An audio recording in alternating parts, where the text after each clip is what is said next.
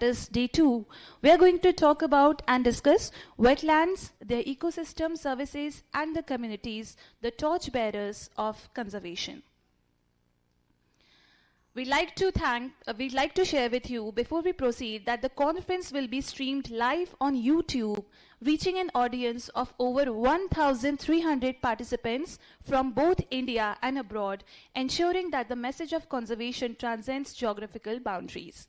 We invite you to join us in this endeavor to protect and celebrate the rich biodiversity of Madhya Pradesh while fostering a sustainable future for generations to come. हम शुरू करें इसके पहले आपको बताना चाहेंगे कि इस सम्मेलन का सीधा प्रसारण YouTube पर किया जाएगा, जिसमें भारत और दूसरे देशों से 1300 से अधिक प्रतिभागी भाग लेंगे, जिससे संरक्षण का संदेश भौगोलिक सीमाओं से परे जाएगा। हम आपको मध्य प्रदेश की समृद्ध जैव विविधता की रक्षा और जश्न मनाने के इस प्रयास में शामिल होने के लिए आमंत्रित करते हैं और साथ ही आने वाली पीढ़ियों के लिए एक स्थायी भविष्य को बढ़ावा भी देते हैं। And now, we are honored to have esteemed personalities among us who are present as inspiring gems in this journey of conservation of ours. I request Mr. Vikas Singh Baghel, President, Conference Coordinator and Lead SNHC, to please present our chief guest with a magnificent planter. We'd like to welcome our chief guest, Mr. J.N. Consortia, IAS Director General, RCVP, Narhona Academy of Administration, Bhopal. Let's have a huge round of applause for the chief guest of the ceremony. Volunteers, please present Mr. Vikas Singh Baghel. Please help him present the planter on our behalf.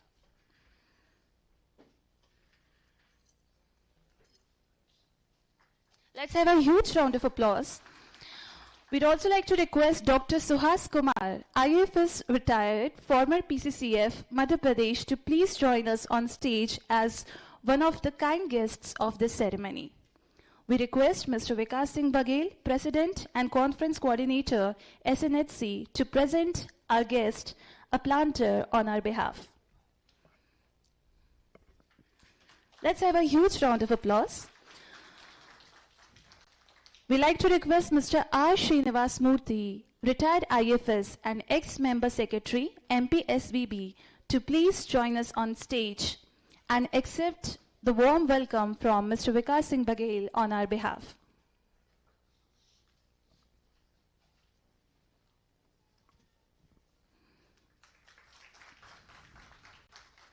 With that, we'd also like to request Mr. Jasbir Singh Chauhan, retired IFS and former PCCF, Madhya Pradesh, to please join our kind dignitaries on stage and as one of the guests of this ceremony.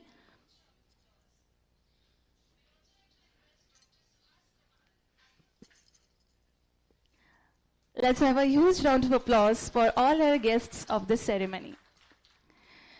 Thank you so much, kind guests, for joining us on stage. And now we proceed to the lighting of lamp. For an auspicious beginning, we seek the energy that the light of knowledge provides. For this, we request our dignitaries to kindly step forward for the ceremonial lighting of the lamp.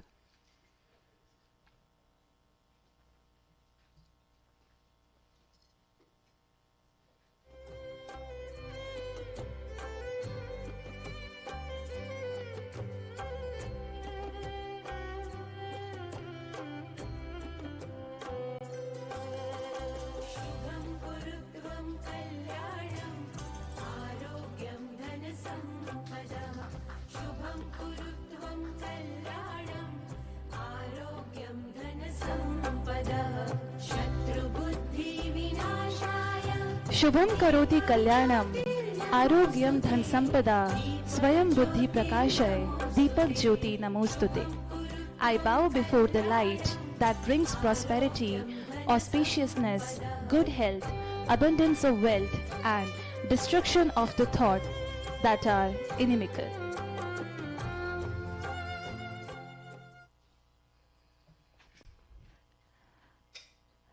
I guess the applause that we heard was not up to the mark. So let's have a huge round of applause, everyone. And yes, that is the energy, that is the positivity that we seek, with which we can begin our conference. And we'd like to start with the launching of the calendar by SNHC. As we usher in the new year, it is a time for renewal, reflection, and responsibility. All right. And we look forward to the launching of the calendar. We'll see that in a while. Now we'd like to request our guests present with us to share a few words with us before we move on to the keynote address. We'd like to request Dr. Suhas Kumar, retired IFS and former PCCF Madhya Pradesh, to please share a few words, sir.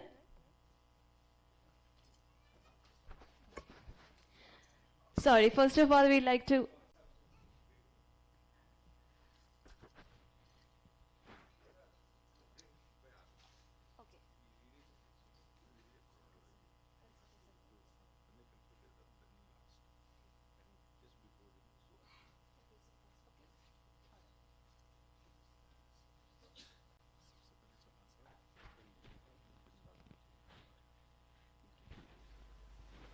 आदरणीय कंचोटिया साहब, सुहास,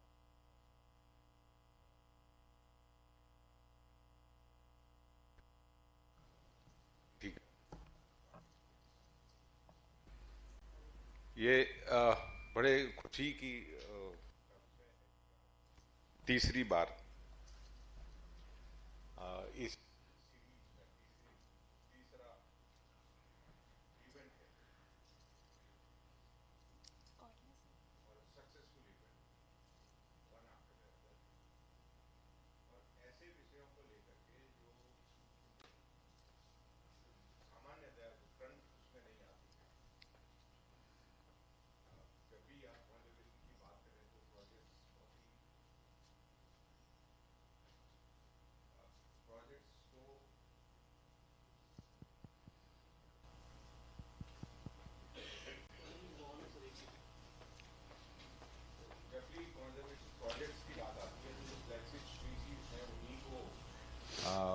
लोग choose करते हैं, चाहे वो organisations हों, चाहे researchers हों, चाहे गवर्नमेंट ऑर्गेनाइजेशन हो या फिर नॉन गवर्नमेंट ऑर्गेनाइजेशंस हों। बट यहाँ पर मेरे ख्याल से एक ट्रेंड सेट किया है कि जो जहाँ पे भी रिसर्च लेसर फॉनल स्पीसीज की हो रही है, उनको एक प्लेटफॉर्म यहाँ पे मिला है जहाँ पे वो अपने काम को शोकेस कर सकते हैं। अपने इनफैक्ट इकोलॉजी में किसी का बड़ा रोल या किसी का छोटा रोल नहीं होता है, सभी कंपोनेंट्स उसके महत्वपूर्ण हैं, लेकिन फिर भी एक जो स्पीसीज की जो ऑरा है बेसिकली वो आकर्षित करता है लोगों को, और उधर ही ज़्यादा। जैसे से फॉर एग्जांपल मैं अगर टाइगर की बात करूं तो सभी मतलब टिप ऑफ द टेल से लेकर के उसकी नोज तक पूरी सब रिसर्च कर डाली उसकी लोगों ने। लेकिन वहीं हम कैरकल की बात करें या रस्टी स्पॉटेड कैट की बात करें या और दूसरी बहुत सारी ऐसी प्रजातियां हैं उनके बारे में बात करें तो बहुत ही कम स्टडीज़ मिलती हैं। एटलीस्ट मतलब हमारी देश से तो बहुत कम स्टडीज़ मिलती हैं, विदेशों में ज़रूर उसमें कुछ काम हुआ है। तो ये एक मंच प्रदान करता है ऐसे सभी रिसर्चर्स को, सभी ऑर्गेनाइजेशंस को कि आप एक नेशनल लेवल पे अब अपने काम को प्रस्तुत कर सकें, शोकेस कर सकें। दूसरा, इसमें अब मुझे ऐसा भी लगता है कि ये अभी तक स्टेट तक ही सीमित था, अब स्टेट के बाहर भी जाना चाहिए इसको। बट यस, फोकस उसी पे रहना चाहिए जिस पर ये बेसिकली बना था, ये प्लेटफॉर्म बना था। लेसर नोन स्पीसीज वो उस पे ही रहे, ताकि फिर ये अब मतलब होता क्या है कि अगर इसको आपने वाइड ओपन कर दिया तो फिर वही रिसर्च आने लगेंगी, मतलब टाइगर्स, एलिफेंट्स, लेपर्ड, बहुत सारी जो फ्लैगशिप स्पीसीज हैं बेसिकली। लेकिन ये भी मैं कहना चाहूँगा ऑर्गेनाइजर्स को कि आप लोगों ने जो जिस झील से, जिस मेहनत से, जिस कमिटमेंट से इसको चालू किया था, अभी ये वो कमिटमेंट दिख रहा है लगातार जारी है, और इसी कमिटमेंट की आवश्यकता है। एक बार आप अपने दरवाजे खोल दोगे कि बाहर अपने स्टेट के बाहर भी इन सब चीज़ों को वो करने लगेंगे तो शायद और ज़्यादा इसको एक मान्यता मिलेगी और ज़्यादा लोगों को इसमें पार्टिसिपेट करने का मौका मिलेगा। यहाँ पर काफ़ी सीनियर लोग बैठे हैं जिनका पूरा लाइफ वाइल्ड लाइफ कंजर्वेशन में बीत गई है, तो मैं इनफैक्ट उनको भी सुनना चाहता हूँ। तो इस मौके पर इस समय केवल इतना ही कह करके मैं विराम देता हूँ। Thank you so much, Chauhan sir. And now for further introductory remarks, we'd like to request Mr. R. Srinivas Murthy, retired IAFS and ex-member secretary, MP, SPB, to share a few words with us.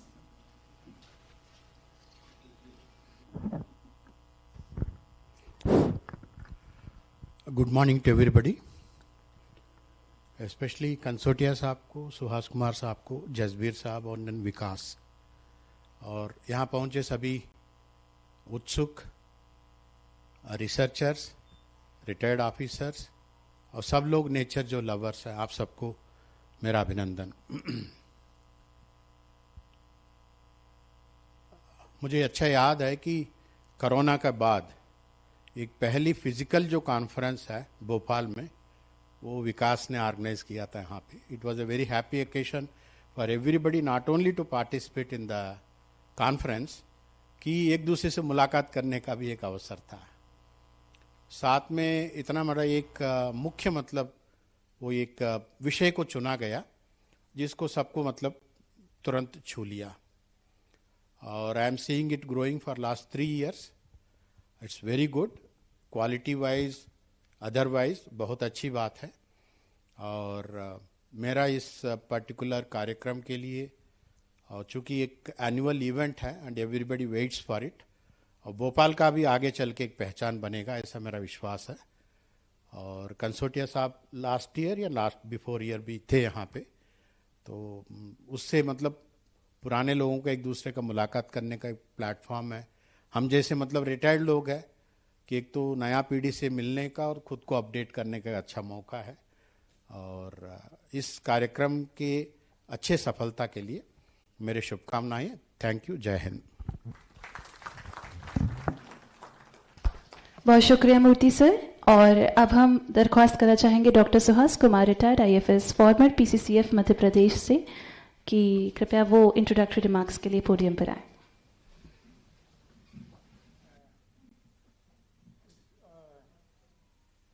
Conference के जो organiser हैं विकास सिंह साहब, उनको सबसे पहले मैं धन्यवाद देना चाहता हूँ। मंच पे आसीन कंसोटिया साहब, जसवीर सिंह चौहान साहब, मूर्ति साहब, सभी को मेरा नमस्कार। आज का जो ये कार्यक्रम है, मेरे ख्याल से शायद दूसरे स्टेट्स में इस तरह के आयोजन होते होंगे, मगर इसमें थोड़ी सी अलग बात है। इसमें एक डेडिकेशन दिखता है जो ऑर्गेनाइज़र हैं उनका। ये शुरू में जब ये स्टार्ट कर रहे थे, उसके पहले हम लोगों की बात हुई थी जब मैं काम कर रहा था वन विभाग में, और उस समय जो इनका इंथुजियाज्म देखा था मैंने, मुझे लगा था कि वास्तव में इसको आगे ले जाएंगे। और पिछले 3 साल से ये हो रहा है, तो मुझे बहुत ही अच्छा लगता है जब मैं देखता हूँ कि कार्यक्रम में इतना पार्टिसिपेशन है। यंग लोग जो हैं काफ़ी रुचि ले रहे हैं वन्य प्राणियों में और उनको बचाने में। और they are not only doing research, they are also doing something extraordinary. In some research presentation I saw that they wanted to involve the community, and they succeeded in doing that. And that, I think, is a very important part of the whole process. Otherwise, the research which sits in the books and the workshop reports, they don't percolate into the field. So I think this is a very good thing which is happening, and I really congratulate you for organizing such a workshop and allowing us to know what is happening in the field. Regarding the lesser known species, I would like to say that we are concentrating on mammals only. But the drivers of ecosystems are the lesser known species which are not really visible all the time to you. So probably we should expand our horizon and include certain species which are not really in the list of mammals. other things, smaller life forms, which actually do so much for the running the processes of the earth. No, people are not working on it, and I don't blame them because you don't get funding for such research. So that is also a big question, that how to get funding for doing research on species which are not charismatic. So that is, I think, is a very important thing towards which we should be working.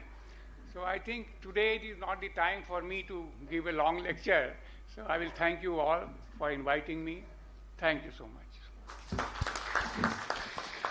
Thank you so much, Dr. Kumar, for highlighting the concern of this conference. And now we'd like to request Mr. J.N. Consortia, IAS Director General, RCPP Narhona Academy of Administration, Bhopal, to please come to the podium and share your insights with us. आज के इस कार्यक्रम में उपस्थित आदरणीय सुभाष कुमार साहब, आदरणीय चौहान साहब, आदरणीय मूर्ति साहब, विकास और अन्य सभी साथियों, भोपाल में जो बाहर से हमारे साथी आए हैं उनका मैं स्वागत करता हूं, क्योंकि मेरा फर्ज है कि मैं भोपाली हूं तो उनका स्वागत मैं करूं। एक साल पहले भी मैं इस कॉन्फ्रेंस में आया था, और अभी जैसा कि अभी सुभाष कुमार साहब और चौहान साहब ने बताया है, तो ये विकास का कमिटमेंट है कि वो ये थर्ड कॉन्फ्रेंस यहाँ पर वो कर रहे हैं। क्योंकि मैं तो एक IAS अफसर हूँ, और इस तरह के सब्जेक्ट्स में बहुत कम इन्वॉल्व हम लोग होते हैं। जब डिपार्टमेंट में होते हैं उस समय ज़रूर ध्यान देते हैं, लेकिन विकास का मैंने देखा है कि मैं इस डिपार्टमेंट में हूँ या ना हूँ, फॉरेस्ट डिपार्टमेंट में, फिर भी आप मेरे से लगातार 2-3 साल से मिलते रहे हैं, और वो आपकी एक झील दिखाती है कि आप इस सब्जेक्ट में कितने आप इन्वॉल्व हैं उसमें, और आप कंसर्न रखते हैं कि ये जो बायोडाइवर्सिटी है, लेसर नोन स्पीसीज को कैसे कंजर्व करें, ये आपकी झील को दिखाता है। अभी जैसा कि चौहान साहब ने कहा कि स्पीसीज सब इम्पोर्टेंट होती है, लेकिन अगर हम कम्युनिटी में बात करें या हम जो कंजर्वेशन है उसकी बात करते हैं, और एक उदाहरण हम मैं हर बार देता हूँ कि जब हम जंगल में जाते हैं या टाइगर रिजर्व में जाते हैं तो हम सिर्फ टाइगर की बात करते हैं, इसके अलावा कुछ हम बात ही नहीं करते। और जितने भी हमारे टूरिस्ट भी जाते हैं, अगर उनको टाइगर दिख गया तो खुश होते हैं, अदरवाइज बिल्कुल गर्दन लटका के वो वापस आते हैं, कहते हैं कि कुछ नहीं हुआ, जबकि बहुत कुछ हमारे उस बायोडाइवर्सिटी में है वहाँ पर।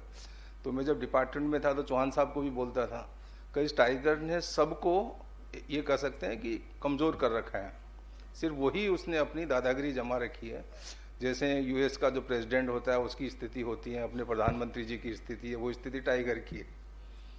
तो ज़रूरी है कि जो बाकी जो हमारे जो स्पीसीज हैं उन पर भी हमको चर्चा होनी चाहिए, जिसमें वहाँ जो हमारे गाइड्स हैं उनको भी मैं यही बोलता था, जो डायरेक्टर से बोलता था कि हमारे गाइड को भी बताना चाहिए कि जब वो जिप्सी में बैठे हैं तो वहाँ कौन कौन से प्लांट्स हैं स्पेसिफिक, कौन कौन से एनिमल्स हैं, उसकी कमेंट्री वो करें, जिससे लोगों में इसके प्रति थोड़ा एक इंटरेस्ट पैदा हो।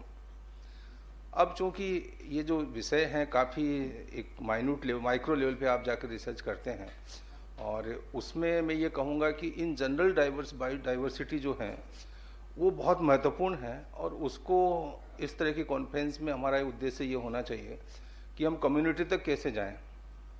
अगर हम कम्युनिटी की बात करते हैं तो अधिकांश लोग जो थोड़ी बहुत जो साइंस पढ़ता हो या जिसका इंटरेस्ट हो वो बायोडाइवर्सिटी को समझता है, अन्यथा बहुत कम लोग हैं जो इसकी बात करते हैं। तो सबसे बड़ा चैलेंज ये है कि बायोडाइवर्सिटी का जो कंसेप्ट है उसको हम कम्युनिटी तक कैसे लेकर जाएं।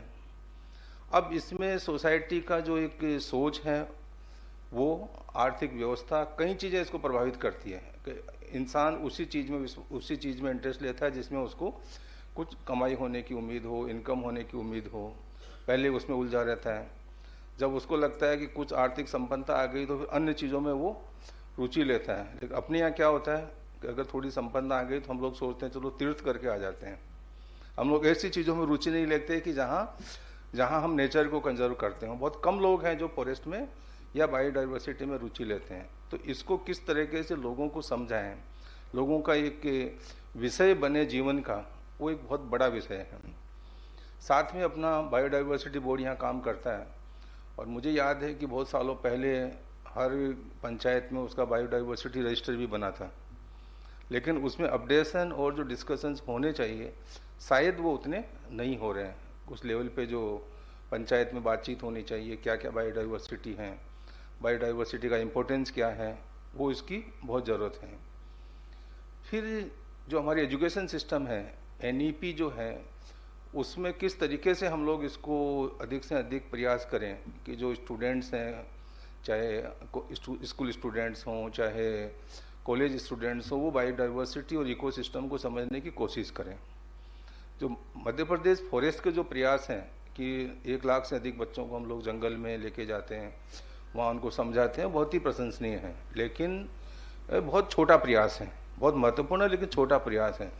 उसको हम अधिक से अधिक संस्थाओं को जोड़कर कैसे बढ़ाएं, वो एक विषय हो सकता है। फिर ये होगा कि जैसा कि मैंने कहा कि गांव में बायोडाइवर्सिटी रजिस्टर होता है, उसमें लोगों को गर्व होना चाहिए उस चीज़ में, उनको महसूस करके कि हमारे यहाँ इतनी स्पीसीज प्लांट्स की हैं, हमारे यहाँ इतनी स्पीसीज एनिमल्स की हैं, और उनमें ललक होनी चाहिए। इसको कैसे पैदा करें, एक ये विषय है। अभी एक आइडिया आया था, जो मैं विकास को ये कहूँगा कि बड़ी बड़ी जो कॉलोनीज बन रही है, क्या वहाँ पर हम बोर्ड नहीं लगा सकते कि हमारी कॉलोनी में ये बायोडाइवर्सिटी है, तो लोगों को पता तो चले कि यहाँ 50 तरह के प्लांट्स हैं, 5-10 तरह के हमारे एनिमल्स हैं, जिससे कि एक रुझान उसमें पैदा होता है और बायोडाइवर्सिटी का इम्पोर्टेंस वो समझते हैं।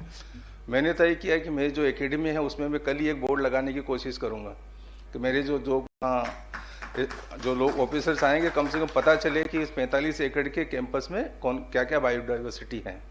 तो इस तरह के प्रयास हमको करना चाहिए। जहाँ तक इम्पोर्टेंस का प्रश्न है, ये भी बड़ा प्रश्न है कि लोगों को हम कैसे बताएं कि ये बहुत इम्पोर्टेंट है बायोडाइवर्सिटी, चाहे कोई भी स्पीसीज हो, चाहे लेसर नॉन स्पीसीज हो, चाहे कोई भी स्पीसीज हो। ये बहुत बड़ा प्रश्न है, इस पर हमको काम करना चाहिए। और निश्चित ये कि जो रिसर्च आप लोगों ने की है, पिछले सालों में भी की है, उसका जो रिकॉर्ड है या उसका जो कंपाइलेशन है मेरे पास विकास भेजते हैं, और मेरे पास वो अभी भी रखा हुआ है कि जब समझ में आएगा तो उसको मैं कोशिश करूंगा कि मैं उसको पढ़ूं, क्योंकि in general ecology, general ecosystem, general वो तो समझ में आता है, लेकिन अंदर तक नहीं आता हम लोगों को उतना, क्योंकि हम तो जर्नलिस्ट है वैसे। तो ये जो कॉन्फ्रेंस है बहुत इम्पोर्टेंट है। मैं सबको इसके लिए शुभकामनाएं देता हूँ, विकास को शुभकामनाएं देता हूँ। और आप देखिए कि कितनी संस्थाओं को विकास ने जोड़ा है, चाहे टूरिज्म हो, चाहे होटल इंडस्ट्री हो, चाहे और कोई संस्थाएं हों, नेशनल लेवल के इंस्टीट्यूट्स हैं। ये बहुत बड़ा प्रयास है और इसके लिए विकास प्रशंसा का पात्र है। मैं सबको मेरी ओर से शुभकामनाएं देता हूं और उम्मीद करता हूं कि ये कॉन्फ्रेंस सफल रहे। धन्यवाद। Thank you so much, Consortia sir, for such wonderful insights. Now we have with us the President of Wildlife Conservation Trust, Mumbai, Maharashtra, Dr. Anish Andheria. We'd like to request him to please step onto the podium and talk about the identification and conservation of lesser known species. A grand concern of this conference.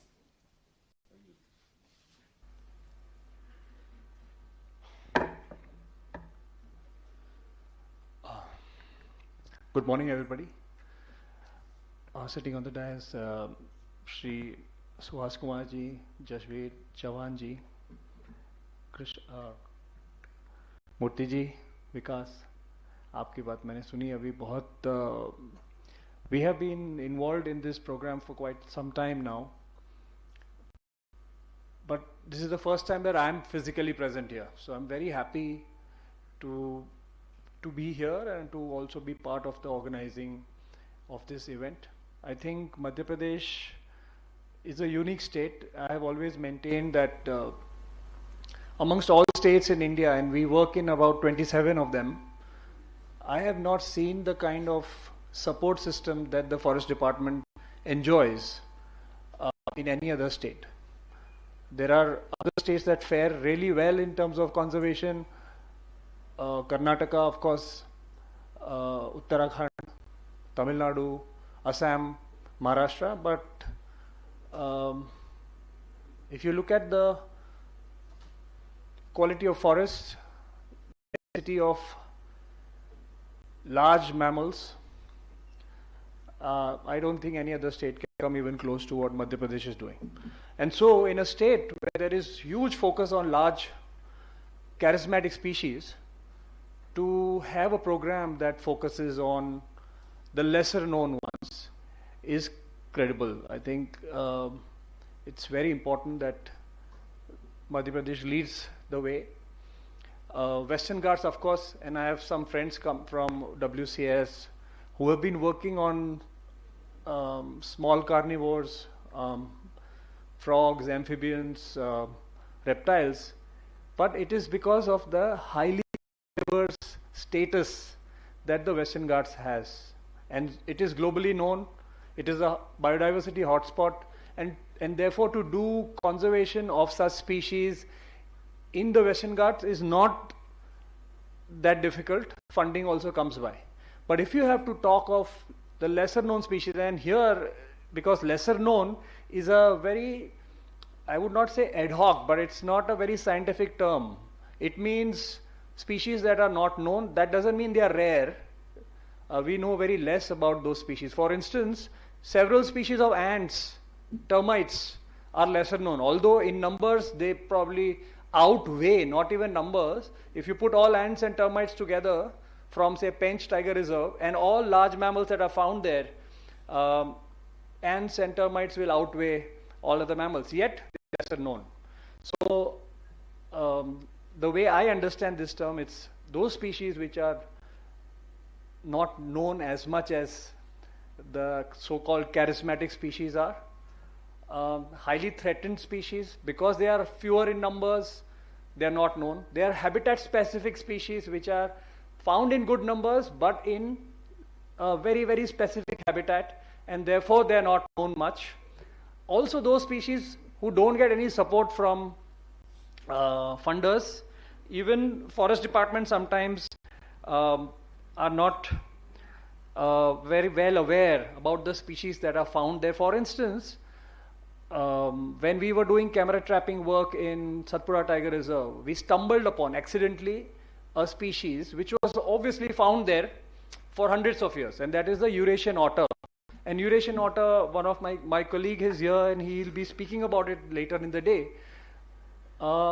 It's not a small animal. I mean, if it's not like an insect or an invertebrate, it's a fairly large animal, and yet it went unnoticed. So under our own noses, and also some of the best protected areas. So I heard him say that Tiger is a poster boy, really, and Tiger has achieved a tremendous amount of support from not only India but internationally, and as a result, Madhya Pradesh has benefited a lot, because Madhya Pradesh, the entire state, is pretty much a tiger habitat, and therefore it also has the largest forest cover. It has so many tiger reserves. It has the highest numbers of tigers. Even leopards, thanks to tigers, leopards are doing well. Several other species are also doing well here because of tiger conservation. However, these are landscape scale, ecosystem scale conservation model. So tiger conservation is a landscape scale conservation model. But if we want to focus on sub-ecosystems, ecosystems which are like a river, which is like a valley, even a cave, tiger alone will not be able to help us. And we have seen through several examples that in the best protected habitats, I'll just give you an example. In case of tigers, there is a management practice all throughout the country where we try and build more water bodies for tigers. And it's not only inside protected areas. Now you have water bodies strewn all across the corridor. As a result, we are actually transforming drier ecosystems into pretty much perennial water sources, and which is increasing densities of large carnivores, which is again snowballing into a huge amount of conflict.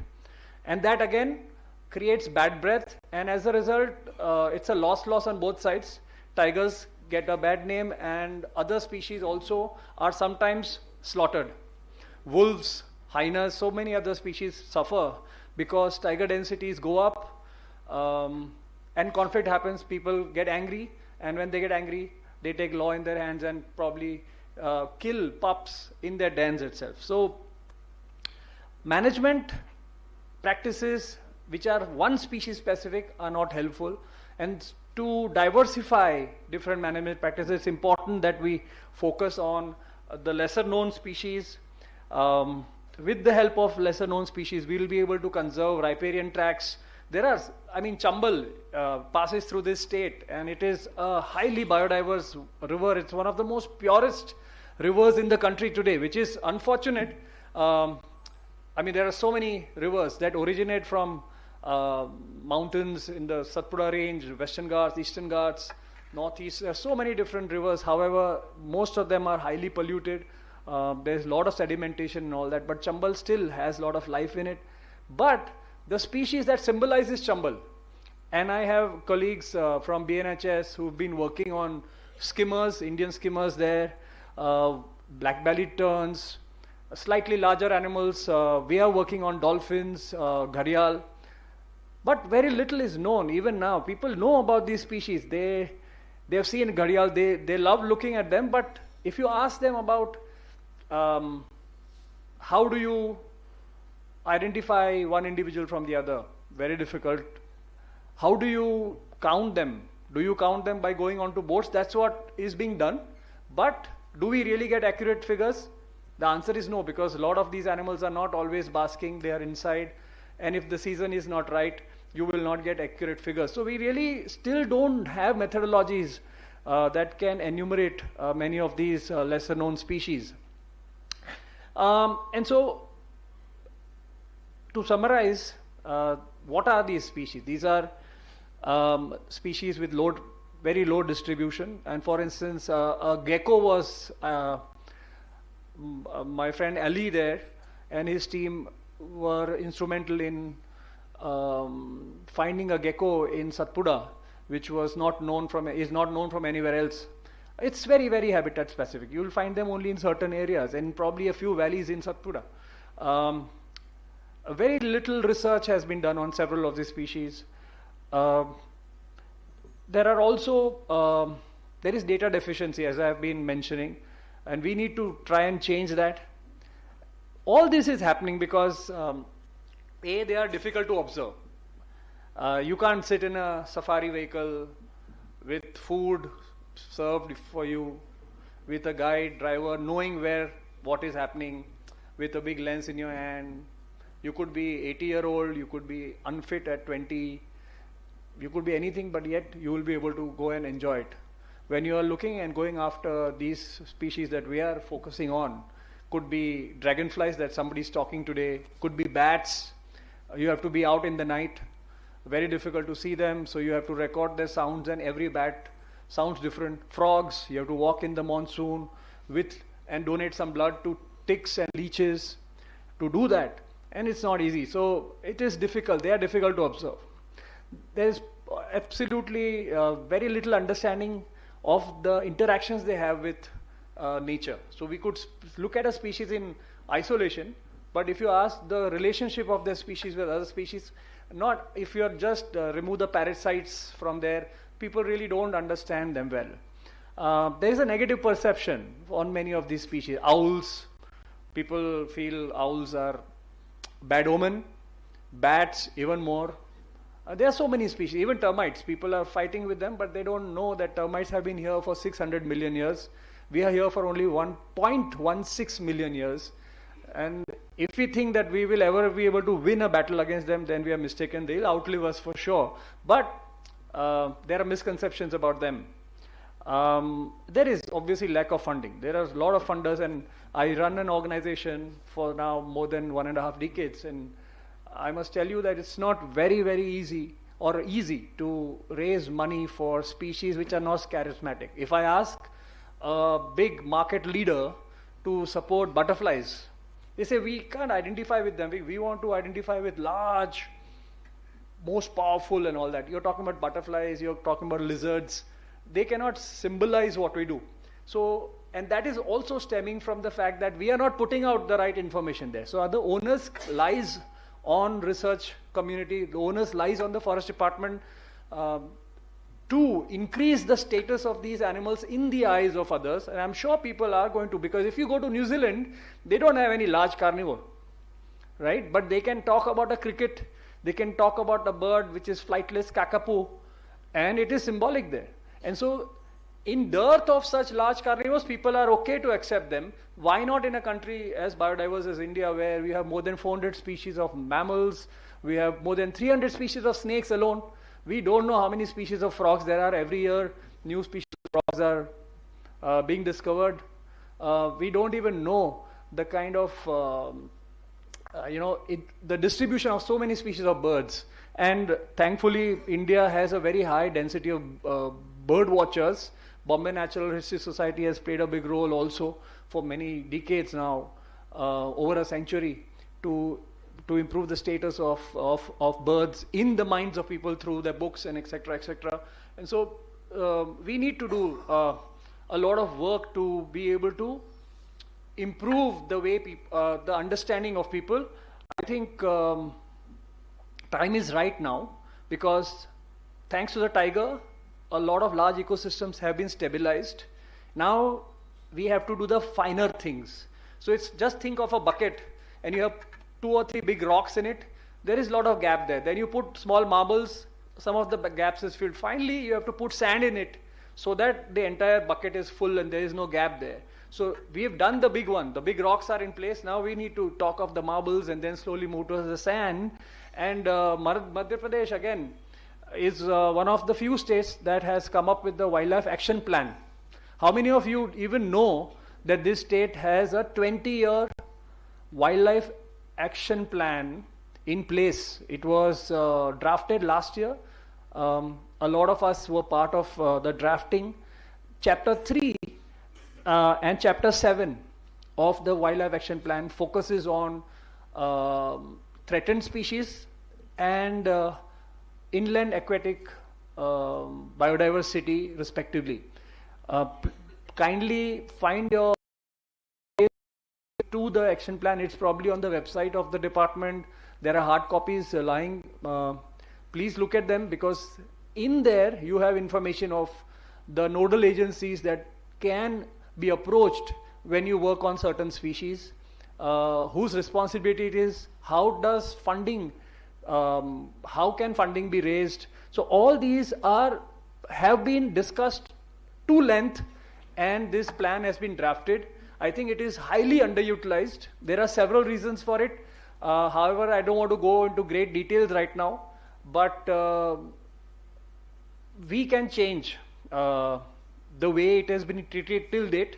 And so I think many of you who are researchers should ask for that and start talking to the relevant officers so that you can go and do work on these species easily. Finally, the research part, and how do you collect good data? For tigers, you put camera traps and it's only about numbers. We really don't understand the ecology so well. Tigers are also changing the way they are reacting to human beings. But in terms of the smaller life forms, you can take advantage of the eDNA work. For instance, in riverine ecosystems, it's very difficult to go and look at fish or actually go dive in. A lot of these rivers are not very clear, and to go and observe them like you observe other life on terrestrial systems is very difficult. But you can observe them through eDNA. This technology is extremely proficient now to actually tell you what kind of species are found there. Bioacoustics, again, very important to understand the ambient soundscapes of many of our parks. So you may not be able to pinpoint one species, but the actual soundscape changes with time, and we have to measure those changes. The baselines are not there. We have to go out there, and Bombay Natural History Society in the 1900 used to conduct a lot of surveys. Where are those surveys? Where are the new people going in and going for surveys for a particular taxa for the entire state? Go and do surveys for a particular guild. Go and work on certain like small cats, small carnivores. Lot of opportunities are there, and these don't require too much money. Forest department is pretty much active all throughout the state, and you could work in collaboration with the forest department to do those surveys. They have already done surveys on vultures.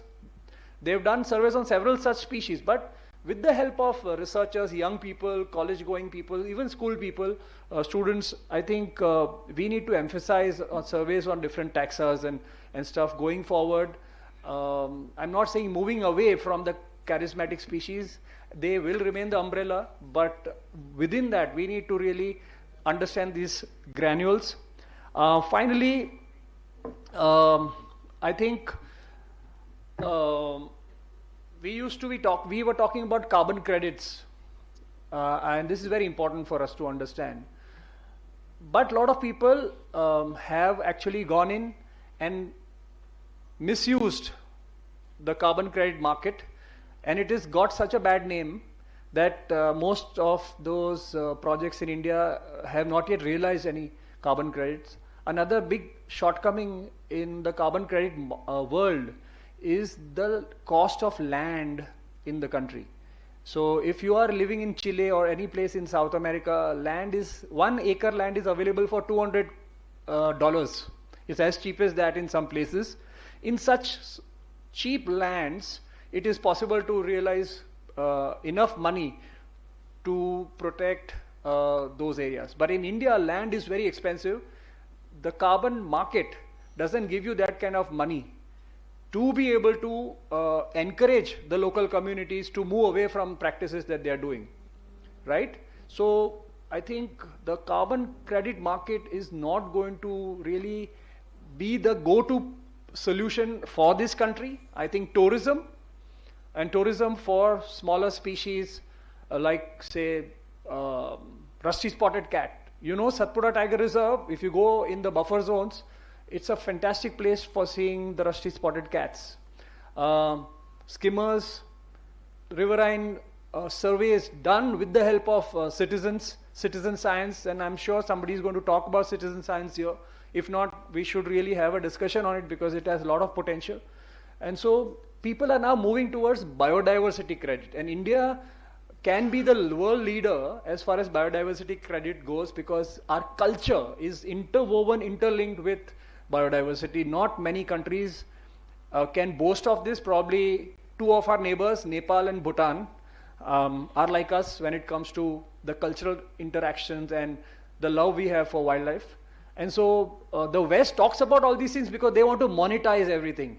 But India has actually done it. So we need to now see how we can utilize this instrument to protect some of our areas outside protected areas, because many of these lesser known species are found not inside our protected areas. Inside the protected areas, they are found and they do well.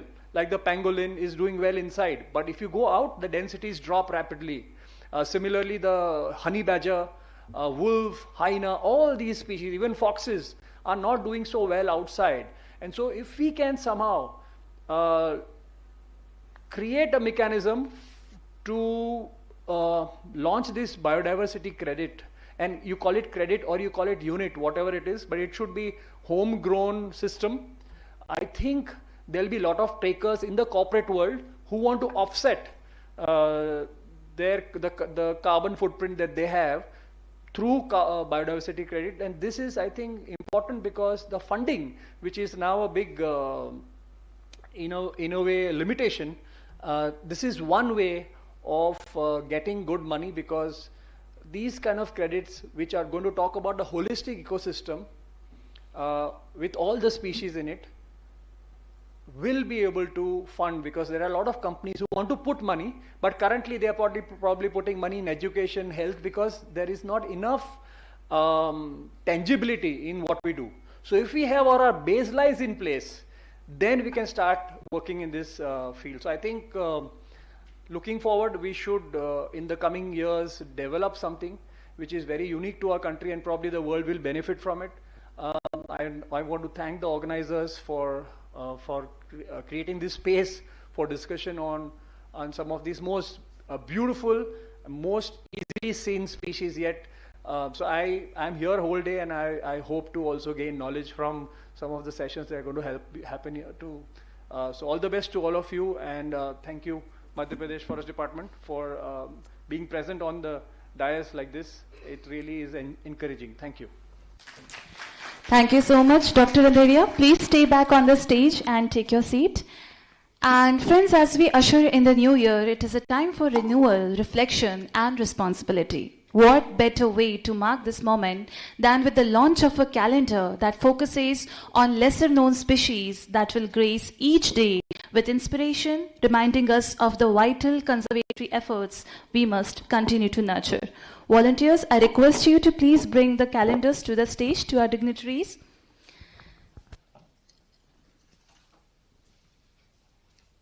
The calendar is not just a collection of dates, it is a visual and heartfelt journey that celebrates our collective efforts in conservation of lesser-known species.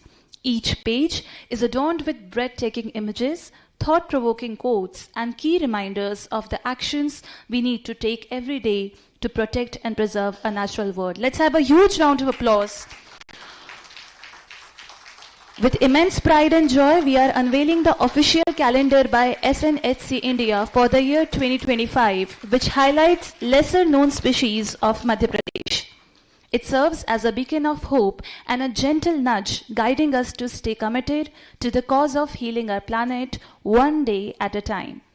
We extend our deepest gratitude to the contributors, the photographers, and the designers who brought this calendar to life, capturing the spirit of conservation and lesser-known species in every detail. And now we move on to the memento presentation to our dignitaries. I'd like to request Mr. Vikas Singh Baghel, President SNHC, to present the memento to Mr. J.N. Consortia, sir, the chief guest of our inaugural ceremony. Let's have a huge round of applause. We thank you, Consortia, sir, for being a part of this event. Now we'd like to request Mr. Vikas Singh Baghel to present this memento to Dr. Suhas Kumar, retired IFS, former PCCF, Madhya Pradesh.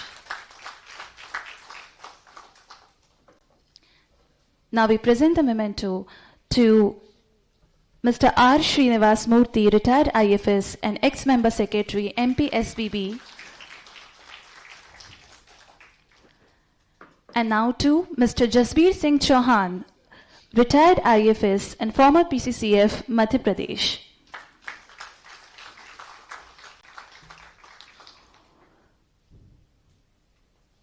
We'd also like to present this souvenir to Dr. Andheria for his insightful lecture and insightful sharing of information on identification and conservation of lesser-known species. We thank you, Dr. Andheria, for being here with us, and we thank all the dignitaries for being a part of this. And now is time for some chai and some biscuits. So high tea is waiting for you outside, but before that we'll have a group photo with all the scholars and all the dignitaries present here. For the group photo and for the chai and biscuits, please step outside in the lawn area. We'll be meeting at 11:30 sharp. Please note that this is just a 10-minute break. We are going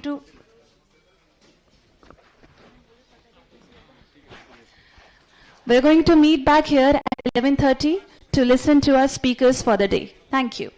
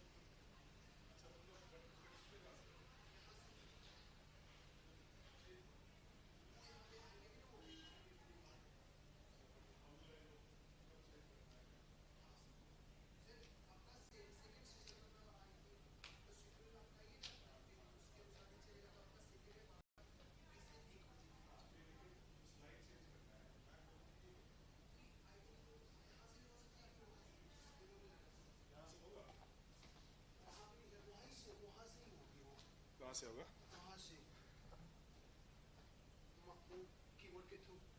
हाँ नहीं लेकिन फिर वो मैं change करूँ तो better रहेगा ना है ना क्योंकि फिर अब कब चेंज करना है क्या है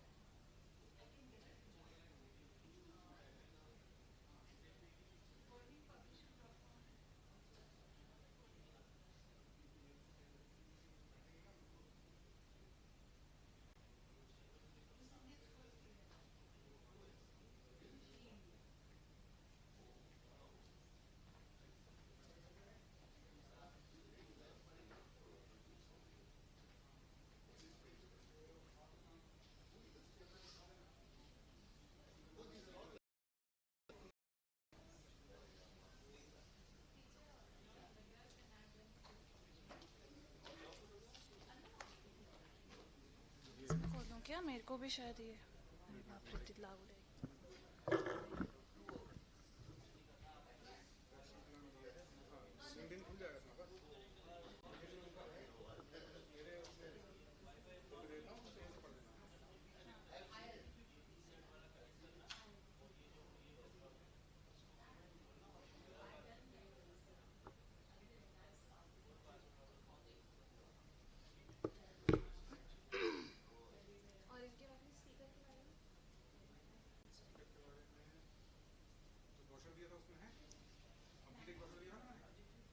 उसमें तो उनका वो है डेजिग्नेशन वगैरह,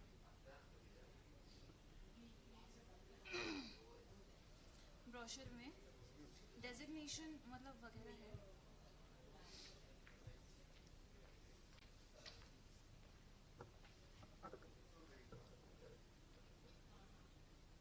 क्या हुआ?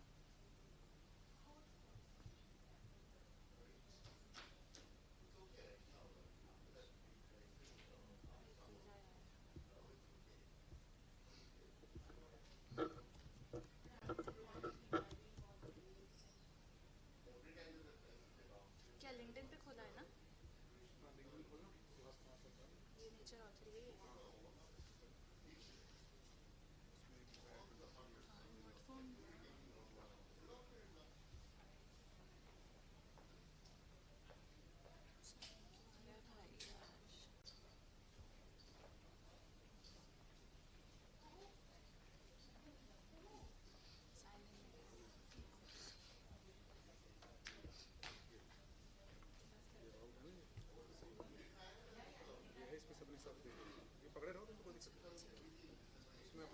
ऑफ तो नहीं होगा?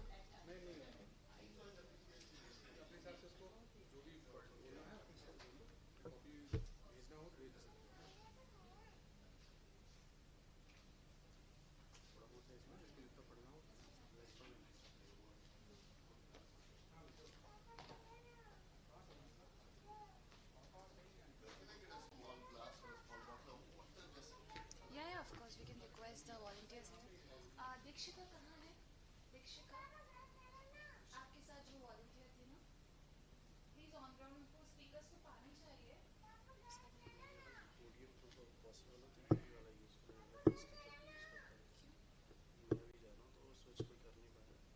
तो फिर आप उनको कॉर्डलेस दे दो ना, आप बंद कर दो।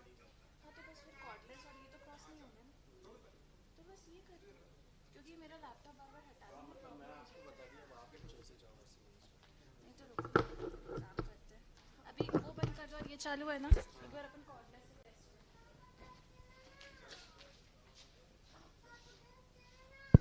Hello sound check.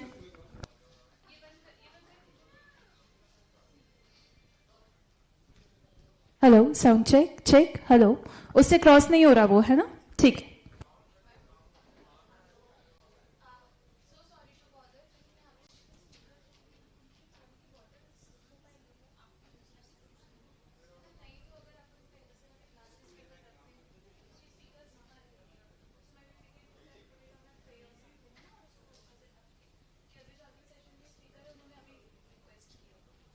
पानी मिल जाता।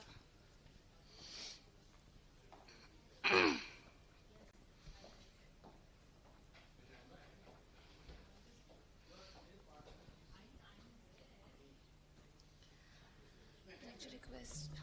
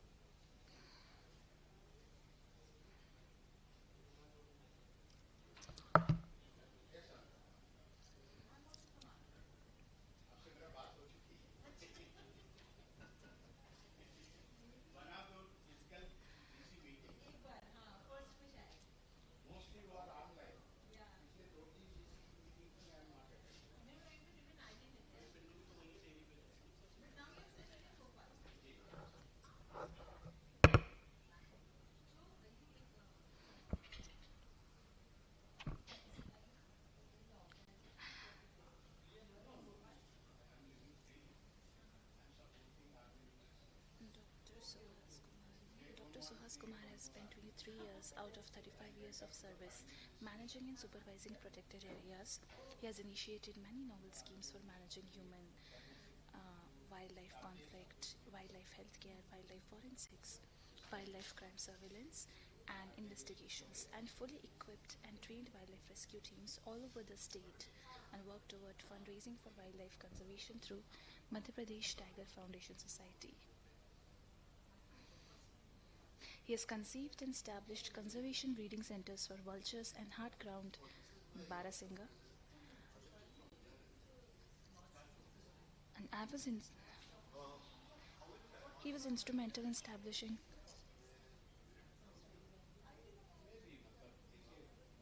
आप चाहें तो एक बार यहाँ पे आके वो ले सकते हैं, एक रन ले सकते हैं. अब वो कॉर्डलेस आपको यूज करना होगा. The cordless is there and you can stand there and maybe the pointer will work.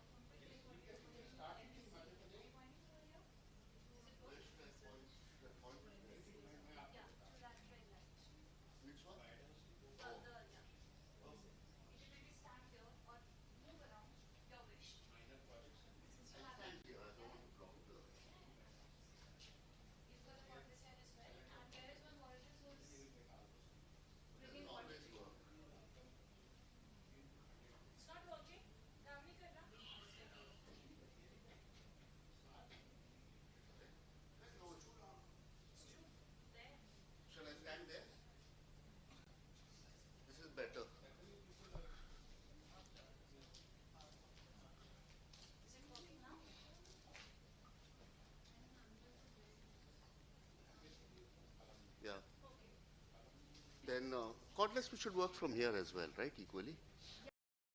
This works. I don't have to hold the cord. Okay, this is better. So once I'm done speaking, I'll empty this place for you. No problem. You can leave. Maybe just shut the. Yeah. But I need a small. Yeah. Somebody is out to get that for you. Don't worry.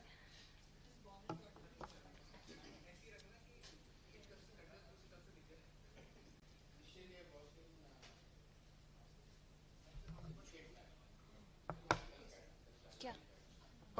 Pointer? हाँ. Sorry? Yeah.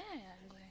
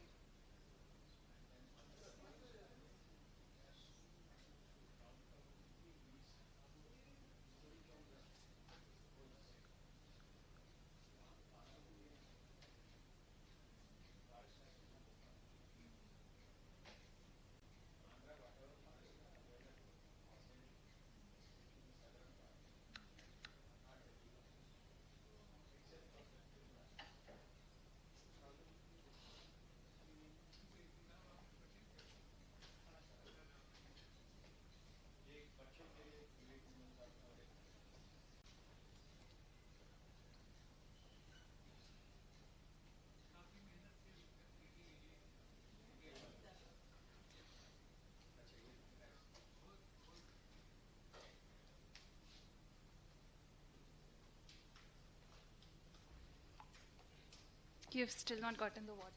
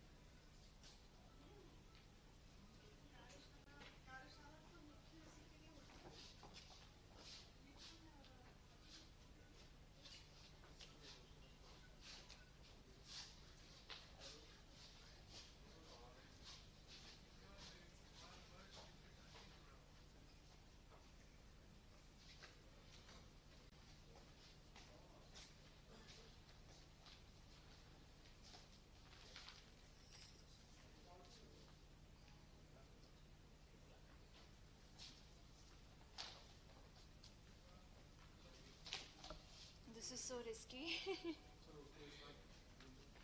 यहाँ पे किसी ने पानी रखा है. This is very risky gadgets पर.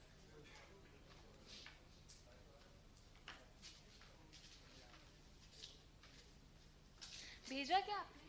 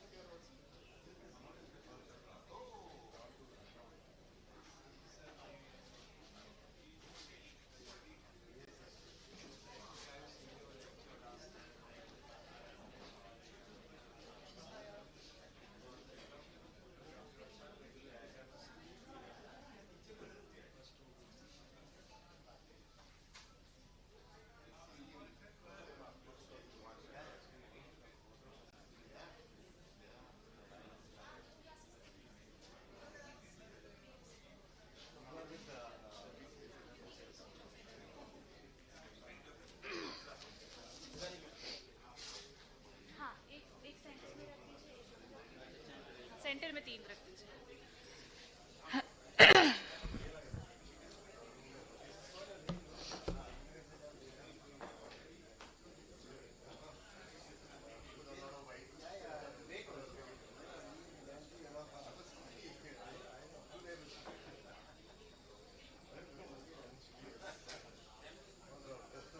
हाँ परफेक्ट.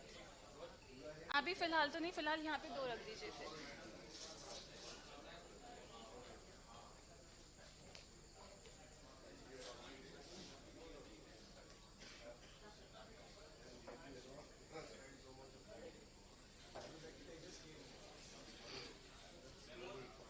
बस बस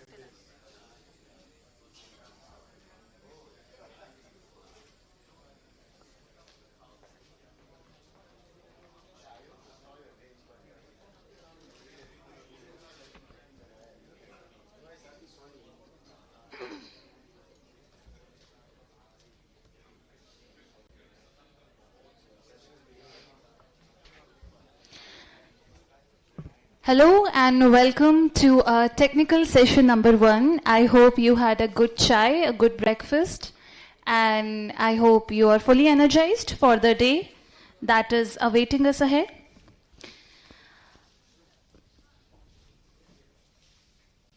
Friends, before we begin, it's really important to acknowledge our esteemed partners.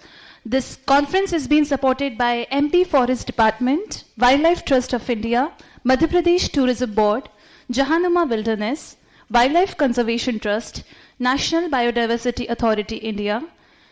We're thankful to our institutional partners EPCO and IIFM Bhopal, to our hospitality partner MP State Tourism Development Corporation, to our travel partner Madhya Pradesh Tour and Travels.com, to our print partner SNHC Journal, and we also acknowledge our knowledge partners Central Zoo Authority, Bombay Natural History Society, BNHS, the Corbett Foundation, Vidhi Center for Legal Policy, VNS Group of Institutions, World Wildlife Federation, National Academy of Sciences India, the Bhopal Chapter, Van Vihar National Park and Zoo, National Center for Human Settlements and Environment, and Monga Bay, India.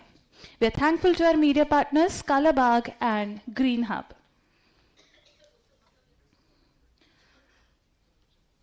Before we begin, it is really important to note a few things.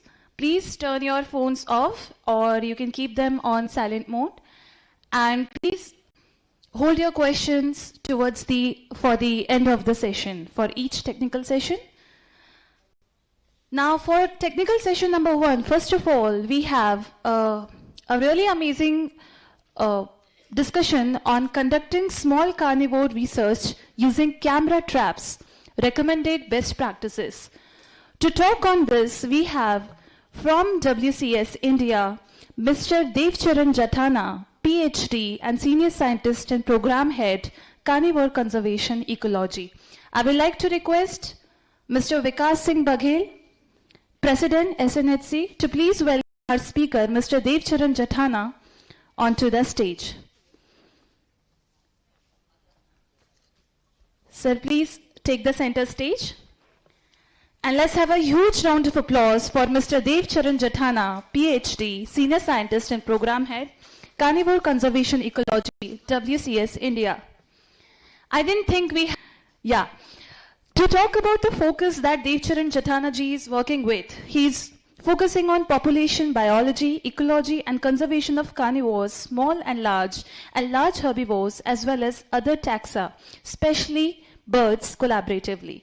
Study design, fieldwork, data processing and data analysis are his main focus. Technical support to various research programs, collaborations with national and international institutions, fundraising and grant management. Also, he's actively involved in teaching, training and guiding MSc and PhD students, faculty and staff, and conducting workshops across Asia for field researchers. Now, with due respect and reverence, I'd like to request Mr. Vikas Singh Baghel to welcome the chair for our session. We have with us Dr. retired IFS and former PCCF, Madhya Pradesh. With great energy, we'd like to request Dr. Suhas Kumar to please come onto the stage and chair this first session. Let's have a huge round of applause for Dr. Suhas Kumar. We also welcome Mr. Shailesh from Monga Bay, India. And on our behalf, he will be welcoming the chair of this session, Dr. Suhas Kumar. Once again, let's have a huge round of applause. Talking about Dr. Kumar, he has spent 23 years out of 35 years of service managing and supervising protected areas. He's initiated many novel schemes for managing human-wildlife conflict, wildlife healthcare, wildlife forensics, wildlife crime surveillance and investigations, and fully equipped and trained wildlife rescue teams all over the state, and his work to he has conceived and established conservation breeding centers for vultures and hard-ground Barasinga, and he was instrumental in establishing several interpretation centers in major protected areas of the thesis on the effects of tourism on the tiger reserves of Madhya Pradesh. Sir, we are so thankful to you for chairing this session. Now, we're going to mandate practices. Thank you, sir.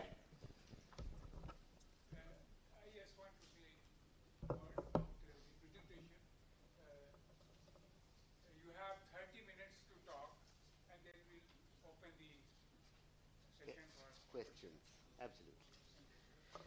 Thank you very much, and it's a pleasure to be here. Thank you, Vikas ji, for inviting me. And I hope many of you, at least some of you, find my talk useful. I must first admit that what Dr. Kumar said is very true, that there is a very strong mammal bias in terms of conservation and even in terms of research, but that's also partly because of what we get funding for. And even though I work on small carnivores, which certainly qualify as lesser known species, I'm still a mammal biologist, but I'm not going to apologize for that, simply because that is what I love doing. So, okay, to move on to the topic I am going to talk about, when Vikas ji asked me to talk, I readily suggested this topic, but then I had second thoughts, because this is something that a lot of people do, and I was asking myself, can I really add something new to the conversation that could be useful to somebody?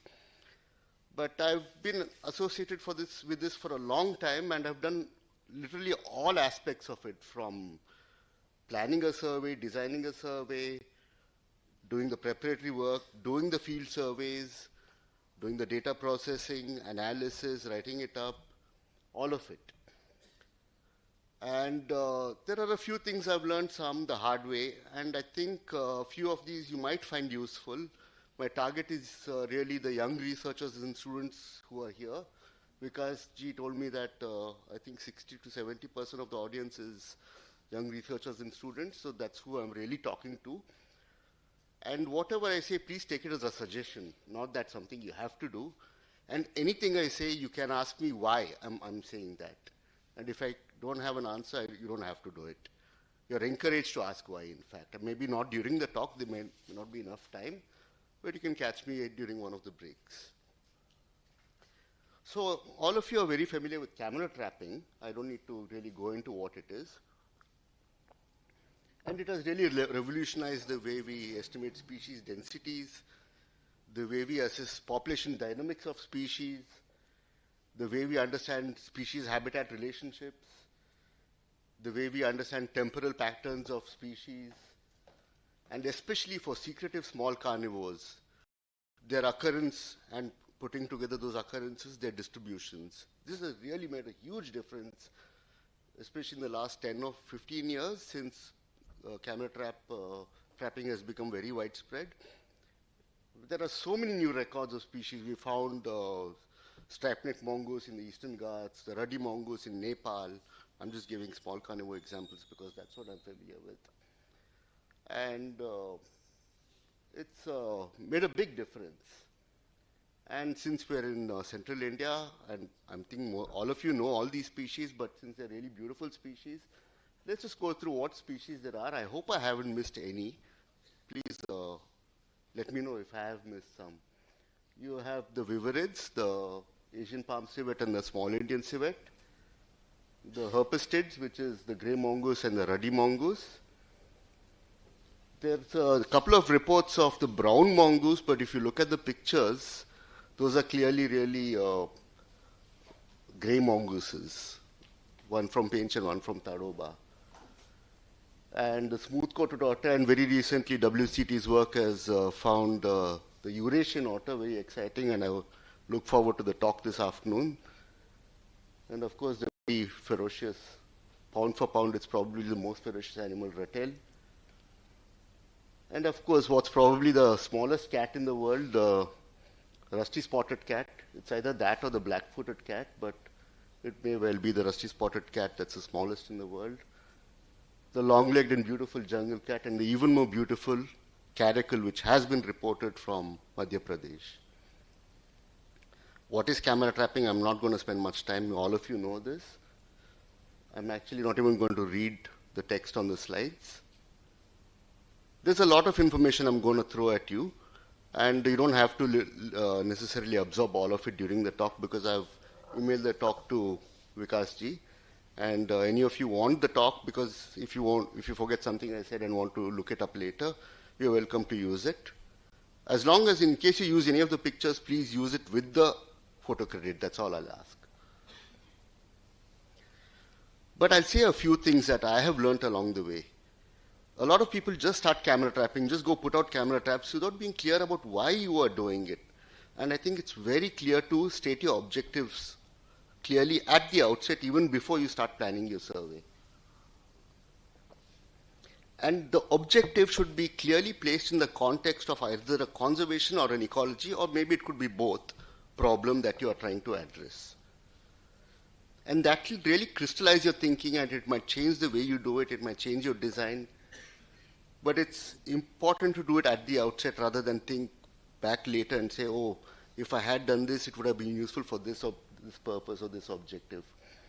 And it's also to be good to be clear about what is the study area of interest and delineate it on a GIS. Maybe clip out non-habitat areas, habitat for whatever species it is. And especially for long-term studies, it's important to do this right from the beginning. What happens in most studies is an organization gets some money, starts camera trapping. Next year they get some more money, buy some more camera traps, and they start trapping larger and larger areas. But the problem in doing that is there's no basis for comparing a number collected in a larger area with that collected in a smaller area, and there's no statistics that can help you make that comparison. The best you can do is restrict the area and maybe control for effort, or use that as a covariate or something. But then you'll have to clip out areas that you have additionally sampled in the later years. So it's best to try and delineate the entire area of interest right from the outset as far as possible, and not change the area of interest. And of course, camera trapping can be used for different objectives. I already mentioned objective, and some of the objectives could be to just inventory the list of species that is present in an area at a given time, understanding their occupancy, that is their distribution, and what drives that distribution, which answers the question, why is a species found in this area and not in this area? It's not of great interest to say that a species occupies 60% of a habitat, but if you ask the question, why is it in that 60% and why not in that other 40%, what are the drivers? There may be environmental drivers, maybe vegetation, maybe temperature, rainfall, or they could be conservation related, something up to do with the human disturbance. So you're able to ask and answer hypotheses and questions using this. Maybe you want to look at an index of abundance over time. This can be a bit risky just simply because indices tend to be very variable, not just because of the variance in abundance itself, the variation in abundance, but other sources of variation. But of course, if you get a very big difference in the index, that is unlikely to be due to different other causes. So it's likely to be that there is an actual change in abundance. But if you get a small, like maybe a 5% increase from last year, it's best not to interpret such a small change. And of course, it's really useful for estimating densities of species of marked animals, and now there are also approaches to estimating densities of unmarked animals. I'll briefly mention the approaches later, but I will not go into any of the specifics of each of these approaches. And over time, you can estimate vital rates that change abundance, such as survival rate, recruitment, and ultimately the rate of population change. So I already mentioned estimating density of species without natural markings. You can also use camera traps to look at temporal activity, dial activity patterns, and also behavior.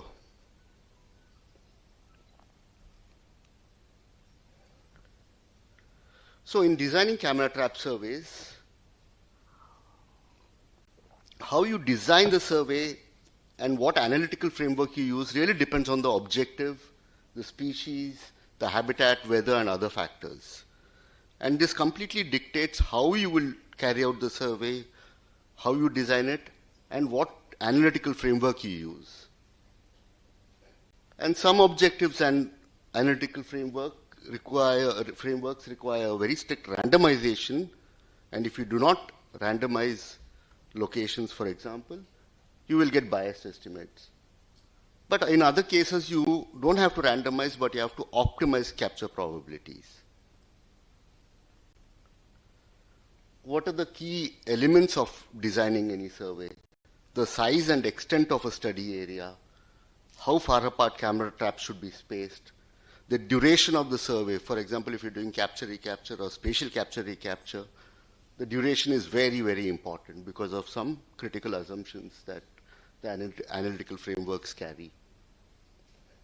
And you best to map the study area boundaries in GIS and clip out non-habitat areas. How you locate the actual, select the actual locations of camera traps. Some approaches, such as camera trap distance sampling, time to encounter, space to encounter, which is used for species without markings, absolutely require random placement of traps. And if you do not randomize, if you keep all traps on roads, for example, you will get a highly biased estimate of density. But some other approaches, spatial capture-recapture, capture-recapture, occupancy, you would like to optimize the location so you get more captures. So you optimize it for probability of capture. I'm not going to read all the text, that's there for your later reference. Should we use grids or grid cells? It's actually not really required, not warranted most of the time, but it's, for some reason, it's very widely used. Almost everybody uses grids. But if you do use a grid, the cell size should be meaningful in terms of the biology of the species in that specific site. And if you do use a grid, you have to properly sample that entire grid. If you're saying that this data represents this grid, you have to sample that entire grid. For example, if you have a grid of 4 square kilometers, if you can't just put one camera trap or two camera traps and say, I've sampled that entire 4 square kilometer grid with these 2 camera trap locations, because those are essentially point locations in space. So ask yourself, is a grid really needed? What is the reason you need a grid? Sometimes you might need a grid, that's okay.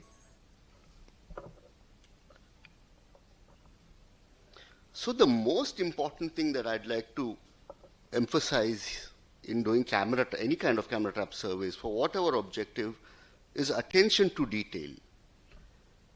It's a lot of bookkeeping and being meticulous with your records, and that will save you a lot of heartache later. The thing about camera trap surveys is they produce large amounts of image data. And if implemented correctly, they can give you independently verifiable photo captures of species that are referenced in space and in time. You got a capture of caracal in this location at this time. But to accurately reference photo captures in space and time, and also to ensure that false positive detections do not occur. False positive detections is you think you detected something, a species or an individual, when you did not actually detect it. The key is to invest substantial time and effort to maintain meticulous records before, during, and after fieldwork, and to also invest time to carefully organize, process, and validate your data later on, after the field work. So what do I mean by attention to detail? There are some small things that you can do. It's not a whole lot of effort. It's just being a little more systematic with how you do it. All equipment, especially equipment that will carry at any point any data, so that includes camera traps, laptops, memory cards, GPS units, and also all camera trap locations should be assigned permanent IDs in some pre-specified consistent format. What format doesn't matter, you can come up with the format yourself, but just be consistent. For example, camera trap units, you can say CTU for camera trap unit 001, 002, and so on and so forth. Or for locations, it can be CTL, camera trap location 001, 002, and so on and so forth. Just an example. But whatever it is, it's good to have the same format, the same number of characters, and to consistently apply this and have absolutely non-repeating individual IDs.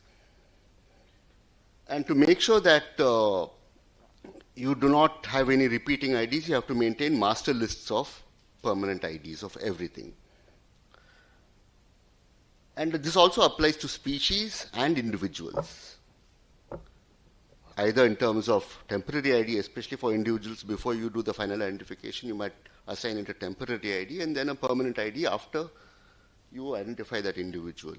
Species, typically you just assign it a species code, and maybe you might have it verified by somebody else if you're not sure. As I said, you should maintain these IDs in master spreadsheets to avoid errors in data handling. And for equipment, you can also use this to track troubleshooting. So that's an example of the right on top is simply the format for, how do I do this? The format for IDs, this is for permanent individual ID, what format it will take. That's a master list of locations. That's a master list of our camera traps.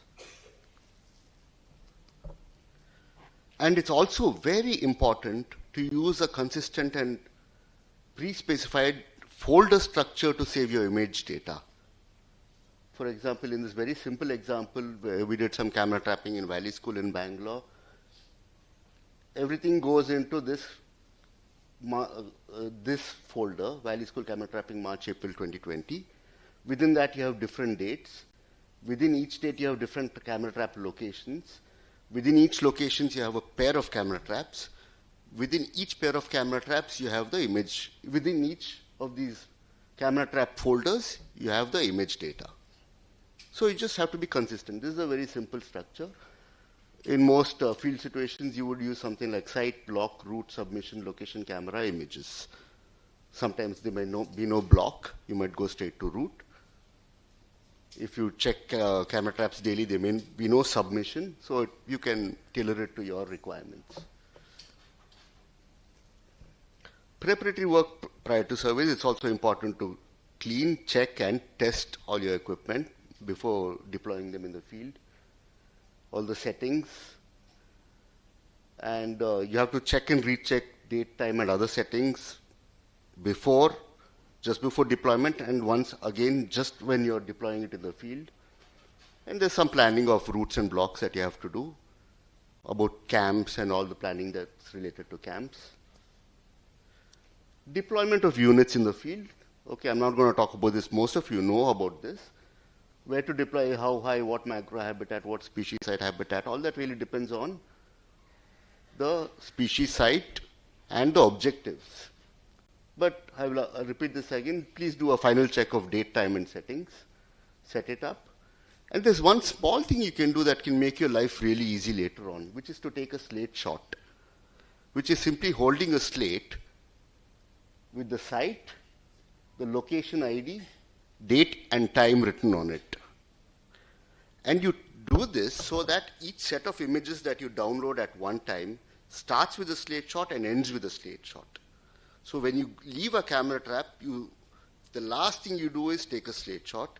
When you go to check a camera trap maybe 3 or 4 days later, the first thing you do is take a slate shot. So each set of images is bookended by the slate shot.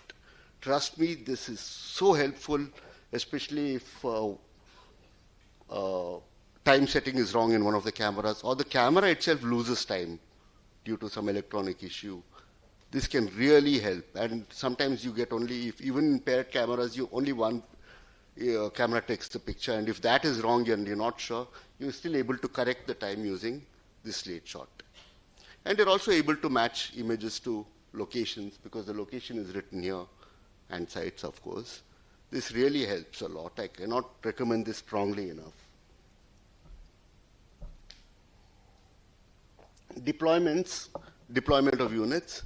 For capture-recapture or spatial capture-recapture, I strongly recommend placing cameras strictly opposite each other. A lot of people say that you have to offset cameras by a few meters, or at least change the angle. What happens when you do that is, you get the individual from the two opposite cameras at two different locations, and therefore in two different postures. So while linking the left and right flanks, that's a very tricky thing to do. It's not just the time that you look at, but it's also the location of the individual in the frame and its posture that you use to say that this is the corresponding image from the opposite camera.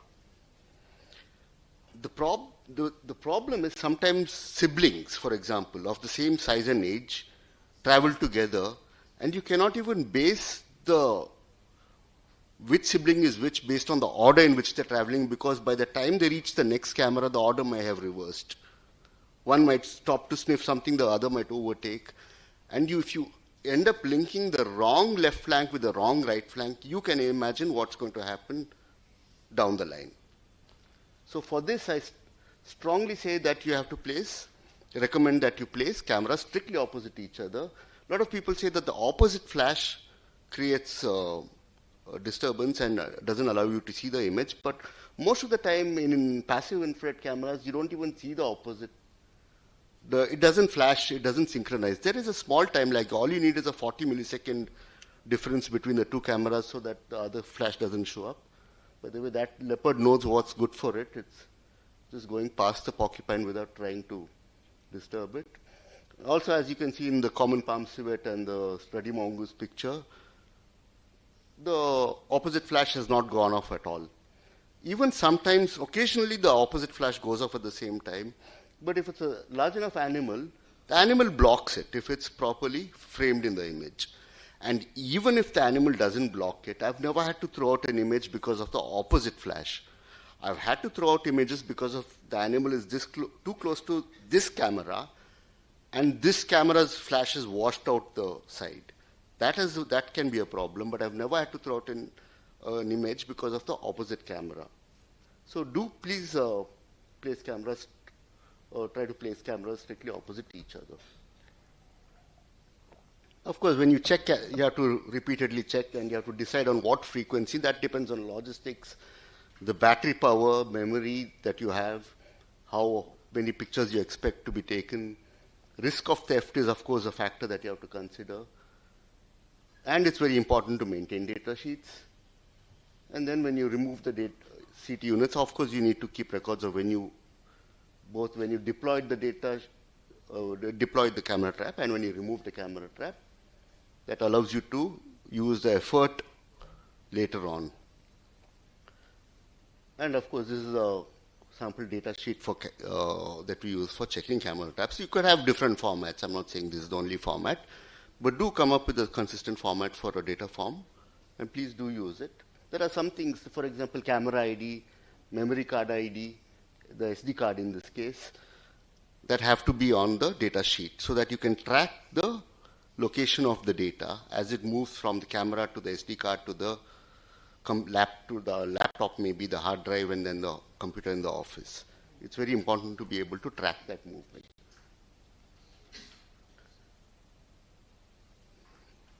Of course, it is very important, and people don't spend enough time on this, to process and validate your data. Identify species, tag the images with species code maybe, maybe sometimes you need to, it's always important to have independent validation at each step. Sometimes you might need to have some species identifications verified by experts, if you're not sure that is. Sometimes, I mean, usually it's clear, but sometimes it can be a little confusing. And even data processing, it's useful to have spreadsheets to keep track of it and see if there are any errors that turn up. And in the end, whatever your objective, it's good to have what we in our office refer to as the capture details, which basically has the site, location, the lat and long of that location, the camera name, date and time, the species, and the corrected time, and okay, time in minutes, that's used for something else. This much.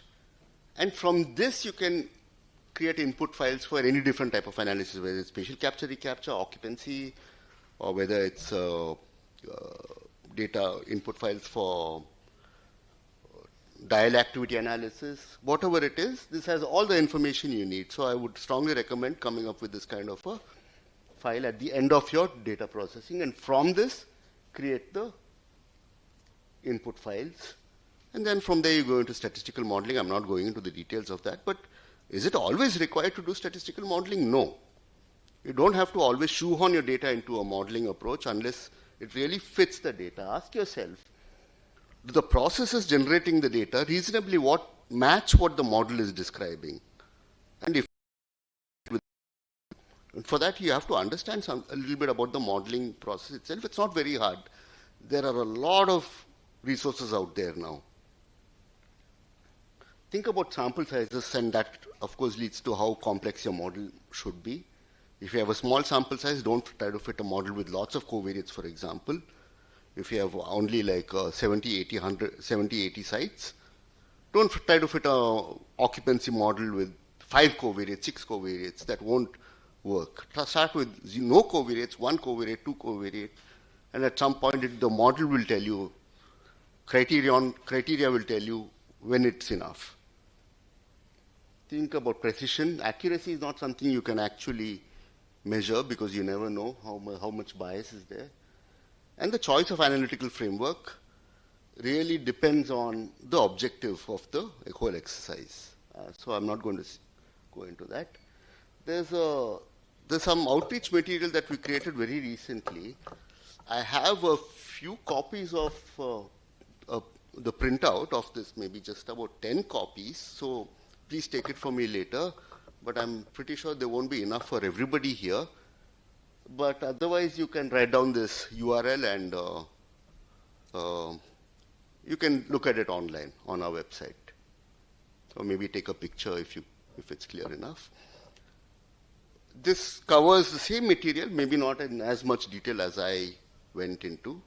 And of course, Vikasji has the presentation. I don't know if you can put it up on some website or if they have to email, everybody has to, you'll get a lot of emails.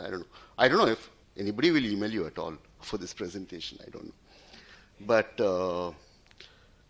I hope that you found that useful. And if you have any questions, I'd be happy to answer them. Thank you.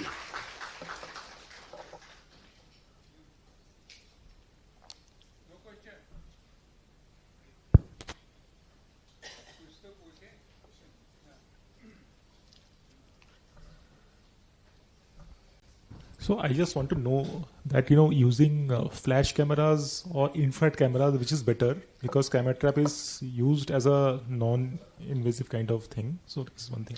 Very good question. For when we need to identify species like leopards and tigers, which are not small carnivores, I know, but you can use it for things like leopard cat, possibly for small Indian civet. We haven't tried yet. Leopard cat we have tried. When you need that individual identification, we will go with white flash, even though it's a little bit more invasive than the IR flash. The problem with the IR flash is you have movement blur. So we have actually tested this. My colleague Nikit Surve from Mumbai, he tested this, and about 50% of the images from IR flashes have motion blur. So you can't really use it for individual identification. But if it's just species identification you want, IR flashes are fine. Absolutely fine. Yes, Amrita? Yeah, thanks. I had two questions. The first question I'll go with first, and then we can get to the second one. The first one is what, and this might be not just to you, but perhaps other resources, other people in the room as well. What's the legality for using camera traps for biodiversity surveys on non-protected areas in MP? I don't think I can answer that. Okay, we'll have. I can ask that separately. And there's a second question, and more in terms of like the smaller or the lesser known animals. If we want to do camera trapping to figure out population estimates in certain non-protected areas, again between parks, what sort of budgets should small grantees, researchers be thinking of? I know it's sort of area dependent, but if you think of student projects, what's the camera trapping load for that kind of thing? And this is more from a granting perspective. If we were to give out some grants like this, what would they look like? So you're thinking of something like recapture or spatial capture, or are you thinking of like the new camera trap distance sampling or for unmarked species? It could be not distance, but it could be recapture. No, there's a camera trap distance sampling. No, not that. So you're thinking of recapture or spatial, so individual identification.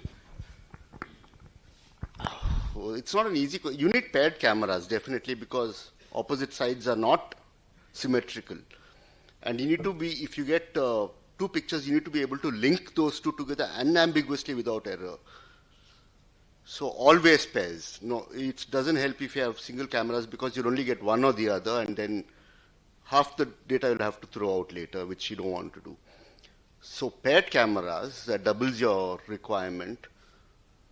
I'm sorry to say this, you need at least like 30 or 40 locations, so 60 to 80, I think, minimum. I think, I don't know. You're putting me on the spot here. Because it depends on the density of the species, how frequently you get captures, how many individuals you get captures of, how many recaptures you get, and all that can change. So, actually, please delete that response. It really depends. I like the it depends, and we'll get back to you with specific comments. Sure.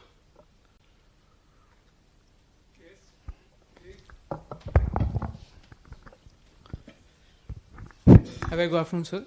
Sir, my question would sound like a childish, but it's still a question I would ask. Sir, if you are using the camera which is using the white light flash, so how many times it has been recorded that animals do change their path from there? Like if we are using the flash, animals are, they know they have been captured, and flash is something they are very responsive to. So how many times it has been recorded that animals change their path just because the camera is flashing? Yeah.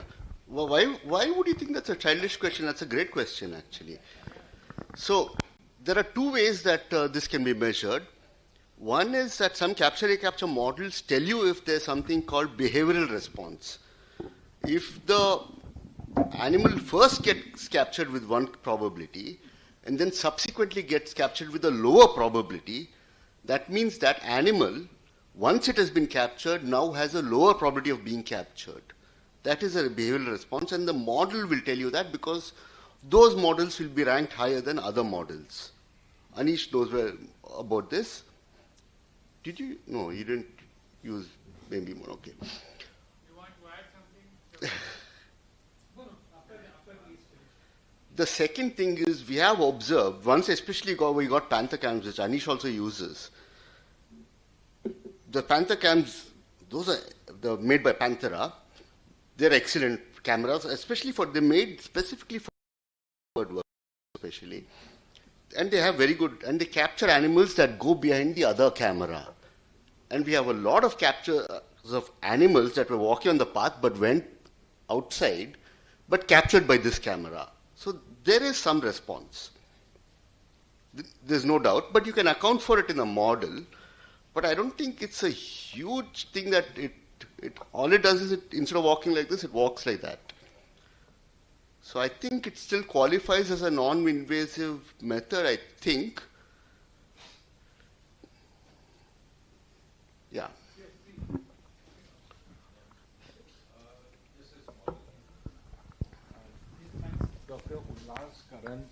who actually initiated population estimation through the camera traps, he now says that, I mean, you don't need to put cameras on both the sides, both the flanks. Just one flank is enough for estimating density also. So, but you again said, I mean, you need to have both the sides. So, what do you have to say on this? I'm not aware of. Maybe he's referring to the new approaches that don't use individual identification. That's one possibility. I'm not aware of this statement, but he may be referring to this new approach where you do not try to identify individuals, but you have to make some assumptions.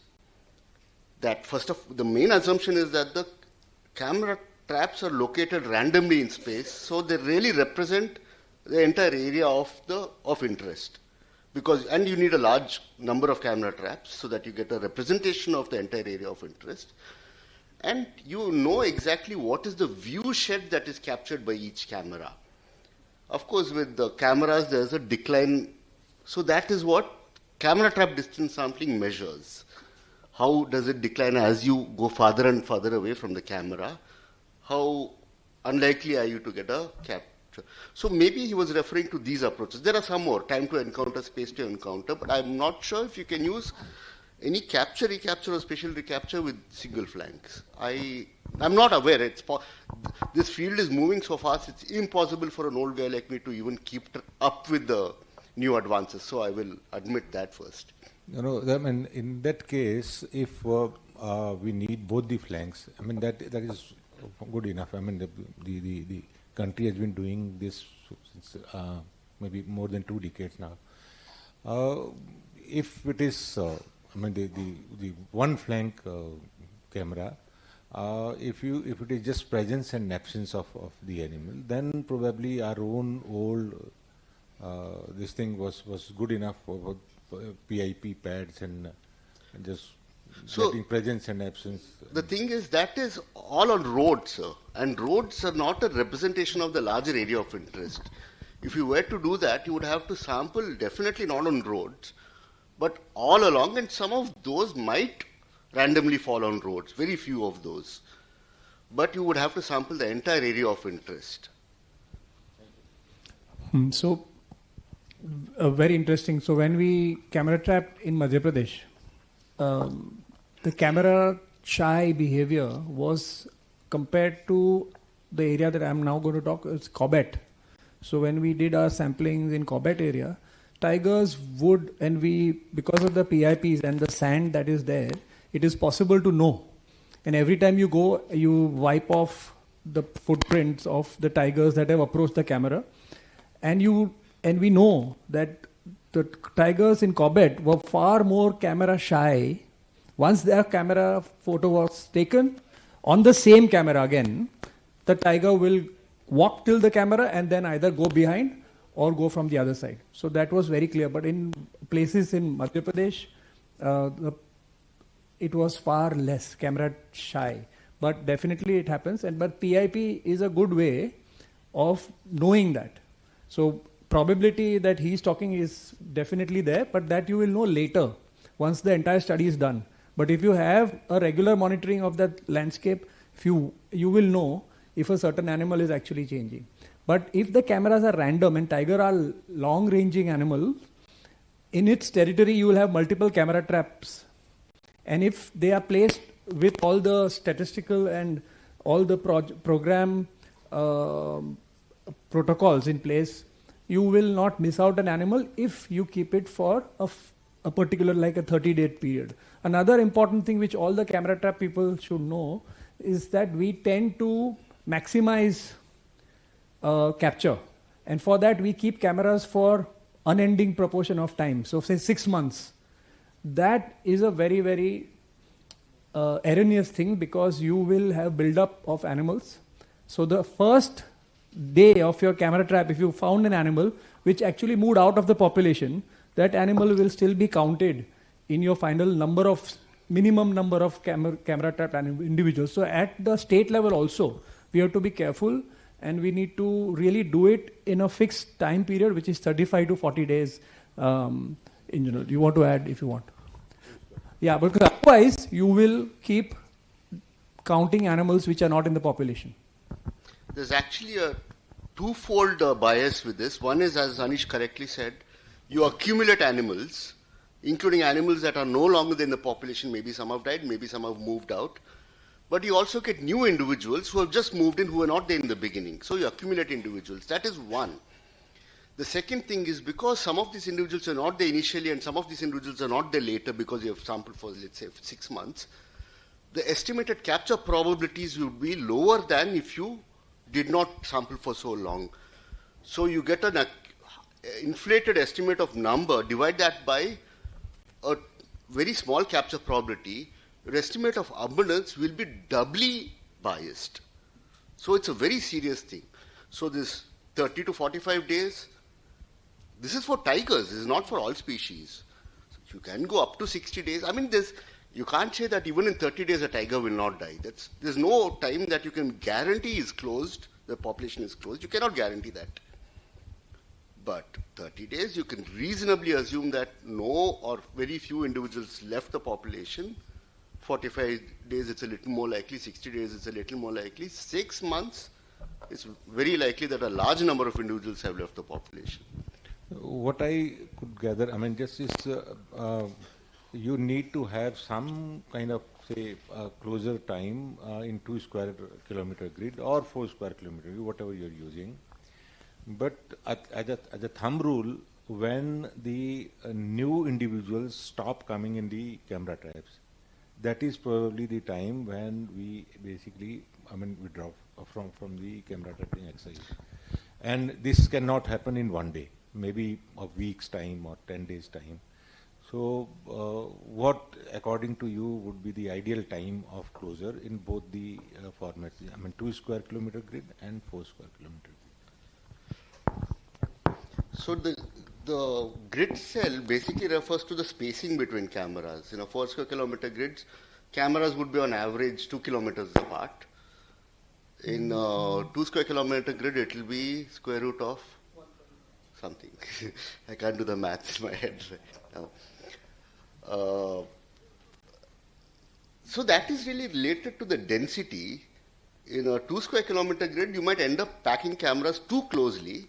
That's okay. You'll only get more captures of recaptures of more individuals. That's not a problem, as long as you're able to cover a large enough area. That is very important. At the cost of being more intensive in a smaller area, you should not sacrifice the area you're covering. The area you cover for tigers cannot be 100 square kilometers. Because tiger, that will not even encompass one home range in a medium density area. You have to encompass many home ranges when you're doing a camera trapping study. Encompass. There will still be some individuals at the edge that come in and out, that's okay. But many individuals should be completely encompassed by your sampling. So, sorry, your question was about duration. I would say, sir, that you will never stop getting new individuals because the turnover is there. So, I would not recommend going by whether you get new individuals or not, but based on tiger biology known survival rates, there's about, the estimates are 20, 22, 23% survival mortality or permanent emigration per year. They're very similar to each other. Sometimes in some areas it may be less or more. But based on that, I think 30 to 45 days in low density areas, maximum up to 60 days would be okay. I have a question. Yes. Have you ever tried the box traps for the smaller carnivores? Box traps I have when I had permits to capture and collar brown mongoose. I use the box traps. Well, I think that is a very interesting way to capture the smaller carnivores, curious ones, which you generally cannot trap if the camera is slightly higher up. Then probably you will miss the animal. No, actually, using camera traps, I got a lot of captures of the brown mongoose. Yeah. But at the time, these methods for estimation of unmarked species had not been developed. Mm-hmm. This is all before 2015. And the amount of information I could get from camera traps, it was very useful. I could get something about activity, time, activity, budget, things like that. But that was about it. But to get more things, I had to, well, and luckily, very fortunately, I got permits to capture and collar them. I had collared 2 individuals. It's a very preliminary study. Unfortunately, mongooses having thick necks and small heads. I'm talking about box camera trap, the Mostella traps. Oh, you meant box camera traps? Yeah, yeah. Which one are you talking about, sir? Mostella. They call it Mostella. Some people are using outside. I don't know in India anybody is using it or not. It is a tube. It is a box fitted with a tube which is cut inside for a long length. And the tube's dia is around 10 inches, in which the ferrets, martens, mongoose, they get into that because they're curious. They want to explore. So they will get into that. The camera trap is inside the box. It takes the picture, and the success rate is high if you want to capture more and more animals in that. Oh, okay. I'm sorry, I misunderstood. Yeah. Actually, I know that this kind of method was used for getting paw prints, especially for martins and fishes in North America. A lot of people used to use this. Yeah. I have not used it. Okay, thank you. The question which you asked about how much money we should have for the camera traps outside the PAs, you will have to have more and more money because the camera traps will be taken away every 3 days. So you will have a very difficult time. Thank you. That's absolutely a very important point. Thank you so much. Doctor.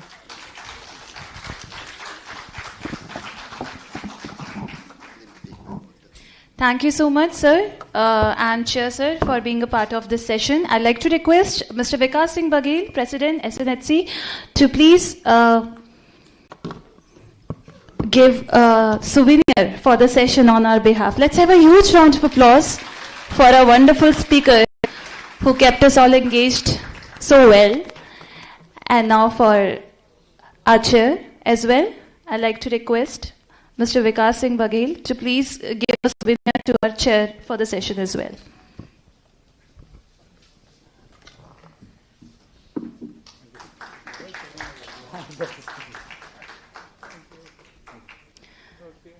Thank you so much, sir, for being here. And with that energy and engagement, we move on to the next session. And before we do, I would like to request all the speakers to please be mindful of the time frame, as we have wonderful scholars from all across the country here, and we like to listen to all of them with equal energy.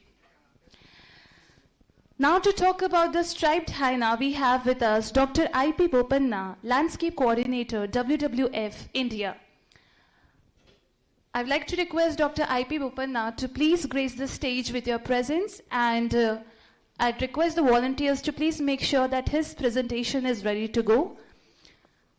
I would request Mr. Vikas Singh Baghel, President, Conference Coordinator and Lead at SNHC India, to please, sir, please take the center stage.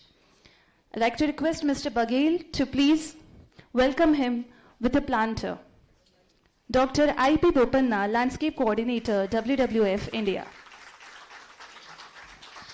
A wildlife biologist with over 20 years of experience in carnivore management, ecological monitoring, and behavioral ecology, deeply committed to advancing conservation science and practice, Dr. I.P. Bopanna holds a PhD from Saurashtra University and Wildlife Institute of India, with research focused on the ecology of striped hyenas in Kutch, Gujarat, and an MSc in ecology from Pondicherry University.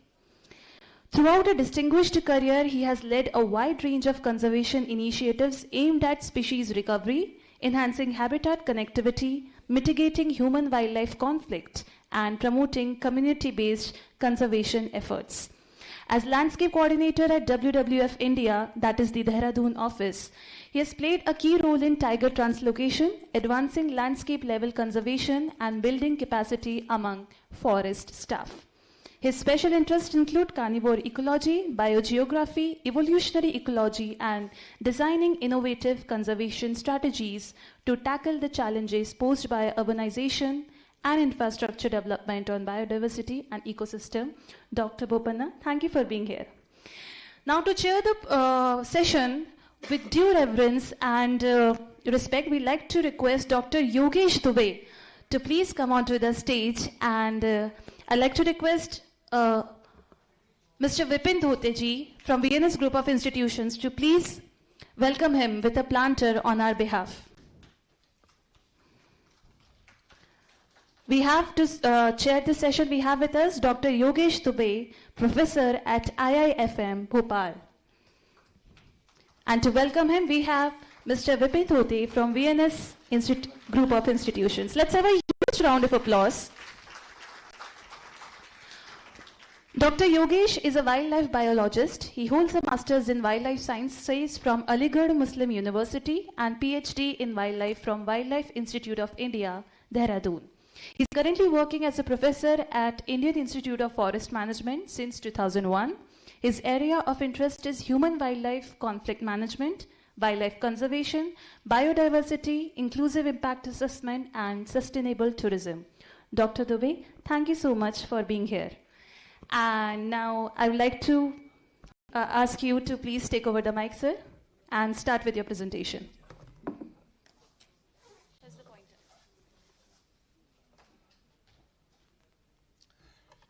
Hello, everyone. I was just thinking whether it should be lesser known or lesser stripes. I think it's lesser stripes, especially in MP, where the prominent stripes, has the focus everywhere, and of course, which is a good thing.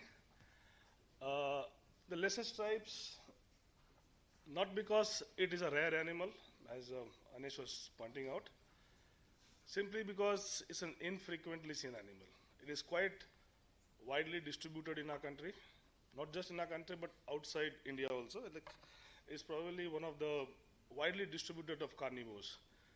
The reason why it is data deficient or people know very little about it is because of its cryptic habits. Because they're very nocturnal, they're active in the time when most of us are sleeping, or it's so difficult to observe them, so difficult to interpret, so difficult to inference meaningful data from these animals. So what I present here is a little snapshots of my work which I've done in Kutch. A very little work has been done, especially on striped hyenas, but then over the past 10 years, there has been a lot of work. A lot of people have worked, especially people have worked in Gir, in Rajasthan, in southern India, in Moyar, and also a lot of work has been done as part of other studies, especially the All India Tiger Estimate, what we all been talking about. That has given a good sense of the presence of striped hyena and how they are distributed across.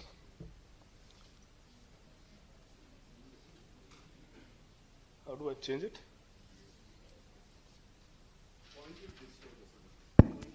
Point that way, okay. Oh yeah. Okay, before we go on to understand more about the striped hyena, sometimes they are misunderstood. Mostly, there's a lot of mixed information. There's a lot of information about striped hyenas get mixed up with spotted hyenas, and information, what they see on discoveries, what they think. The laughter of the hyena is one thing, where everyone thinks all the hyenas laugh around. It's just the krakuta, just the spotted hyenas which laugh, but then it has been taken over, that it's the spread of the stories and half informations, it has become a mystified kind of animal. Now, hyenas, they have their own order. They come under Hyenidae. A lot of people sometimes consider them as canids, but they're not. They are Hyenidae. And right now, in today's time, we only have 4 species, extant species, which is the spotted, the brown, the stripe, and the aardwolf. All of them are distributed in Africa, but the striped hyena is the only one which is distributed out of Africa. And it is distributed quite widely. It is distributed in the entire, more or less, the sub-Saharan Africa, the northern Africa, and all the way till the Middle East, the Anatolia, Asia Minor, Indian subcontinent. It's a very largely distributed carnivore. Almost it spans around 28 to 29 countries where it's distributed. The northernmost probably is the Republic of Georgia, the Russian Republic of Georgia, where it is there. Not in great numbers, but it's always good to see a picture of it because it's in this amazingly beautiful winter coat. It's a very cold country, so you get to see them in winter coats. Of course, the populations are not that great there. And because it's spread across in a very large expanse, there are 5 subspecies which have been recognized. On one glance, it will be difficult to identify the subspecies. Most of the subspecies are mostly pelagic or the cranial features. For cranial features, you need a dead hyena to compare. But then the pelagic things and the morphologically, some hyenas look bigger. The Indian hyena, of course, it looks bigger than the other hyenas. But at one glance, it's very difficult to make out how the animals, which subspecies they are. It's just the geographical distributions where the Indian hyena spans across India all the way, till southern India. In the east, it is still a Purulia district till the river Damodar. And to the west, it goes till Afghanistan, Asia, and all the way across Iran, Iraq. And the Syrian striped hyena is found in the Asia Minor area. And you have the Eastern African striped hyena, which is in the Ethiopia and the other area. Then you have the Barbary hyena, which is in the Atlas Mountain, the Algeria, Libya, Tunisia, that area. Then you have the Arabian striped hyena, which is in the Arabian Peninsula, largely. And this is just a little map which I'm showing. Is like, the AIT information, which largely has, Dave was pointing out, that most of the camera traps were focused on carnivores, or like tigers which walk and use a very specific kind of roads and terrain. But then still a lot of information has been generated from that, especially regarding the distribution as part of the science survey there. So we can very clearly see that the most of the bulk of the distribution in India, of course, this is largely catering to habitat which has tiger distribution. But still, central India and Rajasthan and western India is a very good stronghold of hyenas in India. And even though it is distributed pan-India, the densities are not equal.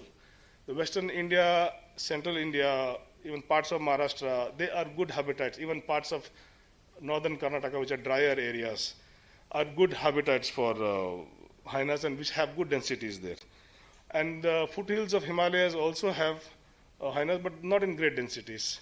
And as you go towards the east, towards Purulia and other districts, there also you have, but again, not in great numbers.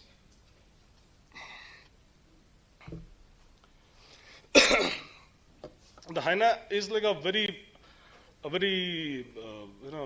distinct animal. Has it it looks big. It's like an animal which a full-grown male can be almost like 50 kgs, 45 to 50 kgs. A female striped hyena is almost like 25 to 35 kgs. Now, there are 2-3 things which are quite prominent, which makes it a little different when you look at it morphologically. One of the most important things is got a sloping back. The hind legs are shorter than the forelegs. The forelegs are longer. The hind legs are shorter. So that, and if you look at the neck is long and thick. It's very muscular neck. The face is also short and it's got like a very muscular face. The reason for that kind of evolutionary thing is because that gives it the maximum static stability, especially when it is carrying large, heavy carcasses in the mouth. The hyenas have this habit of picking up and carrying large carcasses. So during that movement, this kind of body structure gives it a lot of static stability, especially when it's moving in terrain which is like difficult to negotiate. But once it grips onto a carcass and carries it, hardly drops it. So that's the advantage. And also, like if you look at the forelimbs, they're like little bigger than the hind limbs. That also gives it evolutionarily to hold on to a carcass when it's feeding on it. So that it gives a very good grip on the carcass and when to feed on it. So they are obligatory scavengers, where like a large part of the diet is obtained by scavenging. Sorry, with the exception of spotted hyena, where they do a lot of hunting. So historically, if you look at the Miocene era, around 23 million years ago, that was a time when hyena species were very diverse. Almost 70 to 75 species have been recorded from fossils. And during that time, you had hyenas which were like, hunters and dog-like. Like among the 4 hyenas, the brown hyena, the spotted hyena, and the striped hyena are what belong to a guild called the bone-cracking hyenas. They have their cranials morphology in such a way that they can actually crack open bones, big bones, and derive nutrition from it. But the other one, like aardwolf, they are insectivorous, largely derive their nutrition from consuming termites. So you had different guilds of hyenas, but today we have only 4 hyenas. And within India also, we have had some fossils which have been recovered and studied, largely but spotted hyena, extinct spotted hyena specimens, largely from the Shivalik area, the Pinjore belt, and the Indo-Pakistan belt. There's this hill range called Pabi Hills from there. And some fossils have been identified and studied from Kurnool. So there's this a place called Arku Valley from there. So there have been some spotted hyena fossils from India, but there has been no striped hyena fossils from India. The other, a very important feature of any and all hyenidae are that they have a very, very prominent anal pouch. The anal pouch which they used to use pasting. There's a behavior called pasting, where they used to paste across. It's basically a form of chemical communication. So 2 kinds of paste, a dark one and a light one. They use it to paste across to communicate in their territory. But from my experience, that's one of the most difficult things to come across in the wild. Most of the study on pastings and chemical communications has been taking place in captive conditions. And the other very prominent feature of all hyenidae is the juvenile, genital convergence. When the animal is very young, when they are juveniles, it's very difficult to make out male and female, because the genitals are such, especially in striped hyenas and in brown hyenas also, that it's very difficult to, unless you physically capture them and look at it, and only then you are able to make out the juveniles. Only when they grow up, even when they are like adults, it's very difficult to make out a male and a female, except that the females, especially if they're pasturating, they'll have prominent tits. Otherwise, it's very difficult to make out. So that's also one of the reasons why sometimes even in camera traps, it becomes very difficult to sex the animal. Yeah, so this is also a very identifiable feature in ground. Whenever is the hyena pugma, the pads have got a rosette pattern. So it's very, very easily identifiable pattern where like the front, you can see the front leg is like quite large, and the hind quarters, the pad is like a very rosette. It's a very identifiable feature whenever you go in ground.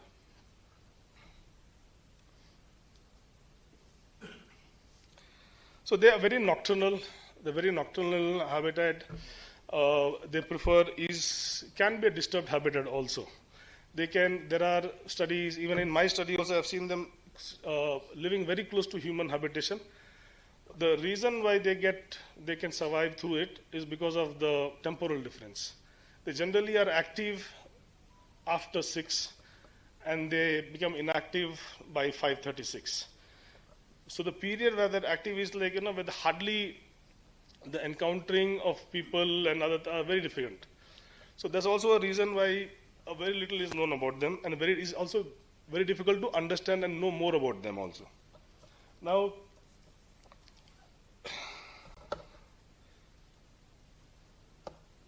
okay, how do I go back?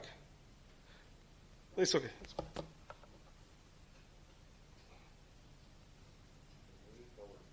Sorry? I'm not pressing anything. I just want to go back. So, can you just go back, Piche? No, a little behind, Yeah, this one, yes. Okay, thanks, sorry. Now, among hyenas, spotted hyena has got, of course, a lot of spotlight on it, where they are largely, captured and largely communicated about it. They live in large clans, groups of family groups. But in striped hyena, they live in small family units, and it varies. It need not be parallel. What information, what kind of observation on sociality you see in one area may not be parallel in other areas. Because a sociability of striped hyena depends a lot on the kind of resource and the habitat type. When I say habitat type, about the denning behavior, the kind of dens they get, denning sites, and also the kind of resource availability. These two are the important factors which determine the kind of sociability among the animal. But even in spite of whatever, family-centric sociability, they are still solitary in a lot of behavior. They forage alone, they feed alone. Even if they are living in one clan, they move separately looking for food, and when they get food, they feed alone. So that's also because they do not hunt, they largely depend on scavenging, and a lot on elemental scavenging, not an entire carcass, but bits and pieces of the carcass.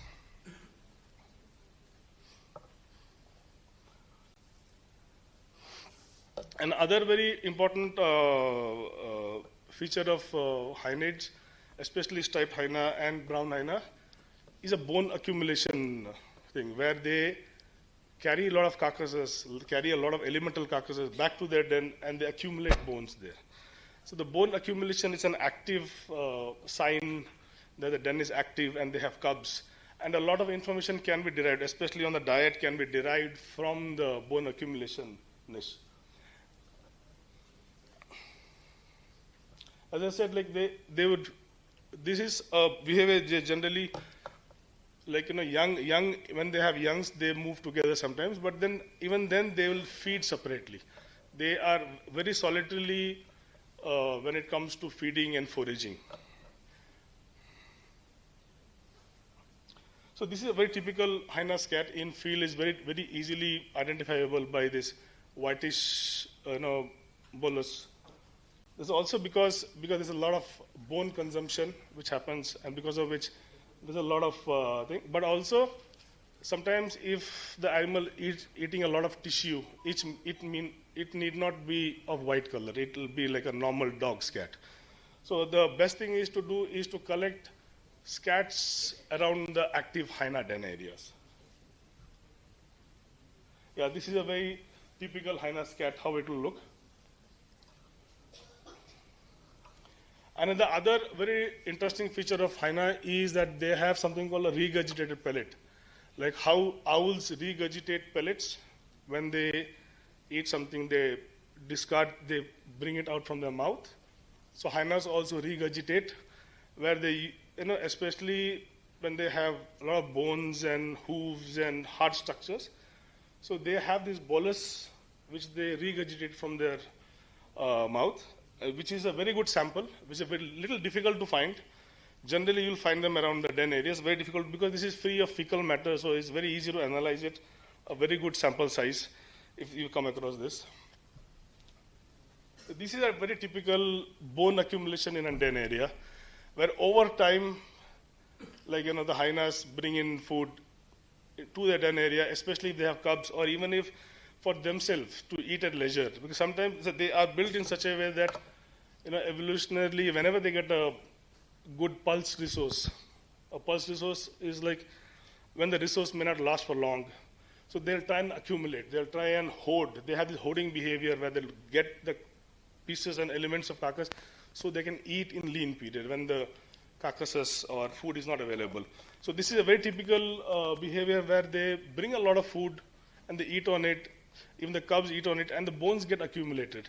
So by studying these bones also we can derive a lot on their food, diet. So these are some of the bones which are there, they actively hunt. So they do a lot of scavenging, but they are also capable of hunting, but not like spotted hyenas where they can gallop and chase and relay and bring the animal down. No, they will do a very primitive kind of hunt. Well, they grab the animal by the neck and beat it.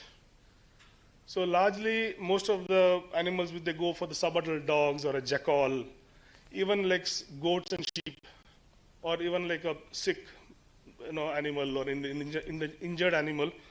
But most preferred, means of obtaining nutrition is by scavenging. This is also a very typical hyena bone accumulation. Okay. Now, this is information where we collected almost and analyzed around 1,500 adult scats, around 500 cub scats, and 500 regurgitated pellets. So what we understood is a bulk of the nutrition is derived from the vertebrates there.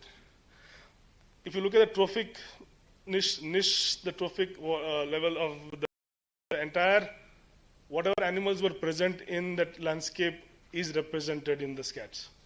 So the diet is not a very, is an open-ended thing for hyenas. They are very opportunistic, very generalistic, so they can eat whatever is available. So we even found hyena in the hyena scats. I'm like, hyena have consumed hyena. There have been instances of cannibalism also. Now here, the trick sometimes becomes very difficult because the animal is an elemental scavenger.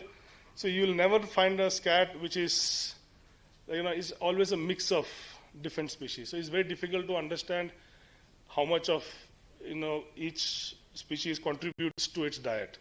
So only around 40 to 44% of the scats had single species. The rest, almost 56%, were mixed species. That means they are all scavenged.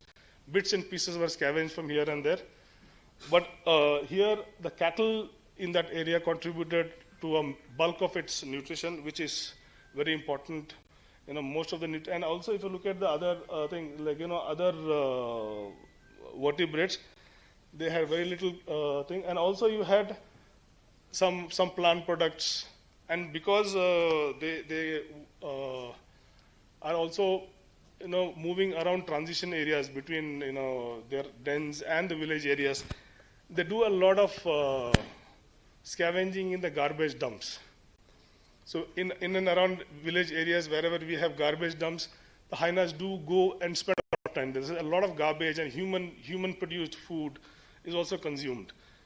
A lot of that thing also happens. The garbage dumps also play a major role in attracting this individual, and is kind of deciding factor on their movement patterns there. But then the contribution in terms of energy requirement was largely from vertebrates. The habitat requirements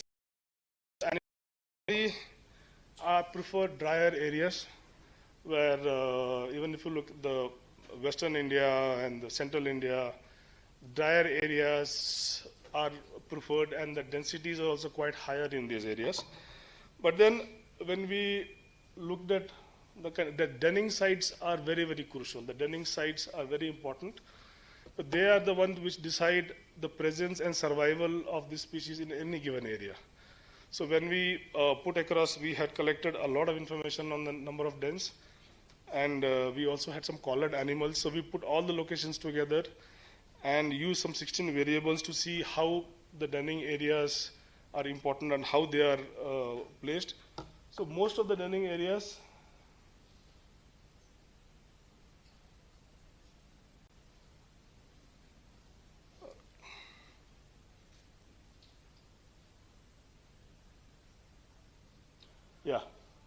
So most of the denning areas were favored towards the drainage, wherever you have dry riverbeds, wherever you have gullies, wherever you have eroded landscape, wherever you have ravines.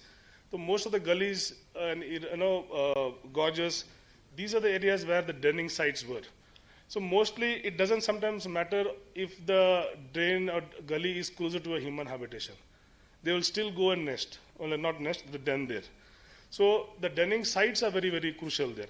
Now among denning sites, the dens can be simple. When I say simple, it is like one family living there, one breeding female with a den which has got 4 or 5 multiple entries. which has got a wallow side, because every morning and evening, whenever they come out, the sun, they need a wallow side. They need a dust wallow side. So they'll spend at least 30-40% of their time just sitting outside their dens. So they need a structure like that. They need a structure to have, to go around to keep the carcasses which they get. So they also require around the den what we call the rendezvous sites, refuge sites, basically thickets where they can sit in the thicket, not inside the den, but also in the thicket. So these are the certain requirements for hyenas.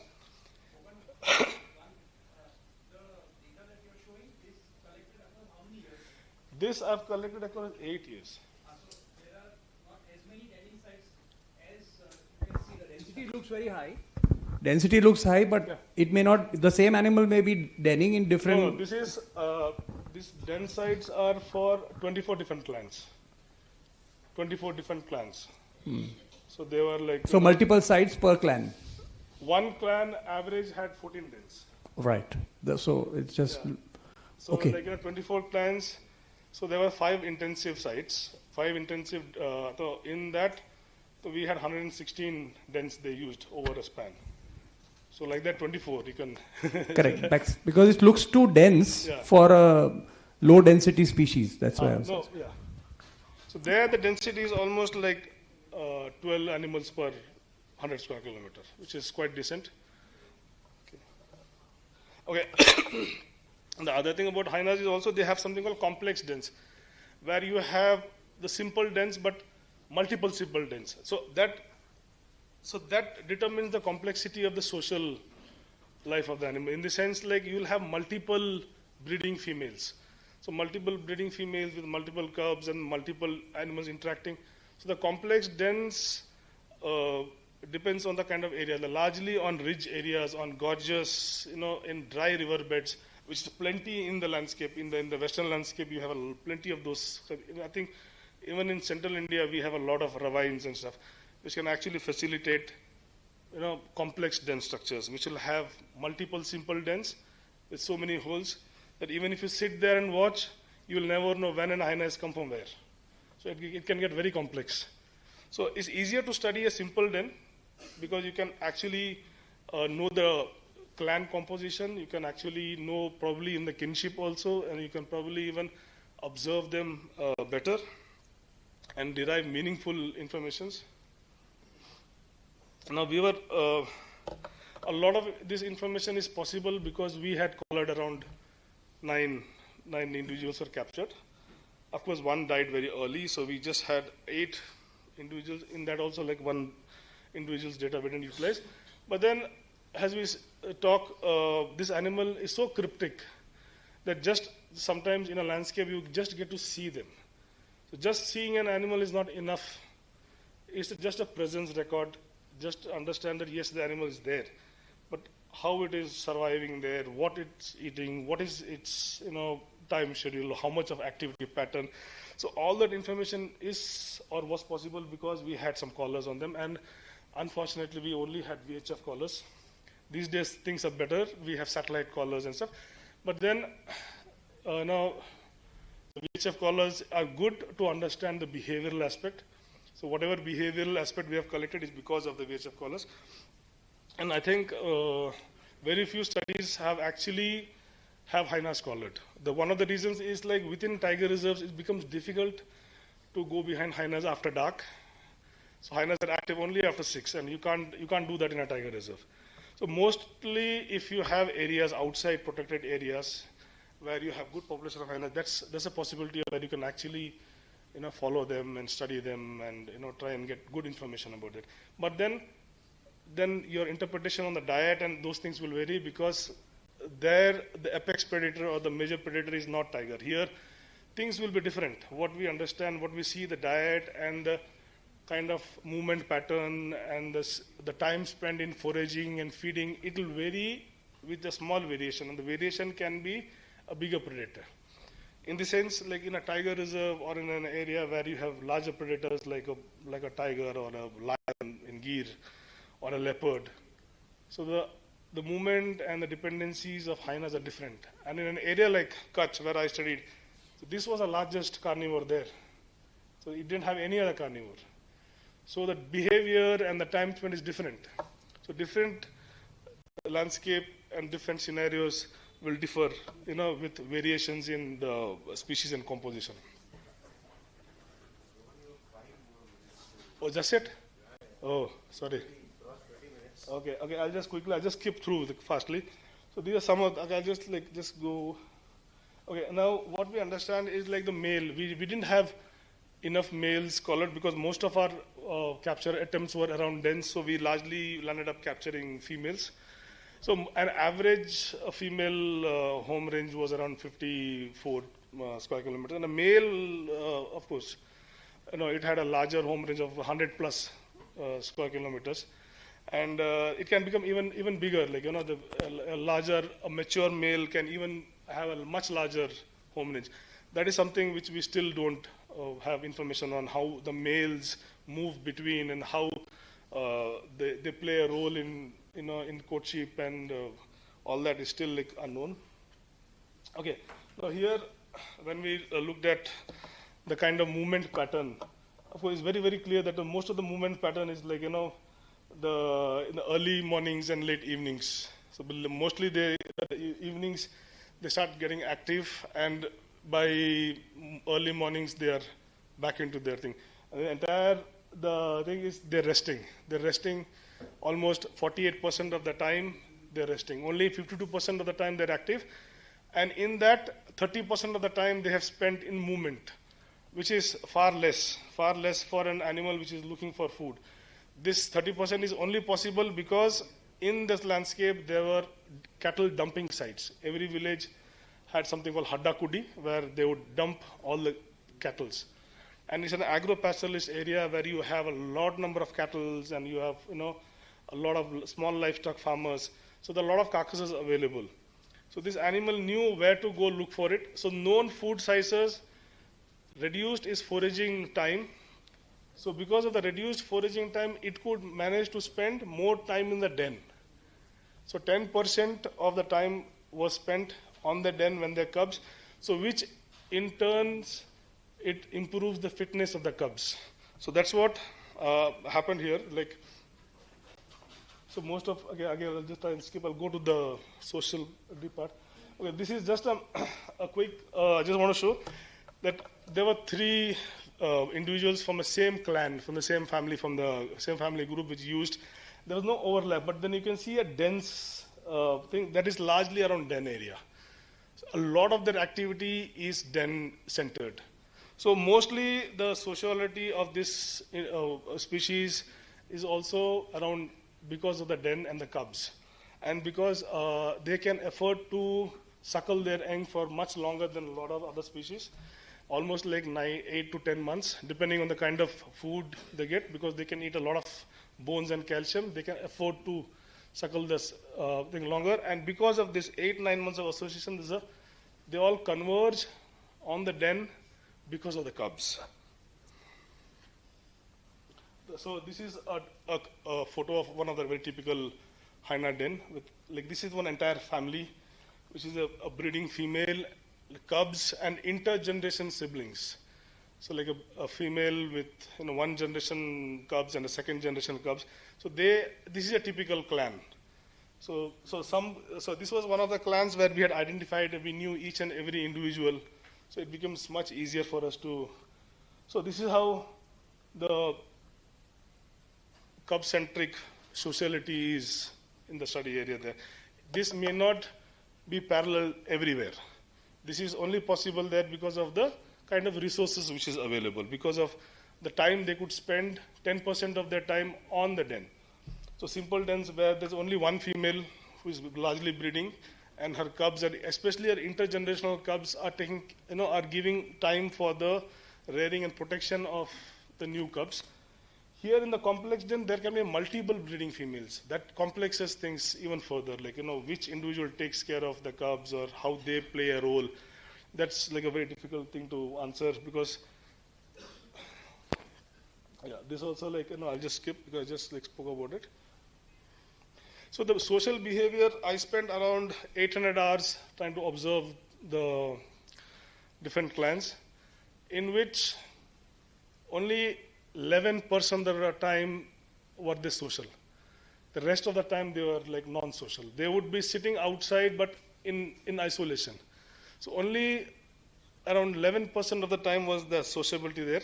And in that sociability also, I have seen that we have agnostic aggression behavior, which is around 4 behavior types, where they would fight over food, or they would try and express aggression towards conspecific or somebody new who comes there. Then there would be a social play where the intergenerational siblings would spend a lot of time playing with the young ones, or even at times the adults or sub-adults would play with the young ones. So there were 12 behavioral types in that. I'll not go into the detail there. Then you have the social grooming part, where different conspecifics would groom each other. But it would vary. The cubs would groom the intergenerational siblings, and the breeding female would receive most of the care, most of the attention.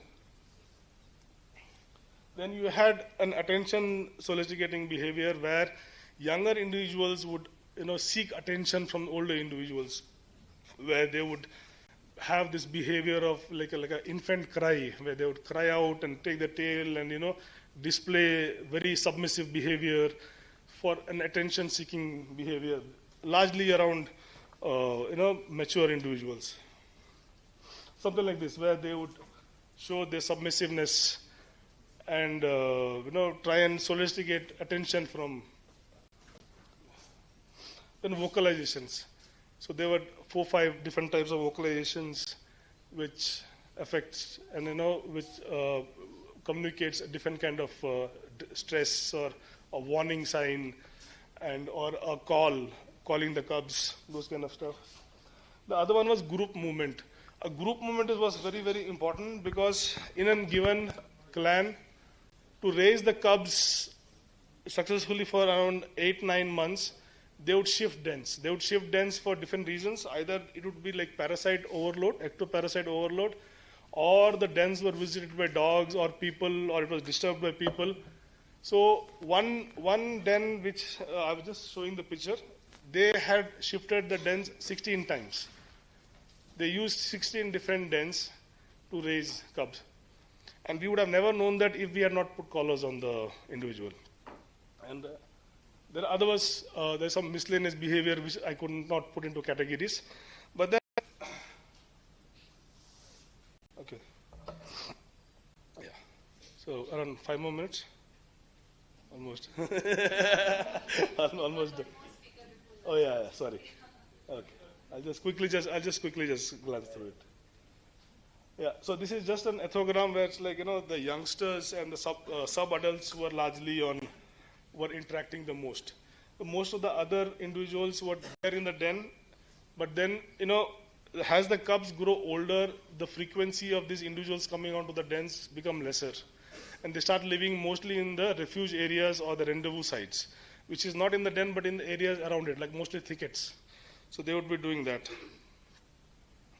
So this is just an example of how one particular individual, with the blue one, she had a very good denning site, and she got displaced by her own, litter, her own daughter 2 years later, because the denning site was good. So she had to move into a lesser, an inferior denning site.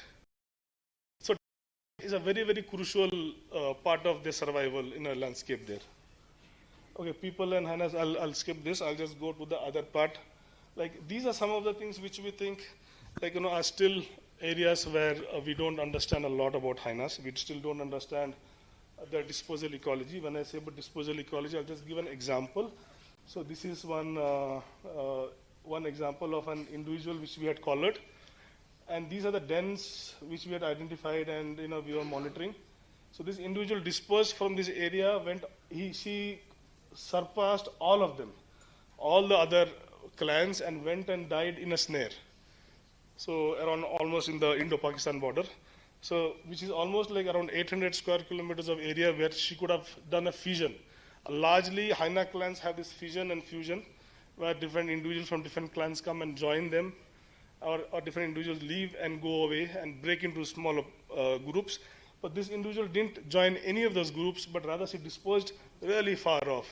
And the only thing which stopped her was the snare in a field where she got entangled and died. Can I just go back? Okay. Of course, the other things are mating systems. We still don't know how the mating systems are. The denning systems are also very complex, and we still, and especially the structures within a hyena society, hyena clans. And of course, in today's world, a lot of new tools are emerging, and we have genetics has a very powerful tool, especially to understand the kinship and relatedness between individuals and how the gene flow happens across the landscape. And also the disease ecology part. These animals are very susceptible to certain diseases which are canine diseases like rabies and canine distempers. But they are very, they can tolerate diseased animals. They can eat diseased animals and still not get the disease like anthrax, and other diseased animals. They can still eat and still survive that. But they are very susceptible to some other diseases. And of course, yeah. The threats are, of course, human-induced mortality. Sometimes most of us, 72% of our animals died because of snares. They were killed in fields, which are snares put for porcupines or other things, or accidents. And the biggest thing for any scavenger, not only hyenas but also vultures, is the loss of carcass dumping sites. We really don't have carcass dumping sites, so that is a major challenge in terms of obtaining nutrition for obligatory carnivores, scavengers, of course, and habitat loss. So these are some things which could be done to understand and do some action on ground. One of the things is focus outside protected areas where there are still species which are surviving. A periodic bone monitoring can actually tell you trends in a given landscape. If a lot of animals are dying, or if a lot of domestic animals are being found on the den, or a lot of wild animals are found, if there's a disease outbreak. So you'll get a trend in a bone accumulation in a given area if we are monitoring it properly. And of course, the protection of the den site is very, very crucial, because a lot of it is generally are lost out due to mining. A lot of denning site are areas which are on the riverbeds or areas which generally are mined out. Okay, thank you. Sorry, I just had to rush through. That was a really insightful and very engaging presentation, sir. Thank you. The floor is open for questions, but only 3 very short, very quick questions, because we've got another session on moths, and that is just as interesting.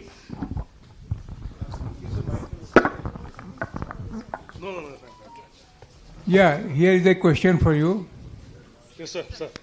Did you find any relationship between the size of the home range and the availability of food in your study? Yes, sir. So most of the home ranges actually encompassed a certain number of villages and dumping sites. And because these dumping sites had a surplus carcass, so there were also areas of home ranges of other animals also overlapping in some places, because there was enough carcass to be exploited by not just hyenas but also dogs and vultures and stuff. So the availability of food mattered a lot. Thank you. Sir, very well presented. Sir, I have a question from you here. Sorry, can I? This way. Oh, sorry. Sir, what conservation efforts are currently underway to protect the stripped hyenas' habitat and their population? So, in India, most of the habitats which are very strong hold of hyena in Western India, especially Gujarat and Rajasthan, is also because of common property resource. Okay. If you look at how and where they are denning, they are largely in areas which are common property, like the cattle grazing areas, or the traditional gochar zameen, or the traditional areas like the orons and stuff. So because of that, a lot of animals, especially hyenas and wolves, so they are surviving there. But when it comes down to a lot of, other conservation efforts, I think, outside India, there's a lot of things happening, because in India, the population is still, I would say, like, still not bad. Like, we have a guesstimate of nothing less than 15,000-20,000 or more, probably. Difficult to say. But outside India, a lot of efforts have been taken, because a lot of countries have almost lost the striped hyenas, and some of the countries have actively persecuting them. Some countries, like, especially in the Middle East. So there they're taking active measures to bring back the animal and having very strict enforcement there. Bopanna, Anish here. Hi. Okay, thank you, sir. Two questions. Do you have any data on life expectancy? Because you're talking about mortality, the reasons behind that. But what is the turnover rates? Because that will tell you the kind of pressure that they are going through. In that study area where, most of the animals were either, the life expectancy was low because of the snaring for porcupines largely. And of course, the road accidents. So these two are human induced largely. These two were like, and disease, of course. So there was one year where the entire population in an area was wiped out because of rabies. So that also happens. So if none of them are there, then they're probably like, the life expectancy would be like, quite decent. The turnover rate would be like almost like 4 cubs a year in a clan. Okay, and the second one is about the disease. You said rabies, but there could be several other diseases. Have you done any investigation on? That's something which has to be done. Like, I have not investigated on affecting the hyenas, but I know that rabies is one disease, and the canine distemper is, and mange. So they are very susceptible. So all disease getting transferred from dogs. Yes, and they also have this interaction with dogs because they keep visiting villages, even in areas like like Tiger Reserve or even a national park. So they have transition. They do a lot of search within the park and also do outside. So they have a transition where the search effort is both ways. So the interaction with dogs is quite common there, where they also try and predate, and the dogs also try and chase and bite them. So that also happens a lot. Okay, thank you. Yes, sir.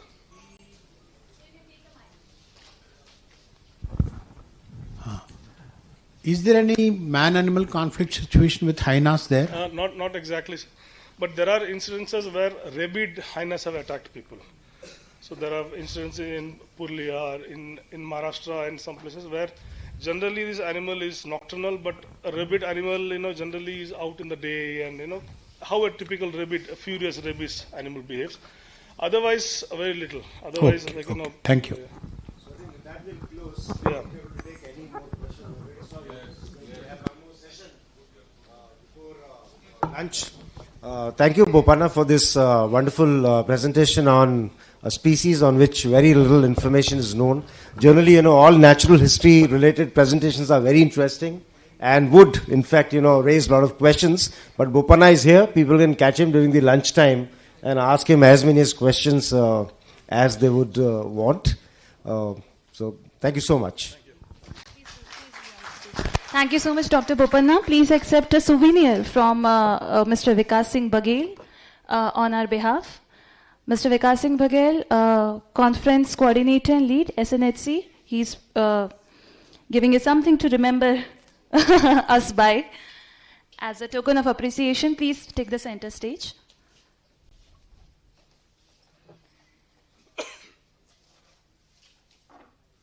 Can we have a round of applause, please? And also the chair of the session, Dr. Dubey. Please accept the souvenir from us. We are too polite to tell the research scholar to wrap it up, so that's why we have the chairs. And we are so thankful to you for doing so in such a peculiar manner. Let's have a huge round of applause for the chair of the session, Dr. Dubey. And with that, we move on to the third session that we're going to have before lunch. A very wonderful Dr. Shubha Lakshmi is with us to talk about moths and citizen science. I'd like to request Dr. Shubha Lakshmi to please grace the stage with your presence. And I request again Mr. Baghel, Mr. Vikas Singh Baghel, to please welcome her with this really pretty planter. Ma'am, please take the center stage. Let's have a round of applause for Dr. Shubha Lakshmi, founder and managing trustee member of IUCN Commission on Education and Communication. An award-winning entomologist, educationist, entrepreneur, and storyteller, after working in the environment sector for more than 2 decades, she founded 3 entities: Ladybird Environmental Consulting, iNature Watch Foundation, and Birdwing Publishers. She's developed environmental mobile apps and online courses which are the first of their kind. Through her company, she carries out rejuvenation and reforestation works to improve biodiversity. She specializes in establishing butterfly and biodiversity parks and works in the sphere of environmental CSR and environmental protection. She authored India's first field guide to Indian moths, beside other books, mobile apps, and training manuals for teachers. She is Fulbright Fellow and Hubert Humphrey Fellow, IUCN member for Commission on Education and Communication, CEC, and Commission on Ecosystem Management, CEM, and National Moth Week. A leadership case study was written on her by Babson College, United States, winner of Green Teacher Award of Kirloskar Vasundhara in 2021 and 50 Most Innovative Storytellers Awards by World Congress of Storytelling in 2023. Dr. Shubha Lakshmi, we're so thankful that you chose to present here. Thank you for being here. And to chair this session with great reverence, with great respect, I'd like to welcome Mr. K. Raman, IFS retired officer, to please grace the stage with your presence, and I request Mr. Vikas Singh Baghel to please welcome him on our behalf. Let's have a huge round of applause for Mr. K. Raman, retired IFS officer. A graduate from IIT Kanpur and PG from IIM Bangalore, an Indian Forest Service officer of 1988 batch, retired in 2022 after an active service of about 34 years. He was a field director of 2 tiger reserves of Madhya Pradesh, that were Bandhavgarh Tiger Reserve and Sanjay Dubri Tiger Reserve. He was instrumental in starting scientific management and transformation of Sanjay Dubri Tiger Reserve from being a mere stepping stone in the tiger landscape to a full-fledged tiger source population. He was also in charge of 2 iconic sanctuaries that were named Son Ghadial and Bagdagra Black Buck sanctuaries for species of Ghadial and Black Buck, respectively.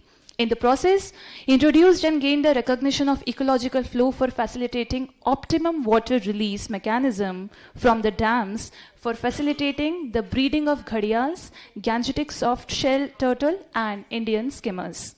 As a working plan officer, he prepared the working plan for the Kuno Wildlife Division, Shiopur, which included the management plan for the Kuno Wildlife Sanctuary with a focus of reintroduction of Asiatic lions as their second home. He's had the experience of implementing the World Bank-funded Ecosystem Services and Improvement Project, ESIP, and the Green India Mission in the state of Madhya Pradesh for more than 4 years. He's also had the distinction of creating transparent online monitoring and evaluation system for the state of Madhya Pradesh. Sir, we are so thankful that you chose to chair this session. Thank you so much. And with that, Dr. Shubha Lakshmi, we can start with your session. The volunteer is on it.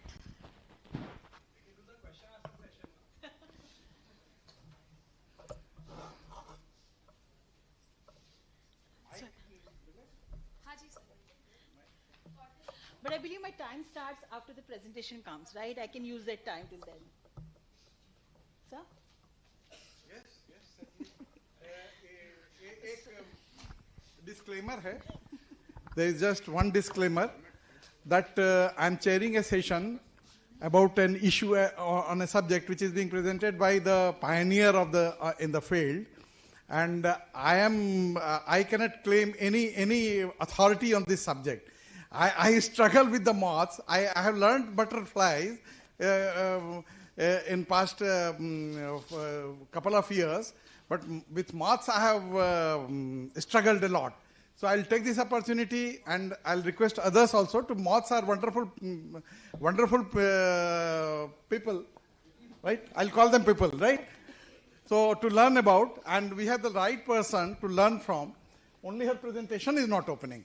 So even without her presentation, let us listen to her about moths. How do we go about? And that is precisely her subject. So, thank you, sir. Yeah, please go ahead. Thank you. Good afternoon, friends. I know I'm standing in between you and the lunch time. Yeah, so I will not take too much of time, but I'll leave more time for question answers later on, maybe during the lunch time. Moths being such a vast and exhaustive topic, a 30-minute presentation will not do justice at all.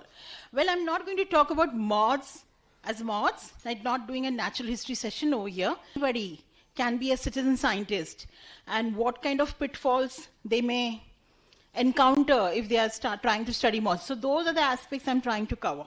Yeah. So I call moth study as a detective work.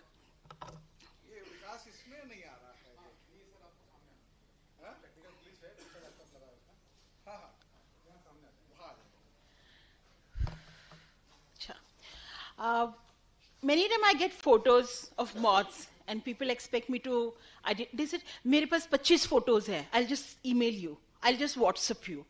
And they think I'll tuck ऐसे नाम लिख के मैं भेज दूंगी. I said, hello guys, even I have to refer my book to remember the names. But the fact that why moth study is a detective work, if I come across a species, if you send me a photo which I have not covered in my book, it will take at least a day and a half of my time to figure out to which genus it belongs. And that's the reason most of the time I tell people, please go on Indian Moths Facebook group, or go to iNaturalist, or go to mothsofIndia.org. वहाँ पे अपनी photos डाल दीजिए. कोई ना कोई, even I am there on that group, कोई ना कोई identify कर देगा. But don't just wait for me, because I just can't take this 1.5 days to identify this. And I have so many photos of my own which are not identified. So that's the complexity of moths, what I'm trying to talk about. And therefore it is a detective work. When I say it's a detective work, why? Because it's just not explain that you have a photo and you can identify. Moth studies have to be done by, morphological studies are rather getting outdated slowly because there are so many variations. So moth photo when you see, as you would, most of you would have seen a moth, there are two types of moths the way they sit. One who covers the underwing of its body. Second, who exposes it. The one who exposes it makes your job a bit easier because you know what is the underwing color is there. But the other challenge is that that will not still help, because what is the color on the reverse side of the body? And that's the reason moth collection becomes mandatory for identification purpose.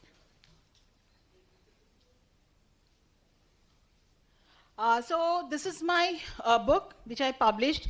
I took almost 15 years to publish this book. Anish is here. I was just chatting when I started my master's and PhD in moths. So he was always there when we were like in the Sanjay Gandhi National Park in Mumbai. And everybody used to say, why are you taking such a long time? The problem with moth, to bring out a book like this, it was not just about giving a name or giving a distribution. I think thanks to Britishers, they did that job through the fauna volumes what they had written in 18th century. Can you believe that my book has come after what Britishers have written the book in 18th century? There is a 100-year gap, and I wonder why nobody ever thought that moths deserve that attention and the moths deserve to be studied. Yeah, I can still say today that it is still a lesser studied subject for reason that nobody wants to compromise with the sleep. If you want to study moths, you have to remain awake in the night time. And why butterflies became popular? Because butterflies' lifestyle and our lifestyle routine just matches. They are available when we are also available. So we see them, we appreciate. They just fulfill all the requirement what a human eye needs. But moths, unfortunately, don't fall in that bracket, and therefore, they are in the dark, literally. My journey started with, I was in BNHS. I spent 22 years working with BNHS, which I didn't write in my introduction. But that's where the foundation was laid. And my guru was Mr. Naresh Chaturvedi. He was a person, he's responsible rather, that why I'm in moths today. Because just like any newcomer who get fascinated by butterflies, I was a student who was very keen to do a master's in butterflies. BNHS is affiliated to Mumbai University, where you can do master's by research. Only institution who can do that. And I was lucky to do that because I was working for BNHS anyway. So during the weekends, I was doing my studies, doing my degree work. So he told me, Shubha, there are many players in butterfly world, and nobody is looking at moths. So why don't you start studying moths? And at that point of time, I had no clue about moths. And I tell that I'm lucky that I belong to this generation who, we are the 70s generation who never questioned their teachers and never questioned their parents and who are listening to their children. So that generation, since I belong to that generation, I never questioned why you're asking me to study moths when I love butterflies. Today you have to justify why you're telling me this, why not this. So I was lucky that I didn't question my... And that's how I started. I started studying hawk moths and emperor moths of Sanjay Gandhi National Park for my MSc studies, which after that I did PhD also, because I felt that just 3 years study is not going to help me, so I did my PhD also.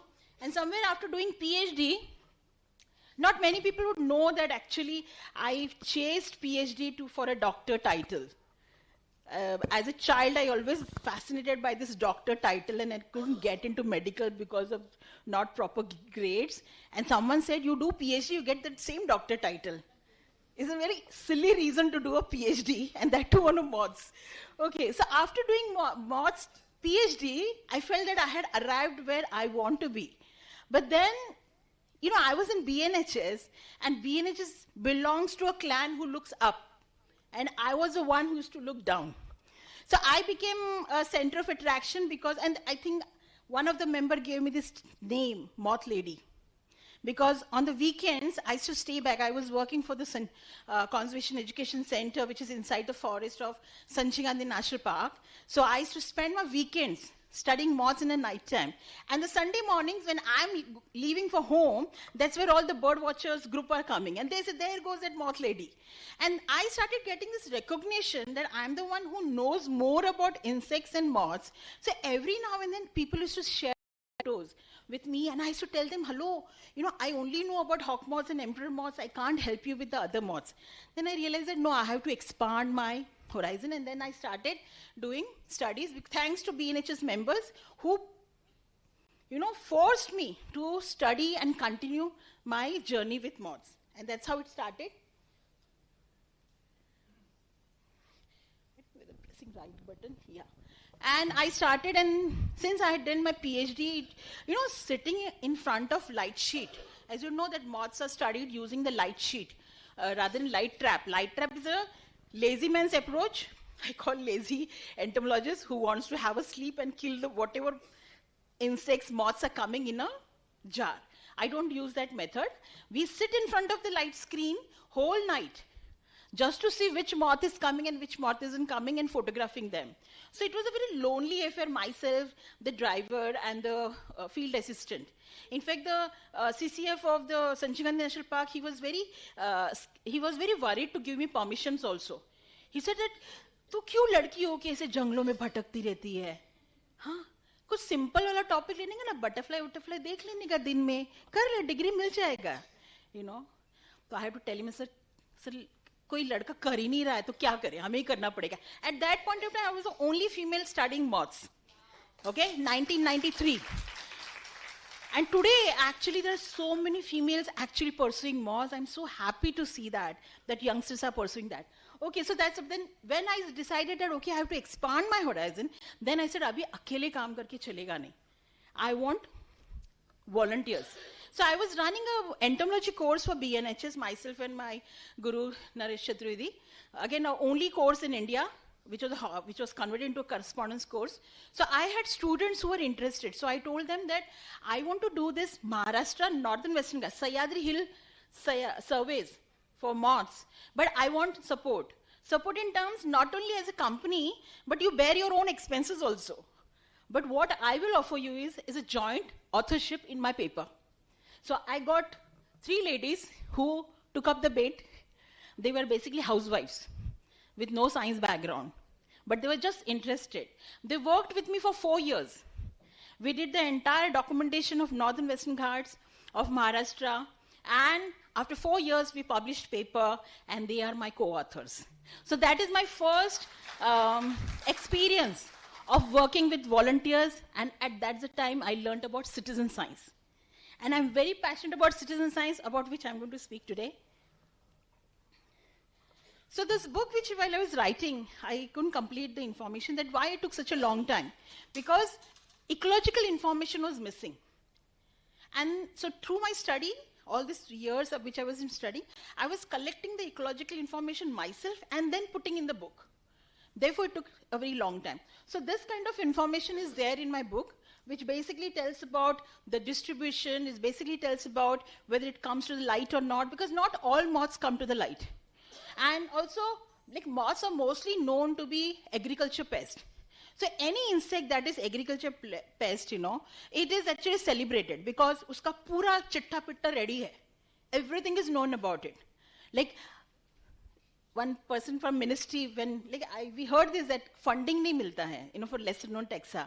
And there was a ministry person who actually visited BNHS, and I told him, sir, I want to write a project on, and I want funding for moths. He says, are they pest species? So funding milega. Nahi to nahi milega. So that is where the eligibility criteria as a species has to be pest, then only you get them. So this is all my self-funded study. So all those people who are interested in research, and if you're ready to use your own pocket money to do research, study insects. They are cheaper. And you will get many new records. And lots of records will be found in insect field. So this kind of information was collected. And my mother used to get very worried. You can imagine Amawas ki raat. Okay? I am walking out of my evening, घर छोड़ के जा रही हूँ बाहर. Mummy बोल रही कहाँ जा रही है? And I'm saying जंगल में जा रही हूँ. Okay? And new moon nights are the nights best for moths. Yeah? And then this, the 4 ladies all alone venturing into the forest, and I told you about the forest department, people are talking about us.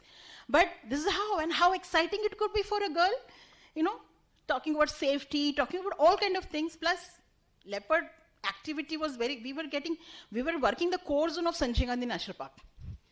So it appears very adventurous, but it is sheer donkey work. For that matter, every research is a donkey work.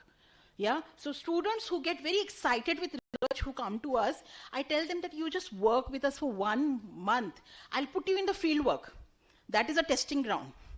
If you survive the field work, then you're meant for this field. If you're not, tata bye-bye. And many interns have left our internships in the first week of fieldwork itself. Because this field needs that kind of commitment and, conviction. But, I know this pointer's problem is there. And another part of moth study is a logistic nightmare. Now we have to set up light, which means you need to have a power source. So we have to carry generator, you have to carry a bulb, you have to carry a screen. And in a windy situation, like one night we were just putting up a light in the Malshish Ghat, and suddenly the light broke. And even in Arunachal Pradesh, the wild yak, it ate away my curtain also, because it was put up over there, and I was left with no screen to do. So all this kind of logistic nightmare is another game altogether. Okay, it just challenges everything. So it requires so much of planning in everything when you go and set up a light sheet. And this is in Bhutan.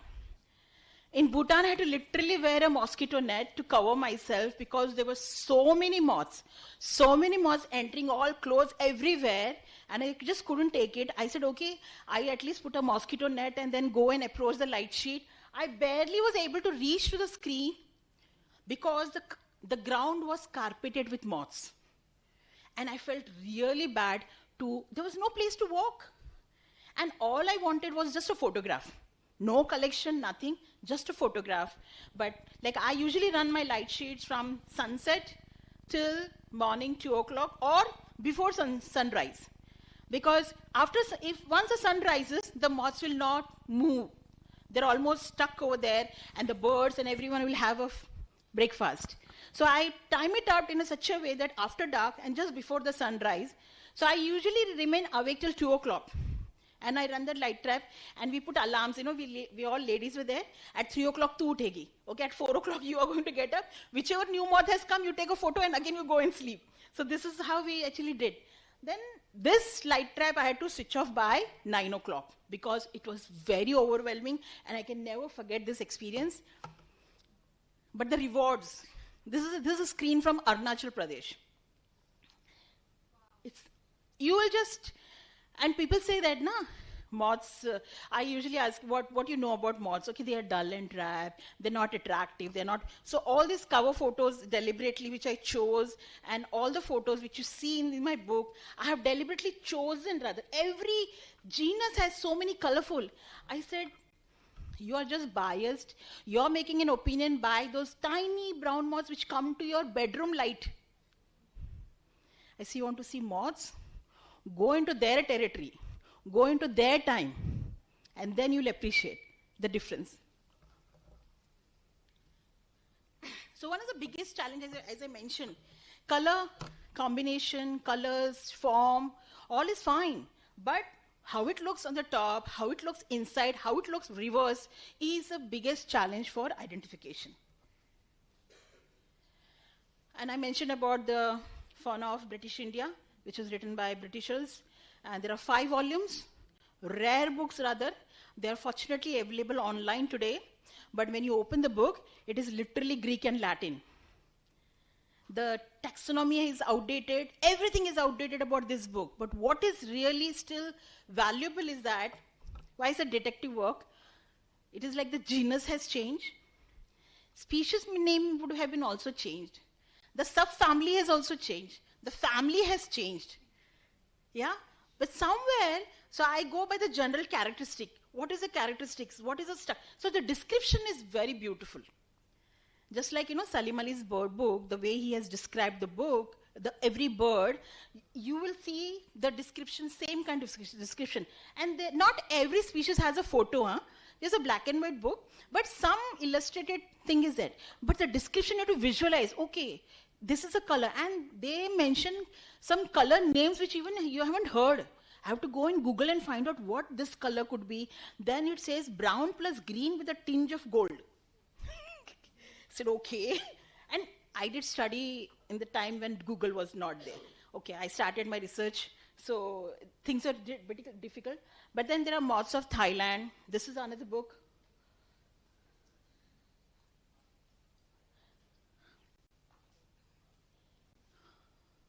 Then Moths of Borneo, this is an online version. The Moths of Thailand is a very expensive volume. Foreign, Japan people have written books on Moths of Nepal. And it is such an illustrated one, but very expensive. Nearly 25,000 rupees worth books are there, which Japan is selling, not Nepal. Okay, but this book is, and I was wondering why Nepal and why not India then? This is a very illustrated one, all colorful ones. So these are also very expensive resources. So buying these moth books, like I had to really look for grants, कि कोई पैसा दे दो book खरीदने के लिए, that kind of, it was so expensive because India में कोई book नहीं था.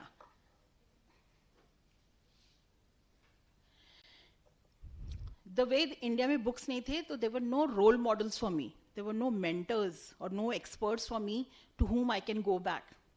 I have to say this one thing, since most of scientists are here. I'm not the first one to do studies on Indian moths, okay? There were many men, and still there are many men today studying moths in India. They all are studying within their own labs, within their own papers. That's the world they are, and they were there that time also. Today also it is still there. It's all about papers, new records, papers. Nobody's coming in public domain and talking about the moths. That is a basic difference. So if I write to an Indian entomologist that I need a help, I will never get a response. But if I write to a foreign expert, same day I get the response. These are the top authorities of moths in the world. And it was so easy to connect with them, and they were mentoring me from the distance.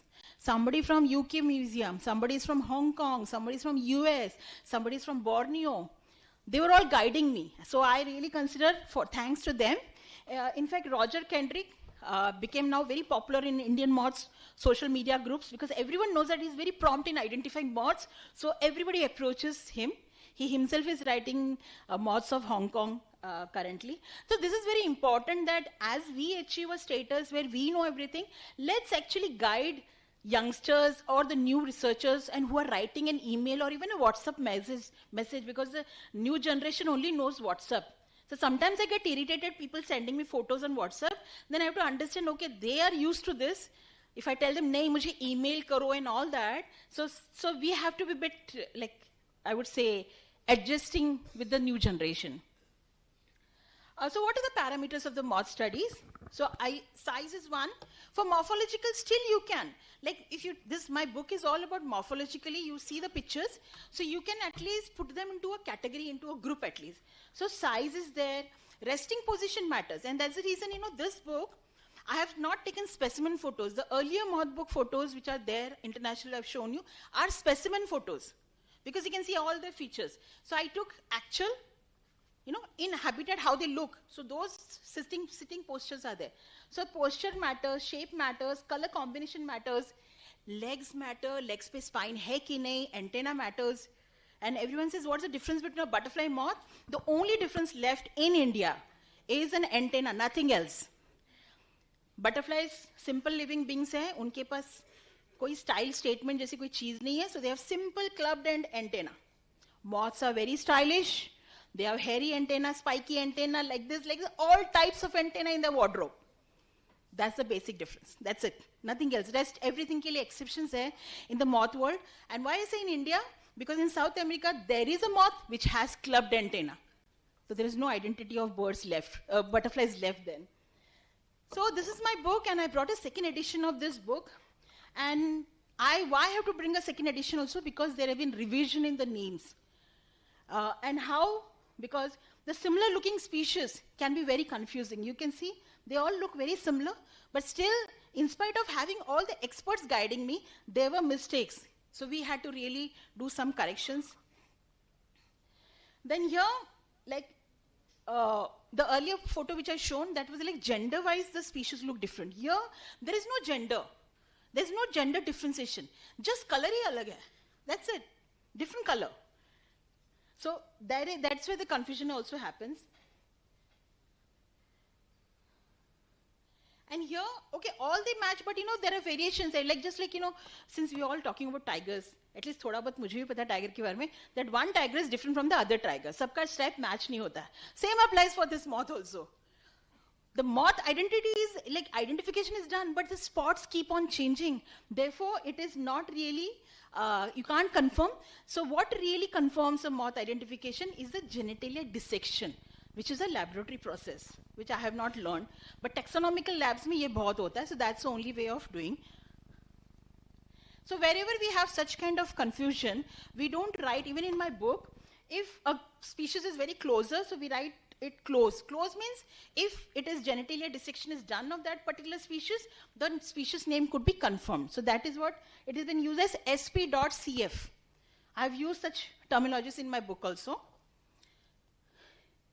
And close se thoda dur hai, so it becomes near. So then it is sp.nr. These are the terminologies that we use.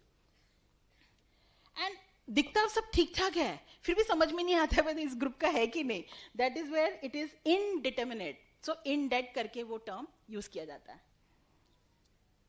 हाँ, so this is just one example I'm giving you, that how I started with resources of identifying this species and how actually I came to the actual name. So all these books were used, and that's how I was able to actually come. So you can imagine this whole process is not really very quick. You can't really come to conclusion very easily, and that's the reason I call it as a detective work. There's a very interesting story about power of citizen science. This was in 2011. A school teacher from Arunachal Pradesh, Zero, photographs what he thought is a butterfly, sends it to the butterfly group on Facebook. I think, yeah, Facebook he sends. And Isaac Kemka, who is also there, so he got the photo and said, is it a butterfly? He says, no, it is not a butterfly. It looks like a moth because the antenna is not matching. So then that moth photo came to me, and I said, yes, it's not a moth of butterfly, and it's certainly a moth. And I knew that it belongs to a particular family. Zygonidae is the name of the family.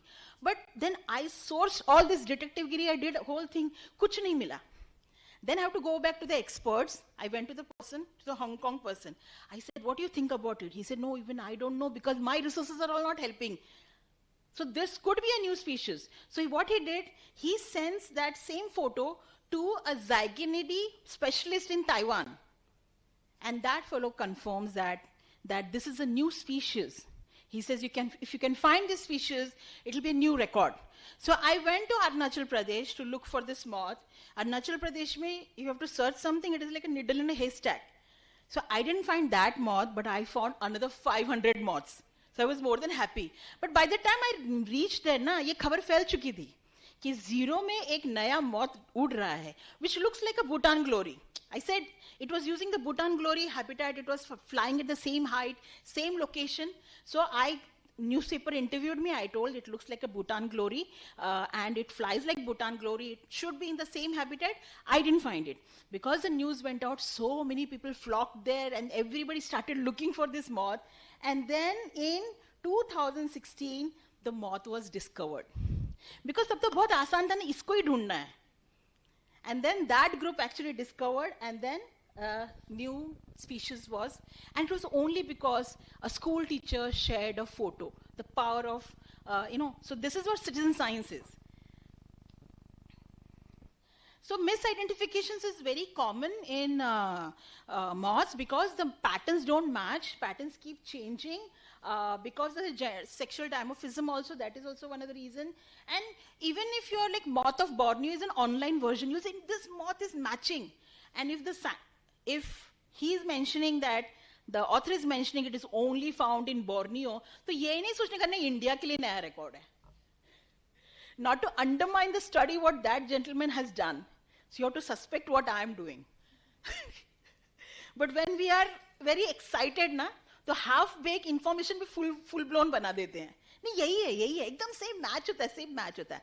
जब ये same सब match होता है ना, that demands the genitalia dissection. Simple, verified with the genital. So this is how, that's what lots of misidentification has happened in moth world also. Some of these are old examples, like this was a Darwin's hawk moth whose caterpillar and moth was not connected. They felt that they belong to different species. Only after doing life history studies, they found out that they belong to species. Now in moths, the data deficiency section is a life histories. So anybody who is interested in getting into moths, no need to spend nights at the light sheet. Just field में जाओ, caterpillar rare करो and document the life histories. That is a very big service you will be doing for the science.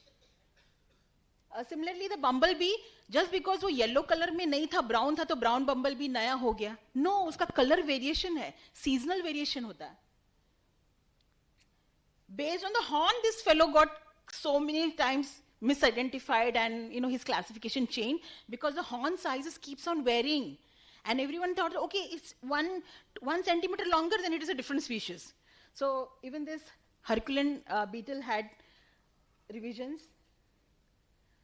This is an Indian bug. Like there are two bugs. It's like one hero and one villain. दोनों same दिखते हैं, जुड़वा kind of thing. And पूरा agriculture का pesticide या planning hero के तरफ चला गया और villain बच गया because they were all looking same. And it was then later on find out, okay, this is how. So not only morphological, then they did now the DNA barcoding aa gaya hai. So now they have decided, okay, this is a pest and this is the non-pest species. Even all these butterflies, which are basically the brown butterflies, whose rings keep on missing as the season goes. So just because evening brown को एक ring का देखा तो one ring evening brown नहीं हो गया, उसका ये season में एक ही ring रहता है, बाकी ring चले जाते हैं.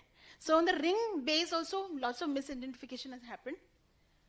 So how this has been changed now? How this has been changed? This has been changed by one, DNA barcoding is one of the best tool today in the country. Plus taxonomic databases are there today. We have this GBIF and ITIs.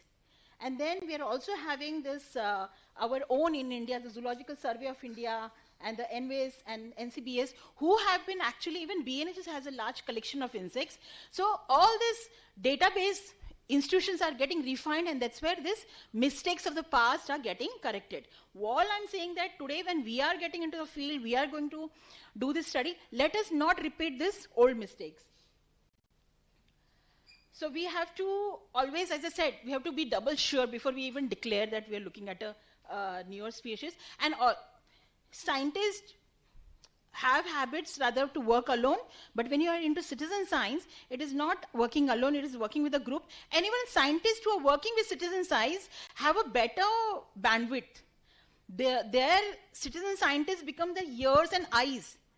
So today I may not really go every place and do moth studies, but there are people who are already documenting moths and uploading photos. I take data from those resources. So citizen science portals are a big database centers today.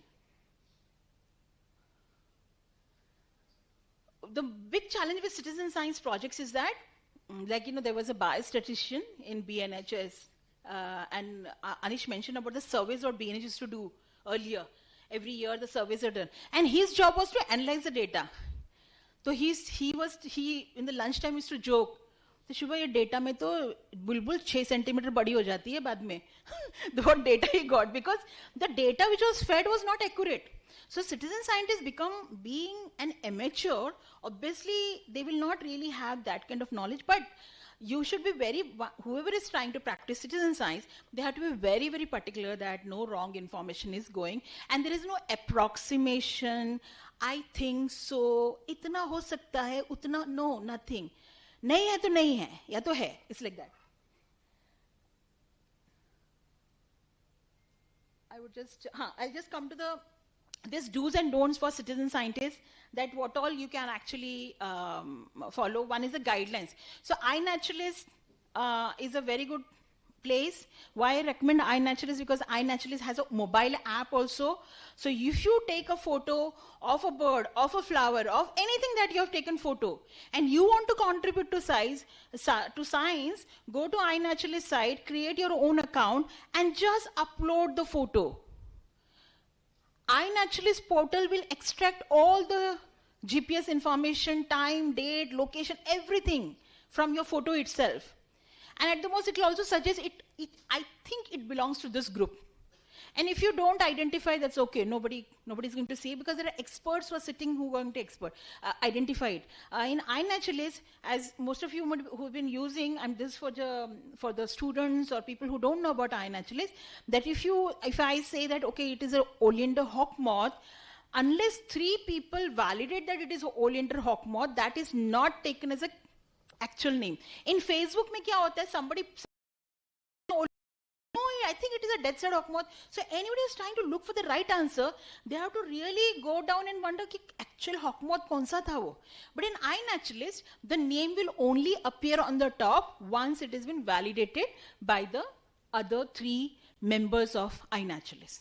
So that's the best part. So you have to just, because we are all using our mobile for so many purposes, you can use your mobile for citizen science also, and iNaturalist has made it that easy. And it's okay to say, I don't know. I do that all the time. Okay, there is no shame in saying, I don't know. Okay, and just to say, sometimes, you don't know, so you just try to give some other name. So it's okay, you don't know. It's okay if you have unidentified species with you. It applies to insects, unidentified. Okay, yes.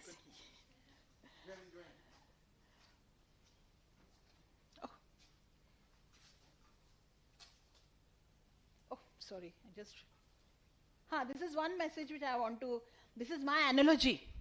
I've been a nature educator with BNHS. I'm basically an educator, nature educator. So I bring in analogies in everything.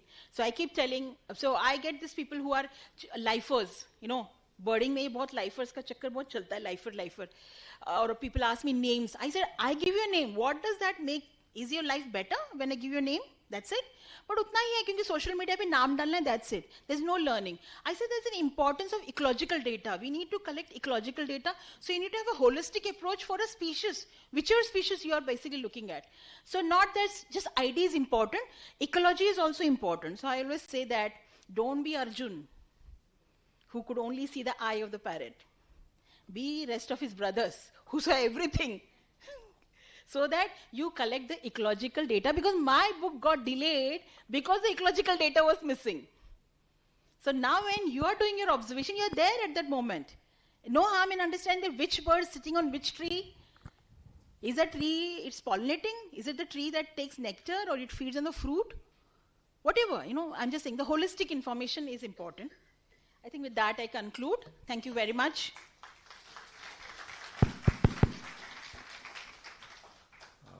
I think everybody enjoyed the session, and I don't know you have validated that statement that came from me, that I don't know. So you said that don't be ashamed by that. So I'm not. So we can have the floor open for question answer. Obviously, we have lunch waiting. Yeah. And a wonderful session we had. So we will go for the questions, please. No time limit. Right now. Yes, one question. Thank you, sir. One question from me. What are the two major ecological roles of moths?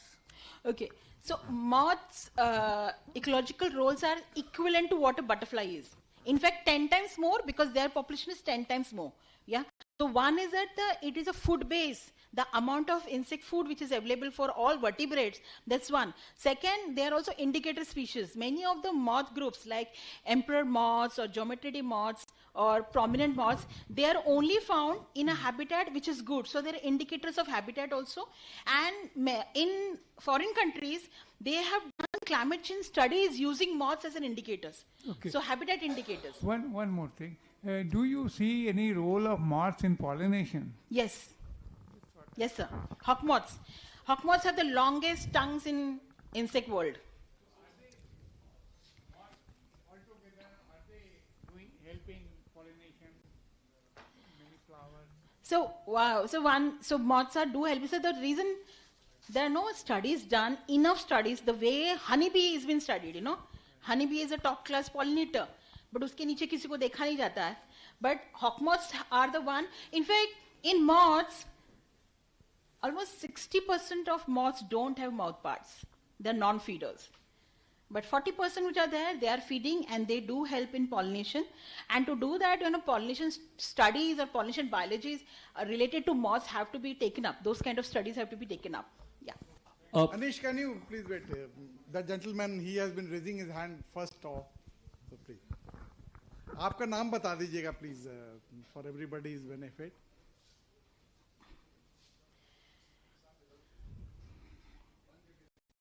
I'm Devadatyo, and I want to know from you what are some of the threats, because I know there's also threats of collecting the specimens of moths by some countries, pesticide if they are threats, and any other threats, and are we doing enough in terms of laws and policies to protect the species and their habitat? I will not respond just for moths. I'll respond on behalf of insects for by and large. This is applicable for insect. Insect is not in anybody's policy list. It is not having any, because what kind of dangers also they are facing, nobody has studied them. People are, okay, pesticide ho sakta hai, climate change ho sakta, everything is like ho sakta hai. We don't have results to talk about, and that's the reason we need such studies to happen, because they are climate indicators. So before a bird, like before a problem reaches to a bird and then to a tiger, insects are the first to pick up the problem. They are the microclimate leaders. Their world is down only. So anything is going wrong, and they can respond very well with change in temperatures, change in humidity levels, pollution, everything. But somebody has to go and pick up these vital signs from them. So we do need, and we don't know even how many insects are there in our country or how many moths are there in our country, because all is their estimation. I have an estimate of around 15,000 moths should be there in our country, species. And I managed to only cover 770 small number. Usko bhi 15 saal laga diye. That's cause of concern, yes. Dr. Andheriya, Dr. Anish Andheriya, please. I'd just like to briefly preface my question. I'm Saurabh Popli from the School of Planning and Architecture. It's been, my intuitive feeling is that we are seeing a lot less insects in our environments today. And I'm sure that many of us are concerned also about the causes of those. We live on a campus that's 30 kilometers away from the city. And over a period of time, we've seen a precipitous decline in the number of insect kills that we normally find, let's say, on a morning after in the monsoon. So we find this is anecdotal. We don't have any studies. I'm not aware of any studies. But do you also have some experience? You mentioned insect kills? I meant that, when we moved to this campus, we moved to a campus and we were on an 80-acre campus, there used to be a lot of insects. The ground on an average monsoon morning would be carpeted with dead insects, particularly beetles. We also have a lot of light now in many of our areas, which were previously, grassland or not. During this last 12 years or so, I've personally noticed that there are hardly as many, even a fraction of the insects that we used to have. Okay. Is it also your experience? So yes, we work in creating butterfly habitats and butterfly parks, and this is one thing which we tell people who are managing the habitats, that no pesticide. But we found that in one place they were doing this fogging for mosquitoes. So even you can't do fogging. So lights, pesticides are the biggest deterrent for insects. They move away. The light pollution is also a problem for insects. And if so much of pesticide is already pumped, the habitats we are creating today around our own homes are plastic gardens. It has to be clean, neat. So that's where all the biodiversity is out. What you see is just green and nothing else. So yes, so in your area, probably if you can check how much of pesticides have been sprayed in the area, that's one. Second, lights. If there are too many lights, yes, that is also area. In many locations where light becomes, because they are coming, insects attracting or light is not a good thing actually. And I studied just because of, it is like disrupting their own activity, own routine.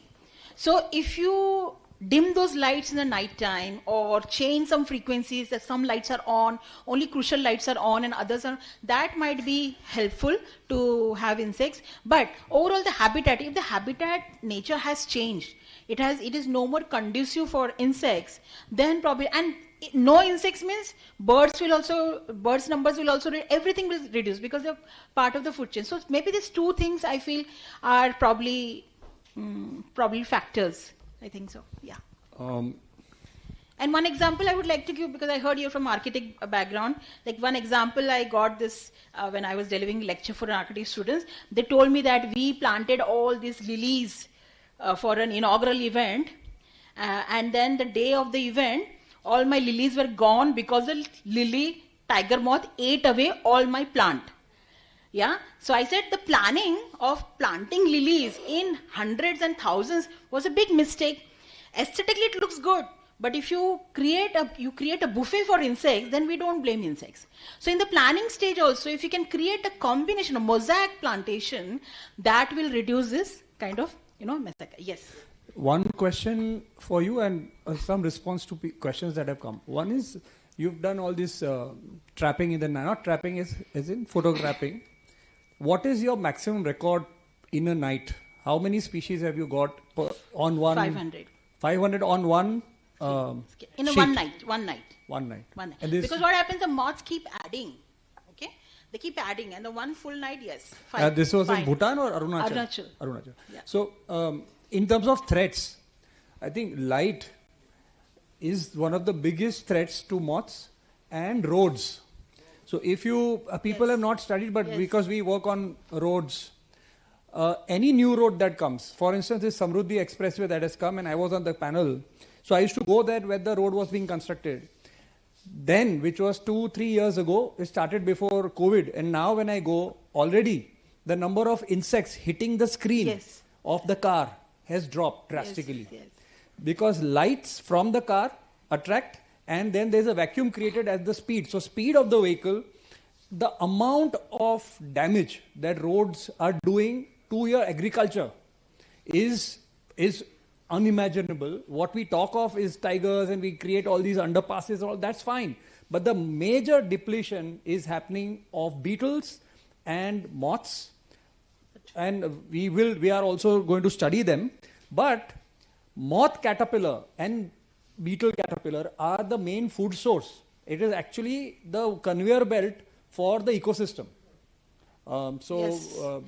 I think some study from you on that would also help. We can collaborate on it because I think it's required. Sure. So it's a food source for all vertebrates. So this is the reason why she is talking about Bhutan, Arunachal Pradesh. Straight away you know, there is hardly any road, there are hardly any lights. And architects have a big role to play. The kind of lights and also the glass facades that we build so that our properties look beautiful and we can have a veranda, they are a no-no because moths die, plus it will bring up population of certain species because moths come there, geckos eat, and then certain other species get damaged because of reptile population increase and birds die in the day. So these are things that, again, you have fantastic stuff, but you must now start also working on these aspects because you will be able to really mobilize some architects to change the way people are building. And in America today, millions of birds are dying because they don't even consider birds as wildlife.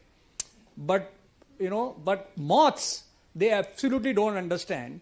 And so really this kind of work can only happen in India, and I think India, again, I feel, can be the world leader because we have the compassion for big and small, everything. Thanks. Thank you. Thank you. I think we had a wonderful session. Sir. Oh, madam.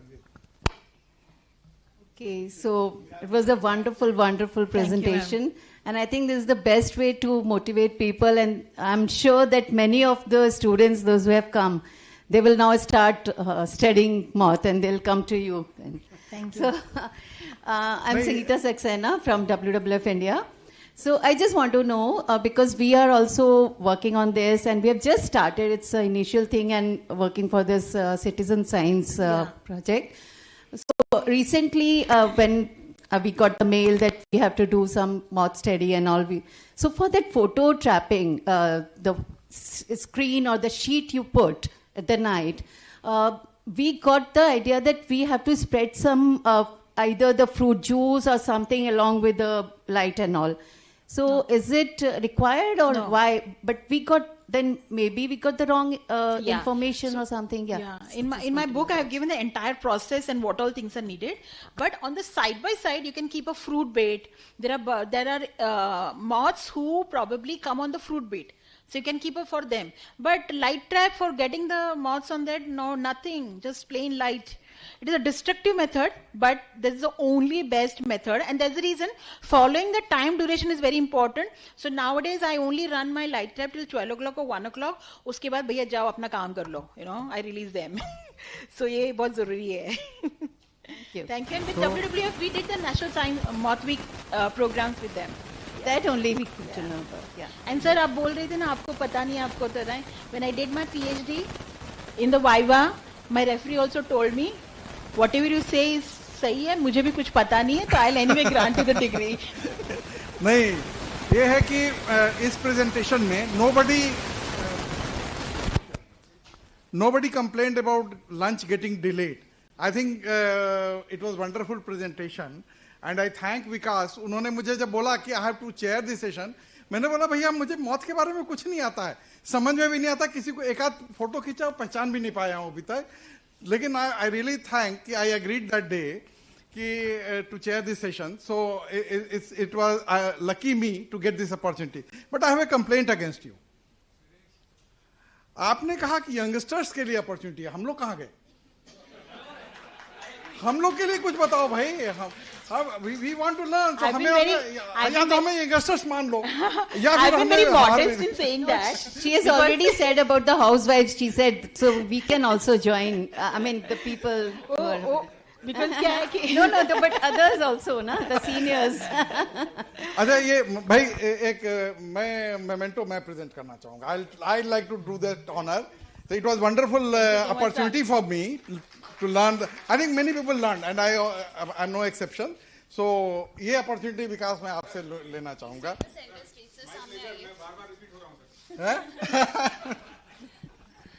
Vikas sir को भी अब थोड़ा आराम है. Thank you so much. Raman sir is presenting the souvenir to doctor Shubhalakshmi. और doctor Shubhalakshmi, आपके session की सफलता आप ऐसे देखिए, मुझे इस बार बोलना नहीं पड़ा, जोरदार तालियां बजाएं.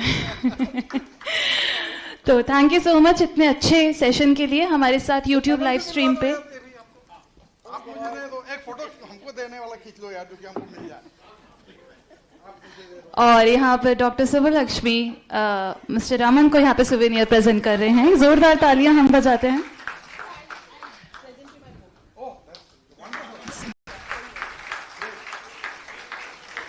हमारे साथ YouTube लाइव पर तकरीबन 1300 से अधिक पार्टिसिपेंट्स जुड़े हैं इंडिया एंड बाहर से, और वो सभी इस सेशन को देख रहे हैं, सुन रहे हैं, समझ रहे हैं.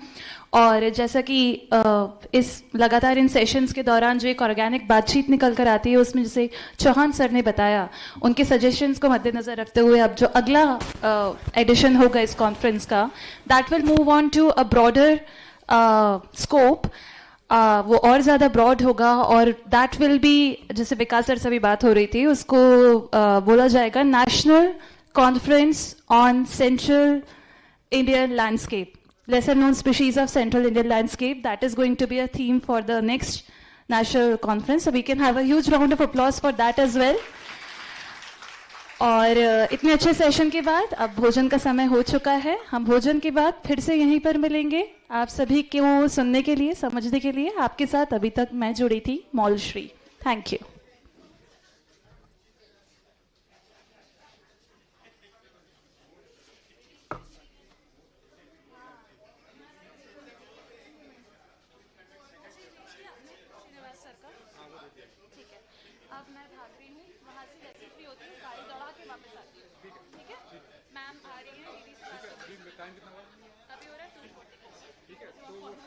आ जाएंगे ना, 45 मिनट का लंच है ही.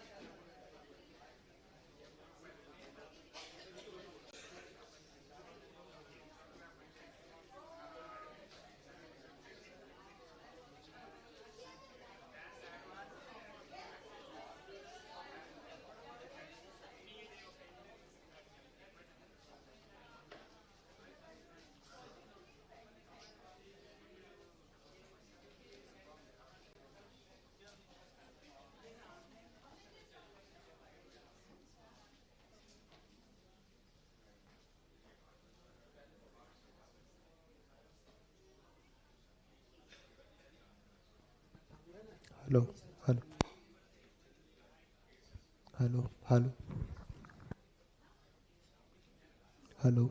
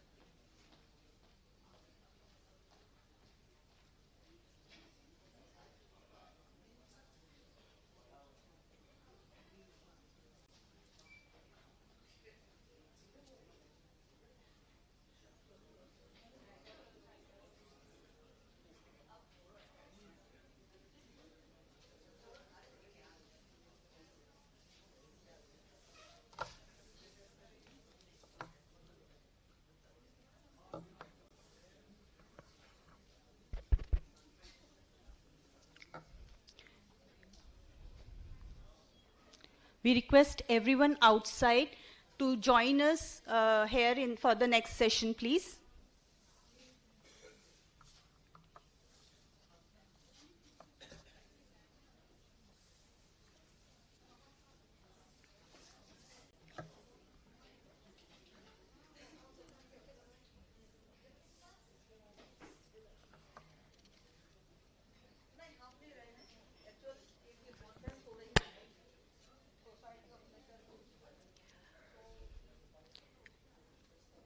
बाहर मौजूद सभी लोगों से आग्रह है कि वे हॉल में आकर हमें अगले सेशन के लिए ज्वाइन करें.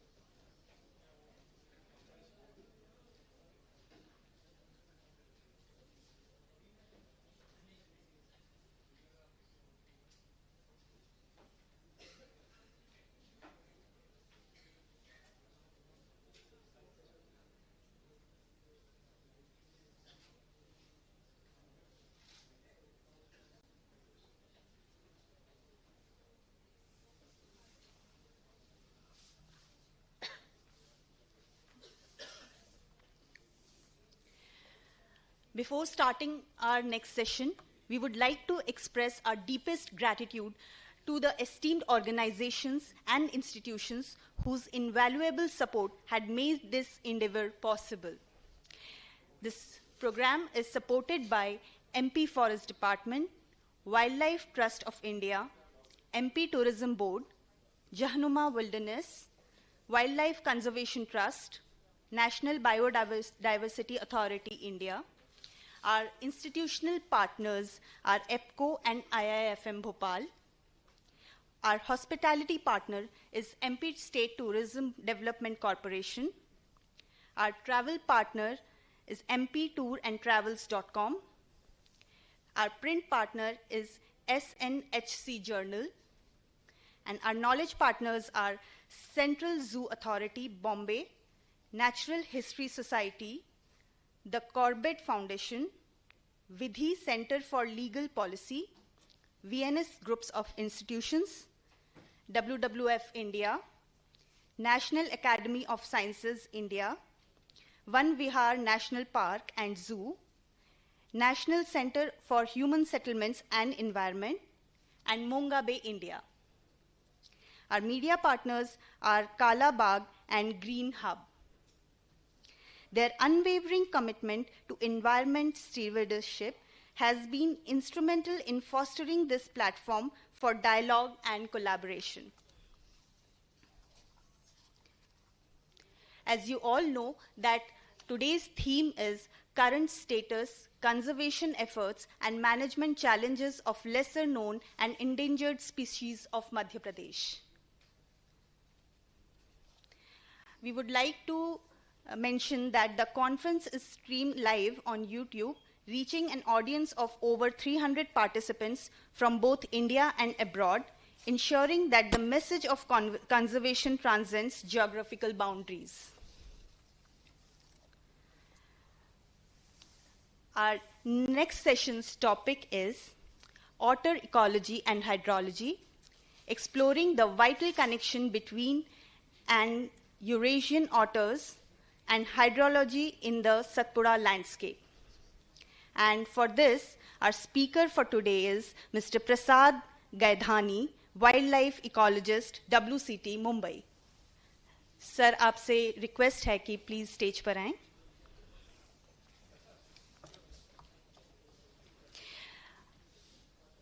We would request Mr. Vikas Singh Baghel, President SNHC, to welcome him with the planter.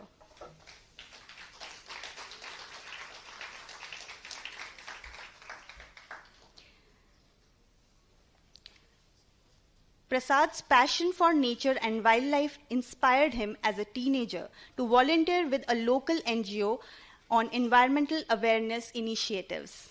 This enthusiasm led him to pursue a master's degree in zoology. While studying, he assisted and interned on various biodiversity conservation projects, including the Wildlife Institute of India, Dugong Recovery Program in the Andaman and Nicobar Islands. In his role, he conducted ecological research on dugongs and seagrasses and organized outreach, awareness, and capacity building workshops for various stakeholders. Prasad works as a program manager at Wildlife Conservation Trust. As a part of WCT's Conservation Dog Unit, he has worked on wildlife sign surveys for the Road Ecology Project, wildlife tracking in conflict situations, and tracking pangolins. Currently, he is working on the Otter Ecology and Hydrology Project in the Satpura landscape. To chair this session, we would like to welcome Mr. Jasbir Singh Chauhan, IFS, former PCCF, Madhya Pradesh. I again request Mr. Vikas Singh Baghel to welcome him with a planter. A round of applause for him, please. Mr. Jasbir Singh Chauhan joined the Indian Forest Services of Administration, Mussoorie. He was posted in Madhya Pradesh. In 1995, he took over as Deputy Director of the Kanha Tiger Reserve. During his 3-year tenure, his contribution to the consolidation of the reserve's management was significant. The initiative he took in the relocation of 8 permanent cattle camps from Fen Wildlife Sanctuary in 1996 paved the way for the restoration of the sanctuary's habitat. His contributions to wildlife protection in Madhya Pradesh include enforcing strict protection measures, regulating tourism activity, and streamlining the tourist guide system. In 1998, he was posted as DFO, Kuno Wildlife Sanctuary, where he is still posted today. For the last 3.5 years, he has been implementing the Asiatic Lion Reintroduction Project in Kuno Wildlife Sanctuary. A very vital aspect of this project includes the voluntary relocation of the 24 villages from inside the sanctuary. Chauhan, working with the district administration and NGOs, has supervised the rehousing of over 400 families from 23 villages. The remarkable response to such efforts has been a virtual explosion of natural regeneration in Kuno, where the prey base has risen and water regimes already show marked signs of improvement. He attributes such successes to departmental support, teamwork among Kuno's frontline staff, and the cooperation of NGOs. We welcome you, sir.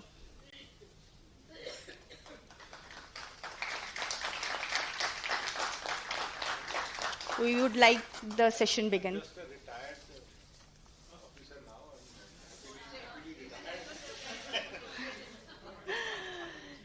Yeah, I'm really sorry for the mishappenings.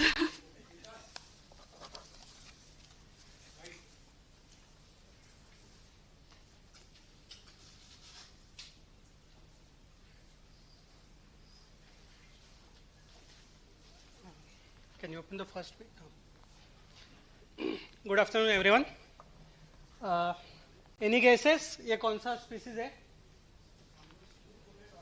Smooth coated, okay. और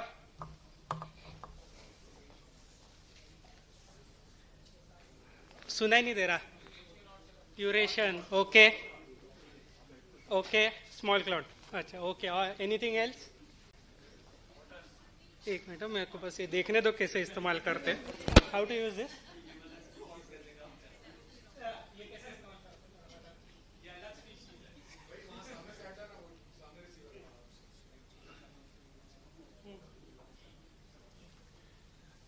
okay. अच्छा इस तरफ. अच्छा ठीक है. तो जैसे कि इंडिया में 3 ऑटर्स के स्पीसीज मिलते हैं. पहला, अच्छा ये चेंज हुआ. हाँ. तो पहला जो है ये एशियन स्मॉल क्लॉड ऑटर है, जो दुनिया में पाया जाने वाला सबसे छोटा ऑटर है.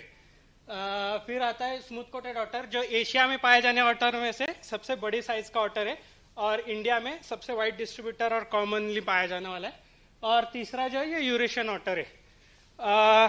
तो जैसे कि हम एक ह्यूमन टेंडेंसी होती है जो हमें पता होता है हम वही मानना चाहते हैं, और वैसे ही कुछ यूरेशियन ऑटर के साथ भी हुआ जो 2016 तक सेंट्रल इंडिया में था पर किसी को पता ही नहीं था वो है करके. तो नमस्कार, मैं प्रसाद गायधनी और मैं वाइल्ड लाइफ कंजर्वेशन ट्रस्ट के साथ काम करता हूँ, जैसे कि अभी इन्होंने बताया मेरे बारे में. तो वाइल्ड लाइफ कंजर्वेशन ट्रस्ट जो है ये मुंबई बेस्ड ऑर्गेनाइजेशन है और सतपुड़ा टाइगर रिजर्व में यूरेशियन ऑटर एंड हाइड्रोलॉजी पे काम चल रहा है हमारा. प्रोजेक्ट जो है ये मध्य प्रदेश फॉरेस्ट डिपार्टमेंट के साथ पार्टनरशिप में चल रहा है और एस्ट्रल फाउंडेशन एंड एलकेलमेंस हमारे फंडिंग सपोर्ट है. तो जैसे मैप में आप देख सकते हो, अगर वर्ल्ड मैप देखे तो सबसे ज्यादा डिस्ट्रीब्यूशन जो दिख रहा है वो यूरेशियन ऑटर का है. और उसके बाद अगर इंडिया पे फोकस करें तो जैसे आप देख सकते हो सिर्फ हिमालयन फुटहिल्स और साउथ इंडिया में आपको यूरेशियन ऑटर का डिस्ट्रीब्यूशन दिखेगा. और ओवरऑल इंडिया में अगर देखा जाए तो स्मूथ कोटेड ऑटर सबसे ज्यादा वाइल्डली डिस्ट्रीब्यूटेड है. फिर आता है एशियन स्मॉल क्लाउड ऑटर. तो 2016 में जब WCT और मध्य Pradesh forest department tiger monitoring के अंडर सतपुड़ा टाइगर रिजर्व में कैमरा ट्रैपिंग कर रहा था, उस टाइम सतपुड़ा टाइगर रिजर्व में से यूरेशियन ऑटर का जो ये सबसे पहला identified photography confirm photographic record जो है ये हमें मिला. और सेंट्रल इंडिया के लिए ये एक रेंज एक्सटेंशन रिकॉर्ड भी था. यूरेशियन ऑटर जो है ये IUCN के मुताबिक एक नियर थ्रेटन स्पीसीज है और Indian wild life protection act के अंडर ये शेड्यूल 1 स्पीसीज माना जाता है. ये एक आपके लिए प्ले कैसे होता है, प्ले करना वीडियो.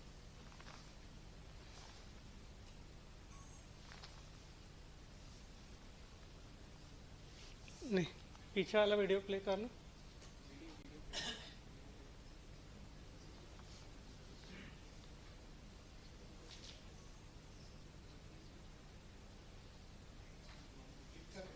नॉट वर्किंग वीडियो तो काफी एग्जिट.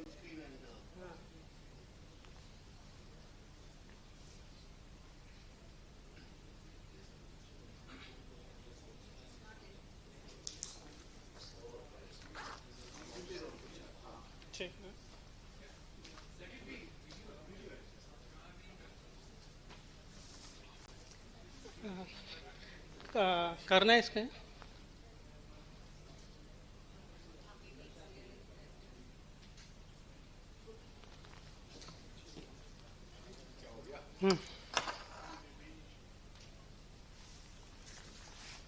ओके. तो एक यूरेशियन ऑटर का वीडियो था एक. Okay. So even this is also video, but okay, let's see. So this is, you can see this landscape is it's the picture is from Satpura Tiger Reserve. So these hills are one of the major challenge for ये जो है management और research दोनों के लिए एक जो terrain है काफी डिफिकल्ट है. पर इसी डिफिकल्ट टेरेन की वजह से सतपुड़ा का जो फ्लरिशिंग बायोडाइवर्सिटी है ये इसी की वजह से है. तो जैसे कि हम जानते हैं कई सारे रिवर्स जो है इंडिया में टाइगर रिजर्व से ओरिजिनेट होते हैं, वैसे ही यहाँ पे भी हम देख सकते हैं सतपुड़ा टाइगर रिजर्व में से 3 मेजर रिवर्स ओरिजिनेट हो रही है जो कि तवा नदी के मेन ट्रिब्यूटरीज भी है। तवा जो है एक नर्मदा की मेजर ट्रिब्यूटरी मानी जाती है, तो इसीलिए ये हैबिटेट इम्पोर्टेंट है। और इसलिए ये सारे बैकग्राउंड के साथ 2019 में wild life conservation trust and Madhya Pradesh forest department में सत्वा टाइगर रिजर्व में otter hydrology and otter ecology and hydrology project start किया। तो ऑटर इकोलॉजी के अंडर हम ऑक्यूपेंसी सर्वेस कंडक्ट कर रहे हैं, उसके साथ साथ हैबिटेट असेसमेंट और टेलीमेट्री, ये 3 मेजर कंपोनेंट है। तो ऑक्यूपेंसी जो है, तो बेसिकली अगर किसी भी जानवर अगर 10 फील्ड साइट्स है तो 10 फील्ड साइट्स में से कितने फील्ड साइट में एक्चुअल में प्रेजेंट है ये जानना है, तो उसके लिए ऑक्यूपेंसी सर्वेस कंडक्ट किए जाते हैं। तो ये मेन 3 रिवर्स पे फोकस करके हर एक रिवर को 3 किलोमीटर के सेगमेंट्स में डिवाइड किया गया और उसमें ऑक्यूपेंसी सर्वेस के लिए सैंपलिंग किया गया। तो ऑक्यूपेंसी सर्वे के दौरान अगर ऑक्यूपेंसी जानना है तो उसके लिए उसके साथ साथ उसके ड्राइवर्स जानना भी इम्पोर्टेंट है। तो इसीलिए रिवर हैबिटेट पे डेटा कलेक्ट किया गया है, उसके साथ साथ बाकी इकोलॉजिकल पैरामीटर्स जैसे कि pool, availability of pool, bank cover और सबस्ट्रेट, ये सारे चीज़ों पे भी डेटा कलेक्ट किया जा रहा है। और उसी के साथ साथ ऑटर साइंस भी ऑब्जर्व किए जाते हैं। तो जहाँ पे भी ऑटर साइंस मिल रहे उनको एज अ रेफरेंस पॉइंट रख के कैमरा ट्रैप्स डिप्लॉय किए जाते हैं। हर सेगमेंट में 2 कैमरा ट्रैप डिप्लॉय होते हैं, जैसे आप ये इमेज में देख सकते हो। तो कैमरा ट्रैप से हमें एक सिर्फ प्रेजेंट सब्सटेंस नहीं, मतलब प्रेजेंट सब्सटेंस तो एक है ही, बट उसके साथ साथ स्पीसीज के बारे में पता चलता है। अगर वो सेगमेंट में ऑटर प्रेजेंट है तो कौन सा स्पीसीज वहाँ पे प्रेजेंट है और किस तरह के हैबिटेट में हमें कौन से स्पीसीज मिल रहे हैं, उसका भी एक रेफरेंस हमें मिल जाता है। तो ये कुछ कैमरा ट्रैप फोटोज है यूरेशियन ऑटर के। तो ये 2 मैप आप सामने देख सकते हो, उसमें से ये उसमें से इस तरफ का जो मैप है, ये मैप है पोस्ट मानसून सीजन का। जो एक वेट सीजन भी हम कह सकते हैं उसे। तो जिस पीरियड में ज्यादातर सारी नदियों में पानी की उपलब्धि काफी मात्रा में होती है, तो उस समय हम देख सकते हैं ऑटर जो है लगभग सारी नदियों में प्रेजेंट है। बट वही जब प्री मानसून सर्वे किया गया तो आप देख सकते हो जब ड्राई सीजन में पानी कम होते जाता है, वैसे ऑटर भी अलग अलग कम दिखाई दे रहा है। कुछ 1 या 2 रिवर में हम देख सकते हैं यहाँ से ऑटर पूरी तरह से गायब है। तो एक ये विजुअल रिप्रेजेंटेशन है किस तरीके से उनका डिस्ट्रीब्यूशन चेंज हो रहा है सीजन वाइज।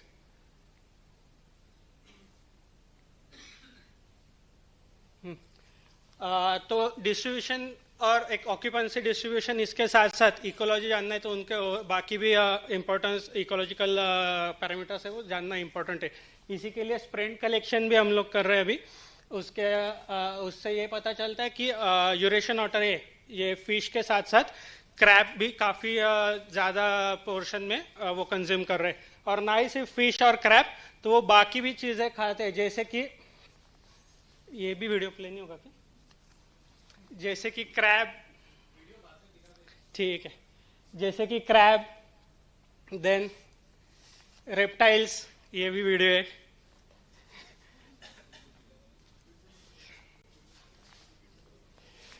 फिर डाइट के साथ साथ उनका ब्रीडिंग स्टेटस क्या है वो भी एक इम्पोर्टेंट, अगर कोई भी पॉपुलेशन की वायबिलिटी या फिर उसका स्टेटस पता होना चाहिए तो उसके लिए उसका ब्रीडिंग स्टेटस क्या है वो भी जानना जरूरी है। तो कैमरा ट्रैप्स तो हमें ये भी एक जो आज तक हमें इंडिया में यूरेशियन ऑटर के बारे में जो चीज़ें पता नहीं थी वो हमें इस प्रोजेक्ट के थ्रू पता चल रही है, जैसे कि उनका ब्रीडिंग स्टेटस, लीटर साइज, एक टाइम पे कितने बच्चे दे रहे, उसके साथ साथ उनके लर्निंग फेजेस क्या है। ये भी वीडियो है।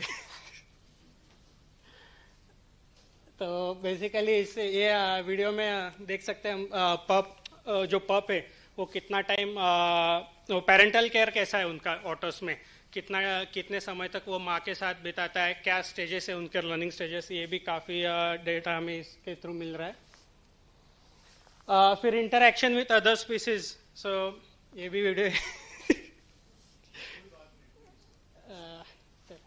एक और वीडियो, बस उसके बाद फिर नहीं है। हाँ, ये वीडियो स्किप करते हैं, हम बाद में देख लेंगे।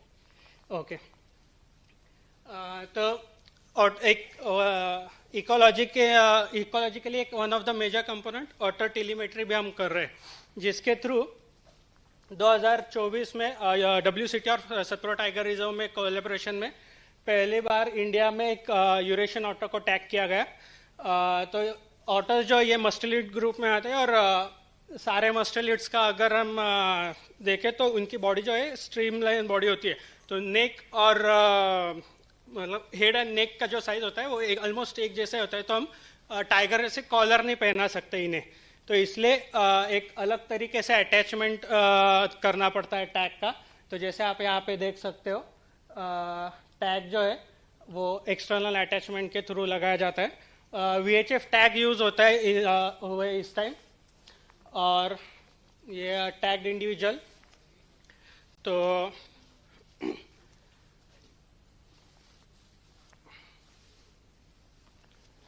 टेलीमेट्री की वजह से हमें कई सारे इंपॉर्टेंट फैक्टर, जैसे कि ओवरऑल एक्टिविटी पैटर्न क्या होता है यूरेशियन ऑटर्स का, फिर डेली मूवमेंट कितना है, और ओवरऑल रेंज एक्सटेंशन क्या है। तो जैसे कि ये टैग जो था ये 15 से 20 दिन तक चला।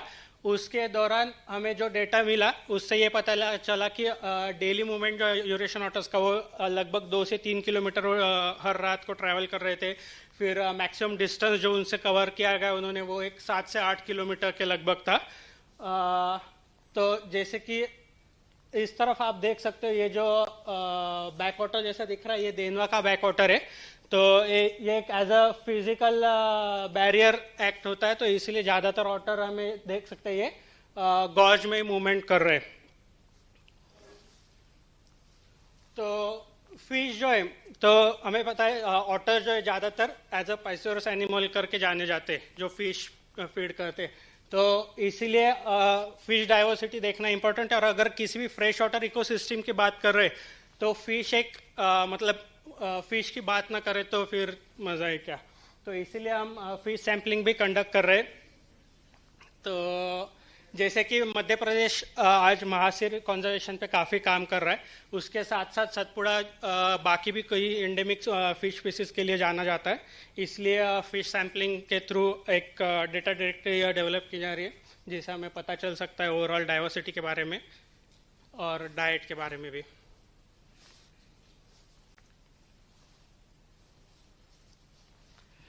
हाइड्रोलॉजी, ऑटर जो है ये सेमी एक्वाटिक स्पीसीज है। तो अगर ऑटर इकोलॉजी जाननी है तो वो एरिया की हाइड्रोलॉजी जानना भी उतना ही ज़रूरी है। इसीलिए ऑटर प्रोजेक्ट के साथ साथ एक हाइड्रोलॉजिकल मॉनिटरिंग भी हम कंडक्ट कर रहे हैं। तो अगर किसी भी एरिया की हाइड्रोलॉजी अगर जाननी है तो उसका ड्रेनेज बेसिन आइडेंटिफाई करना बहुत इंपॉर्टेंट है। तो इसीलिए सबसे पहले हमने हमारे drainage basin using GIS tool drainage basin सारे आइडेंटिफाई कर लिए गए।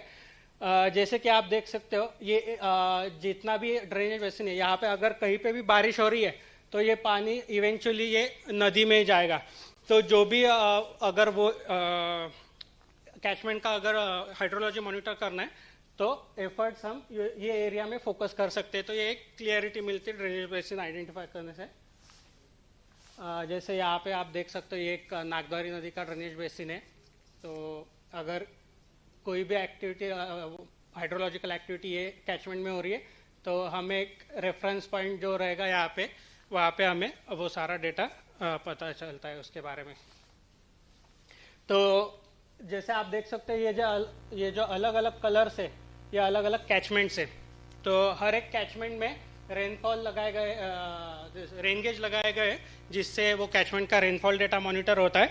तो हर 10 से 15 दिन बाद डेटा कलेक्ट किया जाता है और बाकी भी रेन गेज का अगर कुछ मेंटेनेंस हो तो वो देखा जाता है। और हर एक कैचमेंट में एक रेफरेंस पॉइंट डिसाइड करके वहाँ पे वाटर लेवल रिकॉर्डर्स इंस्टॉल किए गए, जिससे हमें पता चलेगा अगर कोई भी यहाँ पे कैचमेंट में रेनफॉल हो रहा है या फिर नेचुरल डिस्चार्ज में अगर कोई चेंजेस हो रहे तो हमें ये WLR के थ्रू वो हम मेजर कर सकते हैं। इंटरवल पे कंटिन्यूस वाटर लेवल मेजर करते रहता है और ये एक मैनुअल स्टेज उसके साथ लगा है just to cross reference the data. अगर इक्विपमेंट में कुछ प्रॉब्लम हो या ना।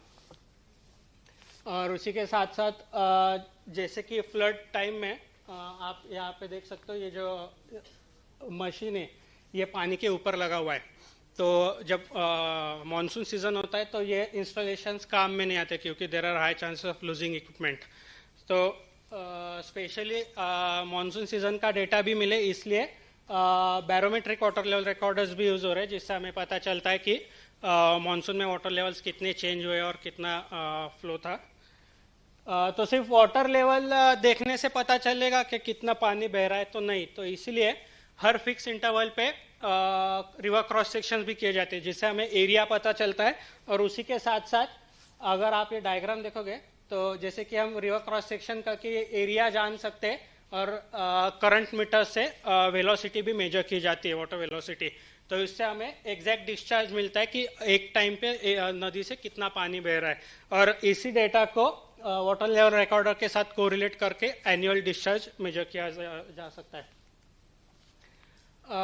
तो ये ग्राफ आप देख सकते हो, इसमें ऊपर जो ब्लैक लाइन्स आ रही है ये रेनफॉल इवेंट्स है और नीचे की जो ब्लू लाइन है ये वाटर डिस्चार्ज है रिवर का। तो जहाँ पे भी आप देख सकते हो जहाँ पे भी रेनफॉल इवेंट्स हो रहे हैं वहाँ पे डिस्चार्ज में भी वो रिफ्लेक्ट होते दिखाई दे रहा है। तो इसीलिए अगर हाइड्रोलॉजिक मॉनिटरिंग कर रहे हैं तो रेनफॉल डेटा और डिस्चार्ज डेटा दोनों एक साथ मॉनिटर करना इम्पोर्टेंट होता है, ताकि हम ट्रेस कर सकते हैं कि अगर कोई भी इवेंट हो रहा है तो वो उसके पीछे के क्या रीजन है। तो एक टेंटेटिव अगर 1 क्यूमेक्स मतलब कितना पानी दिन भर में, यह अगर हम देखें तो 1 क्यूमेक्स मतलब अप्रोक्सीमेटली 8.5 करोड़ लीटर पानी दिन भर में वो नदी से बह रहा है। तो अगर ये नंबर हम अगर सिर्फ देखें तो हमें पता चल सकता है कि कितना पानी हमें सतपुरा टाइगर रिजर्व से साल भर में मिल रहा है। जो कि एक तवा डैम जो है ये होशंगाबाद डिस्ट्रिक्ट जो अभी नर्मदापुरम हो गया, नर्मदापुरम डिस्ट्रिक्ट और हरदा डिस्ट्रिक्ट के लिए सिर्फ डोमेस्टिक नहीं तो एग्रीकल्चरल भी नीड जो है ये पूरे तवा डैम पे डिपेंडेंट है। और अगर होशंगाबाद और हरदा डिस्ट्रिक्ट के सारे वाटर रिसोर्सेस अगर हमें सिक्योर करने हैं तो हमें कहाँ पे फोकस करना है इससे पता चलता है। ये वापस एक मैप दिखा रहा हूँ आपको। तो जैसे कि इसमें आप देख सकते हो ये नागद्वारी नदी जो है ये सेंटर वाला, इसका कैचमेंट जो है ये मेजरली फॉरेस्ट से आ रहा है। इसके साथ साथ सोनभद्रा नदी और ये देनवा नदी, इन दोनों के कैचमेंट जो है ये मिक्स्ड है, फॉरेस्ट और एग्रीकल्चरल। तो अगर ओवरऑल वाटर डिस्चार्ज अगर देखा जाए साल भर के लिए तो आप देख सकते हैं जो रेड लाइन है ये नागद्वारी नदी है, ब्लू लाइन है ये देनवा है और ग्रीन लाइन है ये सोनभद्रा नदी है। तो सोनभद्रा नदी में हम देख सकते हैं कि वाटर अवेलेबिलिटी जो है बाय द समर ऑलमोस्ट नीचे गया है। तो डिस्कनेक्टेड पूल सिर्फ रहते हैं, वहाँ पे पानी बिल्कुल भी नहीं रहता है। बल्कि देनवा और नागद्वारी ये नदी आप देख सकते हो काफी स्टेबल है, चेंजेस है बट ड्रास्टिक चेंजेस नहीं है। तो इसी बेसिस पे वापस एक बार मैं वाटर डिस्ट्रीब्यूशन के मैप पे आऊंगा। तो जैसे आप यहाँ पे देख सकते हो सोनभद्रा में से ऑटर ड्राई सीजन में पूरी तरह से गायब है। तो हम इससे ये भी पता चल रहा है कि अगर जैसे टाइगर के लिए फॉरेस्ट कनेक्टिविटी इंपॉर्टेंट है, वैसे ही ऑटर्स के लिए भी कनेक्टिविटी इंपॉर्टेंट है। अगर पूल्स में डिस्कनेक्टेड पूल्स होंगे तो ऑटर भी वहाँ पे रहना प्रेफर नहीं कर रहे। तो ये एक इम्पॉर्टेंट जानकारी हमें जो हाइड्रोलॉजी और ऑटो को अगर ये डेटा अगर हम कोरिलेट करने की कोशिश करें तो एक इम्पॉर्टेंट फैक्टर हमें यहाँ दिखाई देता है। उनके जो है कोएरेट बोल सकते हैं जो डिस्ट्रीब्यूशन अफेक्ट कर रहा है। फिर उसके बाद ये जो देनवा नदी आप देख सकते हैं ये सतपुरा टाइगर रिजर्व के ऑलमोस्ट बीचों बीच से स्टार्ट हो रही है और फ्रिंजेस से बहते बहते वापस एक्चुअल नदी यहाँ तक है। मैंने बस यहाँ पे कैचमेंट दिखाने के लिए यहाँ तक ड्रॉ किया है। तो लार्जर पोर्शन जो है इसका यहाँ का तो ये नॉन फॉरेस्टेड और एग्रीकल्चरल कैचमेंट में आता है और बाकी एक ये छोटा सा पोर्शन जो आप देख रहे हो ये फॉरेस्टेड कैचमेंट है। तो अगर कंपैरेटिव स्टडी देखना चाहेंगे हम तो यहाँ पे हमने overall agricultural and forested catchment का आप देख सकते हो ये ब्लू लाइन। इसमें ओवरऑल डिस्चार्ज जो है ये इतना है, और बल्कि जब से 500 स्क्वायर किलोमीटर का नॉन फॉरेस्टेड कैचमेंट होने के बावजूद सिर्फ 150 स्क्वायर किलोमीटर का फॉरेस्टेड कैचमेंट कितना इफेक्ट दिखा सकता है. सो ये ऐसा नहीं कि सिर्फ एग्रीकल्चर, सब जैसे कि हम देख सकते हैं जो नॉन फॉरेस्टेड कैचमेंट्स है उसमें कई सारे प्रेशर्स होते हैं. वाटर एब्स्ट्रक्शन होता है फॉर एग्रीकल्चरल पर्पजेस और फॉर मेनी अदर पर्पजेस. तो इसी की वजह से इसमें काफ़ी वाटर डिस्चार्ज जो है वो अफेक्ट हो रहा है. बल्कि सिर्फ 150 स्क्वायर किलोमीटर का अनडिस्टर्ब जो कैचमेंट है उससे कितना पानी में फर्क पड़ रहा है हम देख सकते हैं. तो अगर ये सारी चीजें सामने रख के अगर हम ये सोचेंगे कि जैसे कि कई सारे कैरिज्मेटिक स्पीसीज जो है वो ज्यादातर टेरेस्ट्रियल हैबिटेट में, टाइगर, राइनो या फिर बाकी जो मेजर एलिफेंट, ये सारे टेरेस्ट्रियल एनिमल्स है. तो ज्यादातर कंजर्वेशन एफर्ट जो है ये टेरेस्ट्रियल स्पीसीज पे ही जा रहे हैं. पर अगर ये सारा डेटा देख के हम ये पता चल रहा है कि अगर कोई भी प्रोटेक्टेड एरिया में अगर उनकी फ्रेश वाटर इकोसिस्टम पे अगर ध्यान नहीं दिया जाए तो हम कितना रिसोर्सेस हमारे लूज हो सकते हैं. जैसे कि अगर अनडिस्टर्ब कैचमेंट ही नहीं रहे, कल सतपुरा टाइगर जैसे जंगल ही नहीं बचे तो कितना पानी हम लूज करेंगे, उसका एक रिप्रेजेंटेशन यहाँ पे है. तो इसीलिए कैरिज्मेटिक स्पीसीज के साथ साथ ऐसे लेसर नोन स्पीसीज को भी एज ए इंडिकेटर स्पीसीज मान के हम इसके स्टडीज कंडक्ट करना जरूरी है. ऐसा ये सेंट्रल इंडिया का एक पहला स्टडी है हाइड्रोलॉजिकल सिस्टम्स में.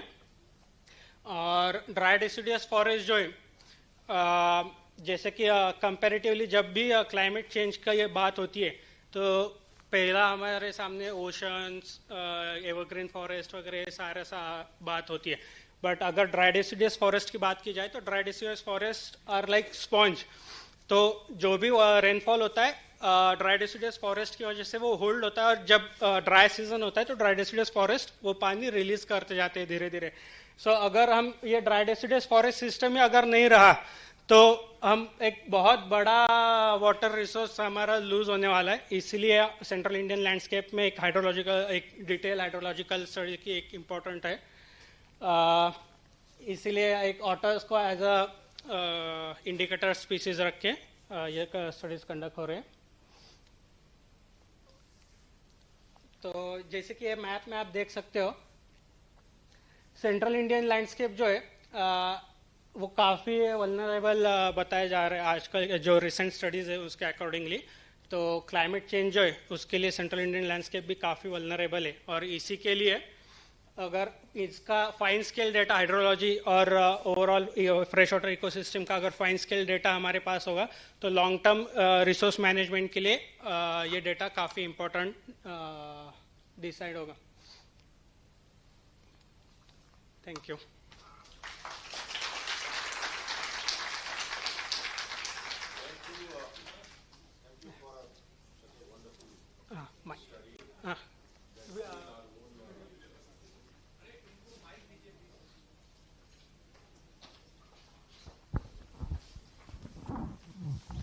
Thank you very much for such a wonderful study. And though it is not yet complete, but I mean it will give more meaningful results than what we have today. And thanks to WCT, Anis, so that you have actually taken up this. One more study in Balaghat is also required. And now the floor is open for questions. Any questions from any side? हाँ, वो दिया है उनको, कोशिश कर रहे हैं. हाँ या क्वेश्चंस चालू रहेंगे, वीडियो चालू हो जाएगा तो एनी क्वेश्चन? हाँ, सो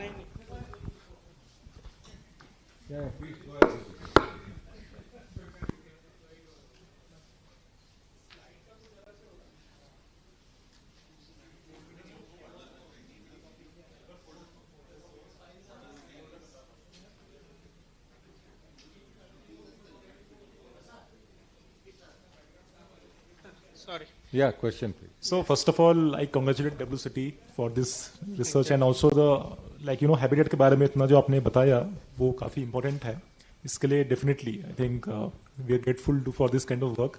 But I want to know from you, you also show the slide about this climate change.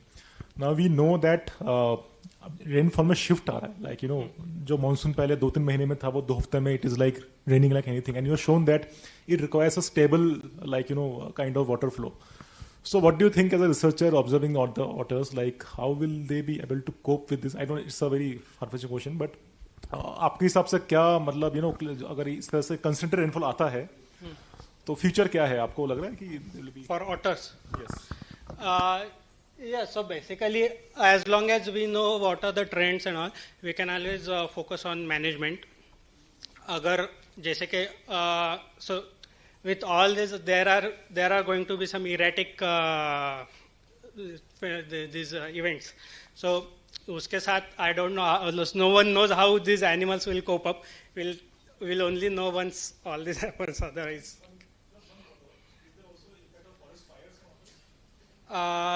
उसका अभी तक तो कुछ वैसे डेटा नहीं है.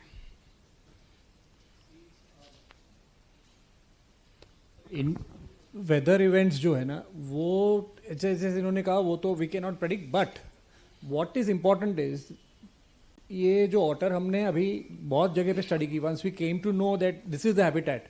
तो पेंच महाराष्ट्र में भी मिला है, तो हमने पेंच महाराष्ट्र में, तो पेंच मध्य प्रदेश में होगा ही क्योंकि तोतलाडो डैम के नीचे, फिर बालाघाट में भी मिला है, झारखंड में भी मिला है. तो ये now that we know, but all those habitats are very, very untouched. So as long as the forest is there, erratic जो भी बिहेवियर है उसको विथस्टैंड करने की क्षमता एनिमल्स में है, बिकॉज इसके पहले भी बहुत बार हुआ होगा, hundreds and thousands of years की बात है ये. So that is not a problem, but the forest integrity is the most important thing in this. Yeah, I'd like to congratulate WCT for this absolutely fascinating discovery, this study also, the Satpura National Park. My question is that, Pachmari town, which is located upstream of many of these rivers actually, and their streams, they're the headwaters, actually is producing a lot of garbage. It is producing a lot of waste. The streams that are flowing down from the plateau are also carrying a very heavy pollutant load in the form of organic as well as inorganic pollutants. Also, there is a landfill, there is a dump site which is north of one of the principal tributaries of the stream that you're talking. That may not be directly connected, but I've seen some of your field. I've seen some of your field stations in the Jambudweep area, but I also presume that they are there on the other side, जहाँ पे इनकी landfill site है. Now, my question, it's not a question, but it is certainly a hope that, we will be able to reach out to the other agencies that are, which are involved for waste management. And I know that waste management is now a big issue in Pachmadi. Any response on that, please? Yes, so currently we are in touch with Cantonment Board. So even it's a great pleasure to say that even the new current Cantonment CEO, that person is very enthusiastic and very active against plastic. So he is taking major action. Like nowadays he has stopped even selling some even water bottles below 2 liter. So no cold drink bottles are allowed to sell below 2 liter of size. Water bottles are restricted for 2 liters, and also all these new steps they are taking for avoid these plastics. Since Pachmadi is like prime tourism location, so a lot of this garbage is coming from tourism industry. So and Cantonment Board is also trying as possible as much from their side, and even we are in touch with them. So we are also providing them some suggestions, like while doing these occupancy surveys. So we have identified few sites where the garbage is going like funnel thing, like bottleneck of this garbage entering into the forest. So we are suggesting them to put some barrier or anything what we can do to avoid that garbage going into the forest. Because if anything goes from Pachmadi Plateau, that travels across the Satpura Tiger Reserve and then it reaches the Tawa dam. So, it's an important thing which we are. So along with this, so during July month, so there is one village inside Tiger Reserve called Kajri. It's a relocated village, and there is one temple called Nagdar Temple. So every July, a big festival happens over there called Nagdwari Mela, and like more than some 2 lakh people, approximately some 2.5 lakh people visit. Lot of garbage will be there, so forest department may do all effort, like they'll try to put garbage, they'll put public toilets, everything they'll do, but the amount of people visiting, it's too high that even for facilities to handle all this crowd is difficult. So we are also monitoring the water level during these melas, so what we can do, where all these, so since the tourists, they when they come for mela, they camp across these rivers, so which are like some of the major otter habitats.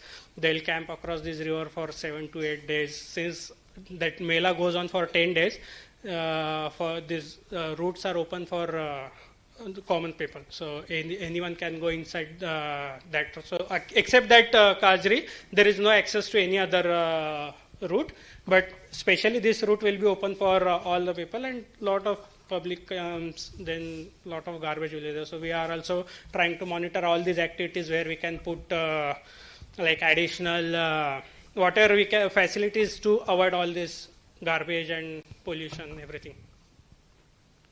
Yeah, please. Sir एक question था, थोड़ा elementary question है, इधर this side. ये आपने जो range बताई थी ऑटर की, यूरेशियन ऑटर की, वो हिमालयन रीजन तक थी, उसके बाद सीधे आउट ऑफ द ब्लू ये सेंट्रल इंडिया में कैसे मिल रहा है? या सो अभी धीरे धीरे जैसे देख सब मेजर रीजन जैसे मैंने बताया गया कि जो स्मूथ कोटेड ऑटर है ये काफी वाइड स्प्रेड था इंडिया में. कई सालों तक लोग यही मानते रहे कि जो भी फोटो आ रहा है वो स्मूथ. एक तो ऑटर आइडेंटिफाई करना फील्ड में काफी डिफिकल्ट है. सो अगर उनका क्लियर आपको एक उनका स्नाउट का फोटो होना चाहिए, लेग्स का लाइक क्लॉथ के फोटो होने चाहिए, ये सारे क्राइटेरिया मैच होने के बाद आप आईडी कर सकते हो. तो बेसिकली आईडी करना ही डिफिकल्ट होने की वजह से कई सालों तक वो मिस आइडेंटिफाई होते रहे.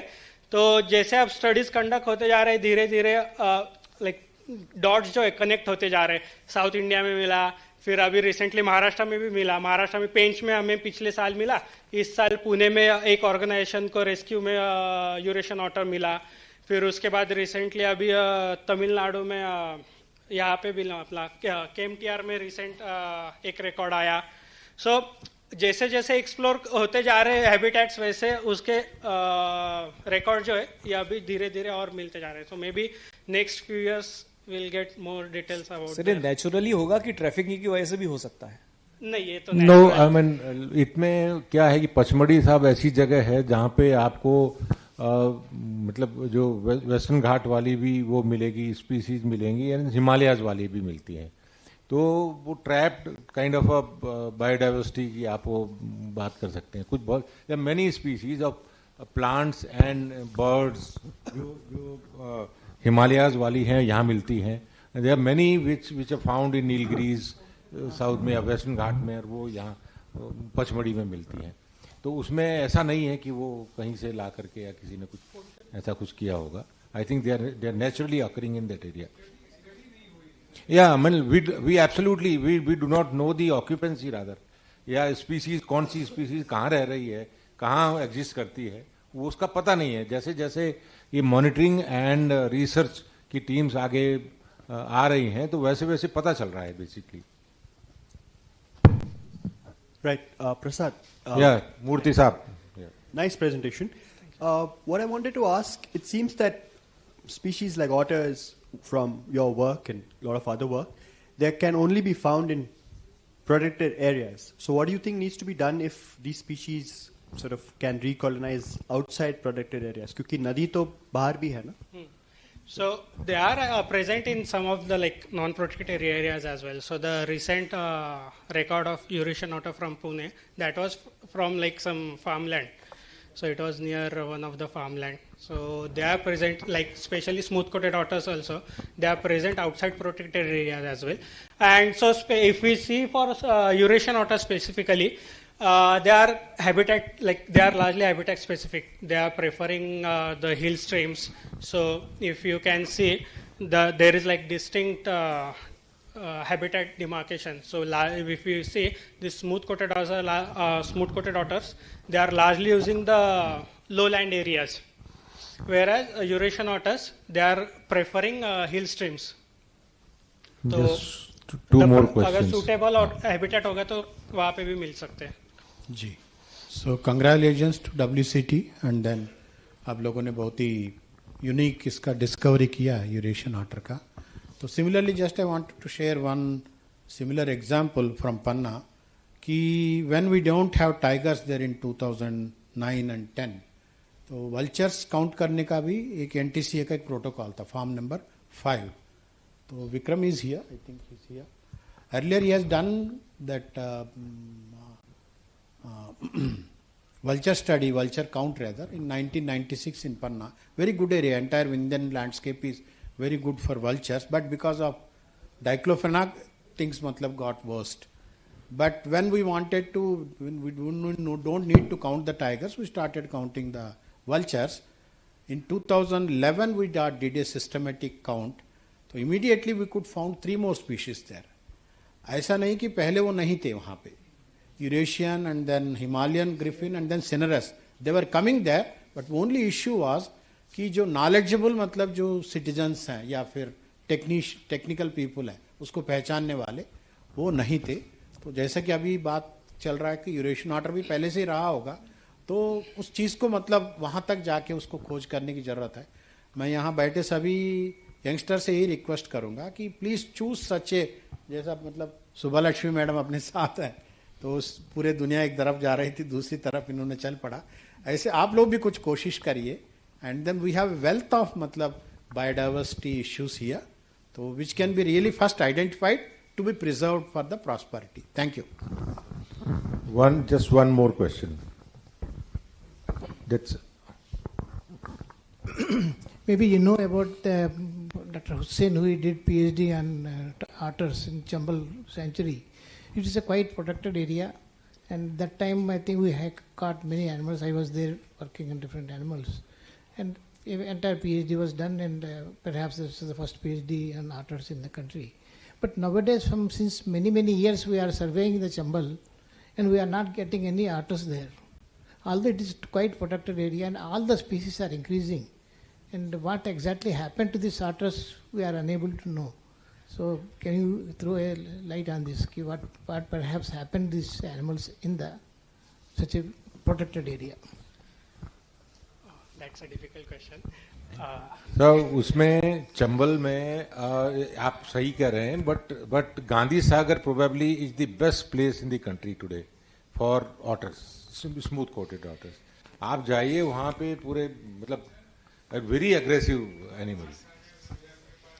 Yeah. So thank you, Dr. Saab. Thank you very much for such a wonderful presentation, and we really appreciate your hard work. We would like to request Mr. Vikas Singh Baghel to come on the stage to present the souvenirs to our guests.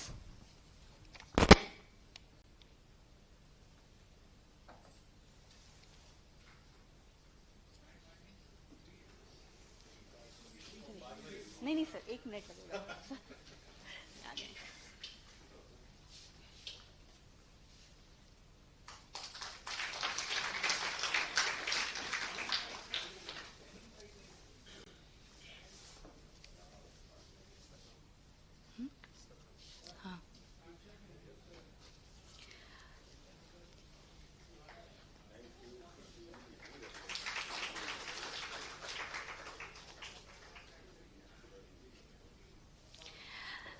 Thank you very much, sir. Thank you, sir. अब बिना किसी break के चलते हैं हमारे अगले session की तरफ. हमारे अगले सेशन का टॉपिक है protecting India's fresh water turtles, research and conservation stories. For that we have 2 esteemed speakers today. We would like to invite Dr. Arunima Singh, Senior Biologist and Chief Functionary at TSA Foundation India, on the stage, please. Along with, I would like to request Mr. Ashish Panda, PhD Scholar at Wildlife Institute of India, Senior Project Associate at NMCG WII. We welcome you, sir and ma'am. We request Mr. Vikas Singh Baghel to please present a planter to the guests to welcome them.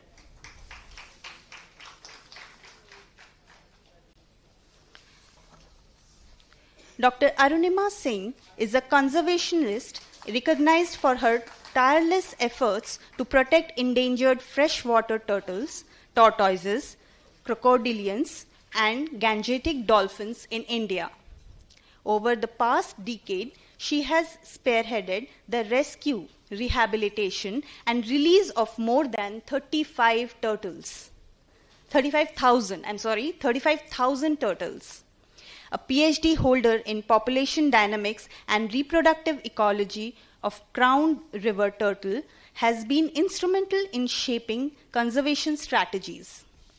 She has also trained at renowned institutions like the Turtle Survival Center, Arizona, and few international zoos like Bronx Zoo, New York, and has mentored over 20 students in their master's dissertations and internships focused on freshwater turtles and tortoises. Currently serving for the TSA Foundation India, and is also an active member of the IUCN Tortoise and Freshwater Turtle Specialist Group. Her outstanding contributions have earned her several accolades, including the New West Group Earth Heroes Save the Species Award. Congratulations, ma'am, and welcome to our panel.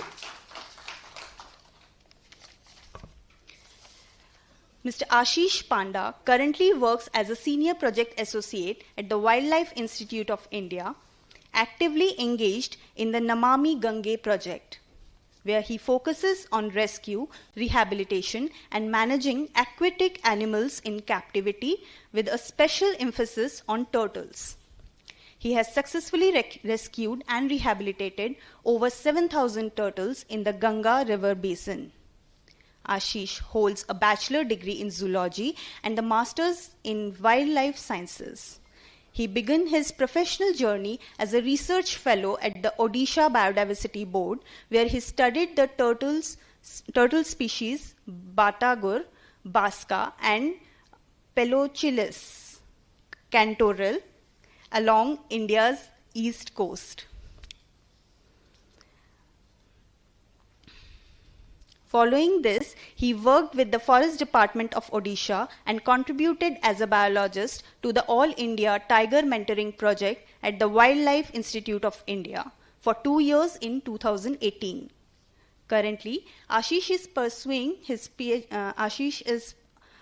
PhD through ACSIR, focusing on the behavior of captive turtles at the NMCG WII lab. He has a diverse research background, having worked with various animal groups, especially reptiles, including research on gharials in the Gandak River. He also developed a new tool for digital morphometry of turtles, which was published in PLOS this year. He is a member of the IUCN SSC Tortoise and Freshwater Turtle Specialist Group. With over 5 years dedicated to his work, Ashish remains committed to the wildlife conservation, especially the freshwater ecosystems. We welcome you, sir. And now, to chair this session, I would like to request Professor Dr. R.J. Rao, former Vice Chancellor BU Bhopal, to come on stage. I request Mr. Vikas Singh Baghel to welcome him with a planter. Professor R.J. Rao completed his BSc from Andhra University, MSc and PhD from Bhopal University. After completing his PhD, he joined Wildlife Institute of India as research fellow to conduct postdoctoral research work on ecology of aquatic animals in the National Chamber Sanctuary. He joined School of Studies in Zoology, Jivaji University, Gwalior in January 1989. He has completed research projects from MOEF, UGC, MOA, MAPCOST, UNDP, GOI, GCA, and DEC. His field of research is primarily on wildlife biology and management, and other research interests are conservation biology, environmental impact assessment, zoo management, conservation and management of aquatic resources, human ecology, etc. He has supervised a number of PhD, MPhil, and PG students. Dr. Rao has published more than 100 research papers in national and internationally reputed journals and several books. His research work was recorded as significant contributions in Encyclopedia Britannica. He received advanced research training on ecohydrology in Europe in 1999 and conservation GIS in USA, that is in 2005, through UNEP and UNESCO fellowships. He visited many countries including USA, UK, Italy, France, Australia, Singapore, Sri Lanka, Thailand, Poland, Austria, Hungary, Croatia, Kenya, Senegal, Nepal, Malaysia, China, Hong Kong, Argentina, etc. for participating in scientific programs. He organized several scientific programs like seminars, conferences, workshops, training programs, and important days of scientific significance. Dr. Rao was on a reviewer panel for several journals. He's a member of several international and national committees and organizations. He worked as a member of National Wildlife Board, Government of India. He got Best Teacher and Dedicated Vice Chancellor awards. He worked as Director, Indira Gandhi Academy of Environment, Ecology, Research and Eco-Planning. Deputy Director, Institute of Distance Education and Rector in Jivaji University, Gwalior. He served as Vice Chancellor of Barkatullah University, Bhopal, from September 2018 to September 2022. We welcome you, sir. Thank you. It's too big biodata, it's okay. So before I request my young colleagues to say something on this, I did my PhD on turtles, and Subbalakshmi ma'am was talking about misidentifications of moths and all those things, yet name changes and everything. So I think I should say that today the species and my PhD thesis and a name of the turtle is no more existing. Change the name. And I got a PhD from a university, Bhopal University. That Bhopal University's name changed to Barkatullah University. So that species, everything is gone. So it happens because of large number of species when they are, and new researchers are coming, and particularly taxonomists. So they do some type of their own research and give more study more characteristics, and name changes usually happens. And really I'm thankful to the Vikas and all the people who has invited me for this thing. And when I started work in 1980s, 70s, no one was studying on turtles. Perhaps mine is the first ecological study. And that really I am thankful to the Forest Department, Madhya Pradesh Forest Department, who gave all the assistance to me for working in that time 1980s was a very dangerous area of Chambal. And I came all the way from Andhra Pradesh, not much speaking on local language, of course. But anyhow, I think we did good studies on turtles. And later on, our young colleagues have taken up this flag, and they are now working. And recently I was in America, this turtle survival meeting, and your name was asked by the people there that why she is not here. So that was the thing at me. So I think I know her, but first time I think I am seeing physically because of my involvement in the university administration. Maybe some small gap by the time these people have grown up such a way, and now they have taken this flag and going good. I request Hanuman to say about his work. her work, please.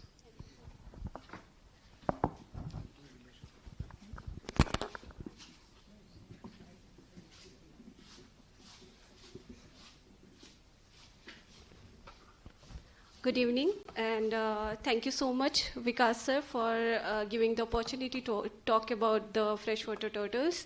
I want to congratulate to entire team who have organized this program, because as everyone said, like for the big species we all talk, but for the lesser known very few talk. So yes, and thank you, sir, and it's a great privilege that you are going to chair this session, and I've grown reading your papers, especially when I was starting my PhD work on the ecology, and yes, so I'll be talking about the freshwater turtle and tortoises, and I hope you all are awake, because this is after the lunch session, and earlier it was planned for some bird or something, so it's came to the water now.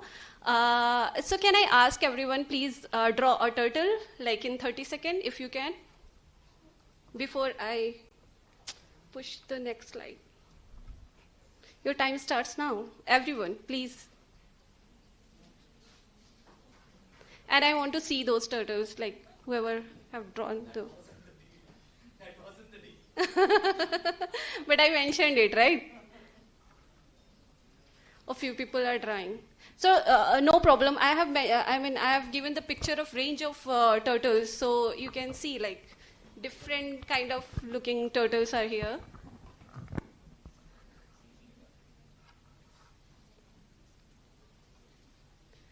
Just to give little connect with the turtles. Oh wow, sir, you have not. It's cheating.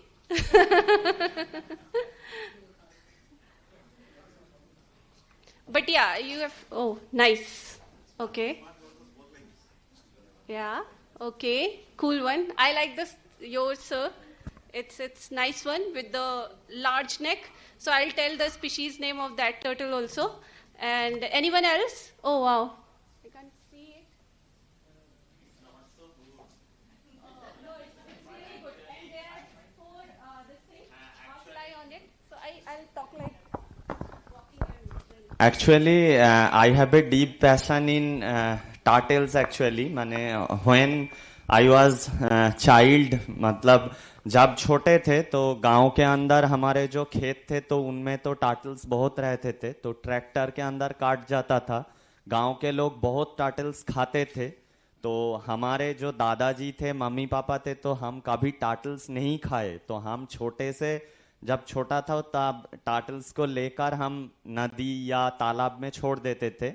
और आज जब wild life का जो हम काम करते हैं तो हमने अभी तक मतलब 1000 के ऊपर टर्टल हमने रेस्क्यू किया और रिहेबिलिटेट किया. और ये जो टर्टल है ये मेरा बहुत फेवरेट टर्टल है, पीकॉक सॉफ्ट सेल टर्टल, नीलसोनिया हुरुम. तो वो बहुत बड़ा सा होते हैं, तो उनको हम रिलीज करते हैं, इसीलिए छोटा सा एक ड्रॉ किया. Thank you ma'am. Okay. So thank you very much for drawing the turtle. And there is one turtle came from this side. Okay, nice one. This is the soft shell. So I'll be talking. So few people drawn like little, dome-shaped turtles. Some were the flats and all that. Maybe some of you will be knowing the name of those turtles and types of turtles. I'll quickly go through all those types and all that. So there are few turtles over there, and turtles are on this earth since more than 250 million years. They are existing on this earth, and little bit changes with their morphology and structure from the ancient to the present turtles. And if you see the first picture, that is a hypothesized turtle from the its ancestor of the current species is or the group or genera. And it is believed the turtles which was existing more than 250 million years, it was more like the lizard in shape, and the turtles, ancestor turtles, like they had the teeth, but now the turtles which exist now, they don't have those teeth now. And on the basis of the group, if we talk about in India, in India there is one which is known as like there is shell, and you must have seen like there is marine species also, and maybe in the next slide I'll talk about. Yeah. So there are few types of turtles are found in India, and if you talk about the diversity of the freshwater turtles and tortoises in India, so India is the third most rich in terms of the freshwater turtle diversity after the Mexico and USA. And globally, more than 350 species of the freshwater turtles and tortoises are found. And India, 30 species of freshwater turtles and tortoises found. And out of 30, 25 are freshwater turtles and 5 are tortoises. These are different types of turtles found in India. And here, if you see, this is the marine species which we don't consider as the freshwater turtle and tortoises. And you can easily identify or recognize the marine species because they have long webbed feet. And the freshwater turtle and tortoises have the small either flipper-like structure or the stump-like feet. So tortoises, which live like here, you can see this is the star tortoise, and very common. I think everyone must have seen this species, but this is highly in illegal turtle trade. And this species is tortoise, and it's found on the land, and they have stump-like feet, and they are more domed. So you have drawn one tortoise because your turtle was like more domed in shape. So yes, and sir have like the orange kurta. Sir's turtle were more looking like side neck turtle because there is two groups of turtles. Yes, it's like large, like big neck. So it's maybe side neck kind of turtle. So yes, and after that there is other types. So like this species which is known as terrapin, Indian northern river terrapin. So this is found in the Sundarban area, and this is called terrapin because it's found in estuarine region. So the turtles which are found in estuaries, so they are called terrapins, right? And these are the two types. These are the river turtles, and this is the hard shell turtle, and this is the soft shell. And few people have drawn the soft shell and few the hard shell because Sabir sir showed me the hard shell turtle picture. Why? Because the turtle which have the scoots, kind of like there is structure like आप बर्फी खाते हो वैसा कुछ दिखेगा. Then it's a hard shell, and if there is no scoots on top of the carapace, then it will be soft shell. I hope everyone will be a little bit clear about these terms, which you must have heard previously: turtle, tortoise, soft shell, hard shell. Yes. And so here, this is the turtles which I work on, especially the freshwater turtle and tortoises. So this is, you can see, this is a tortoise, stump-like feet, and they have the scales on their limbs. And these are the turtles. And someone can tell this is hard shell or soft shell? This, yes, because they have the scoots on the carapace, and there is no scoots. So yes, simple. So in India, there is 5 species of the tortoises are found. So here you can see these are 5 species are found in India. And these are the 8 species of the soft shell turtles are found in India. So these are different species. I don't have much time, so otherwise I would have like taught you guys like how to ID different turtle. But I'll tell you small tool which you can use, and it will help you to ID the turtle. And so these are the beautiful hard shell turtles. So these are the species which are found in India. And most of the I have pictures selected are the males because they are good looking. Yes, and so this is the beautiful, this is a terrapin, which I don't think you remember the name, but this is northern river terrapin. And I'll be talking about more this species. This is Batagur kachuga, which is found in Madhya Pradesh also, and there are other species also. So there is one application, Kurma, or you can simply go through the website, Indian Turtle, www.indianturtle.in.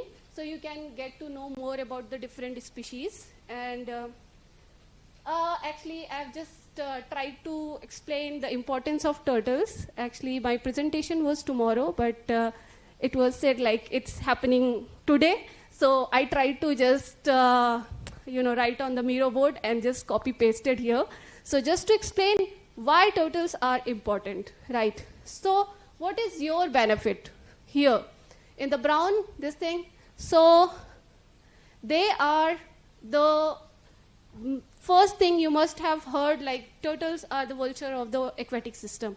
So yes, because what they do, they just feed on the decomposing material and they clean our aquatic system, and that's how they help us, our aquatic systems clean, and water you can drink. Even the communities, they can. So this is how you can explain the community why the turtles are important. Other than that, in the orange boxes, I have written like what is the, for your understanding. And here it is like what the community or we can get from the turtles. So they also help in recycling nutrients, because some of the species, they burrow in the water, and when they burrow, they just recycle. And apart from that, on the land also, some tortoises, they just dig inside and they just hide themselves. And also when they nest also, they just try to dig out the mulches and all that. This is how they help in recycling the minerals into the water system as well as on the land. Apart from that, they have the aesthetic values. Few in mythology also, people believe turtles are also worshipped by different communities and different people. So that's how they help in our ecotourism livelihood also. They can help, and they help in food security and religious cultural values also. So this is one beautiful picture I took from Anish sir, because this is really appealing. You can see there is sand mining, and there is one of the top 25 threatened species. This is Batagur kachuga, which is only found in the Chambal River. I'll be talking in more detail. And these are the few direct threats on the turtles, like the entanglement of the turtles in the fishing nets. They are eating plastics and riverside agriculture. So this is how when they nest, their eggs get destroyed. So this is how they are, directly impacted by these threats. The most emerging threat is the illegal turtle trade, and Ashish will be talking in more detail about it, but majorly turtles are traded because of their value for the people keep them as a pet, their meat value also, people eat them, as well as for the medicinal purpose. And the most dire situation is like their body part are also smuggled.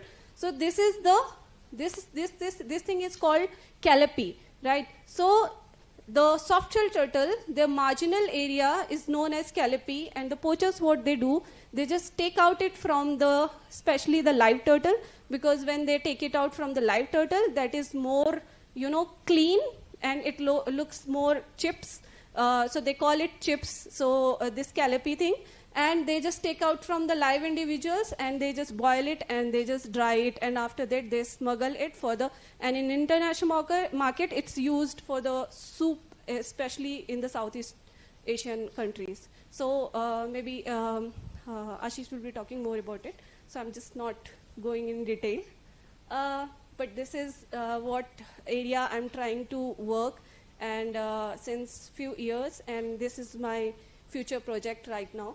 And so what are the conservation work we are doing, and how we have planned working on different species. So these are the few areas. 5 turtle priority areas have been identified in 2005 by the government as well as the organization like Turtle Survival Alliance and other organization. Together they have planned on the basis of these are the habitats, few important habitats Either there is good population of the freshwater turtles, or few species which are found in these regions are critically endangered or the most threatened, and they need immediate conservation attention.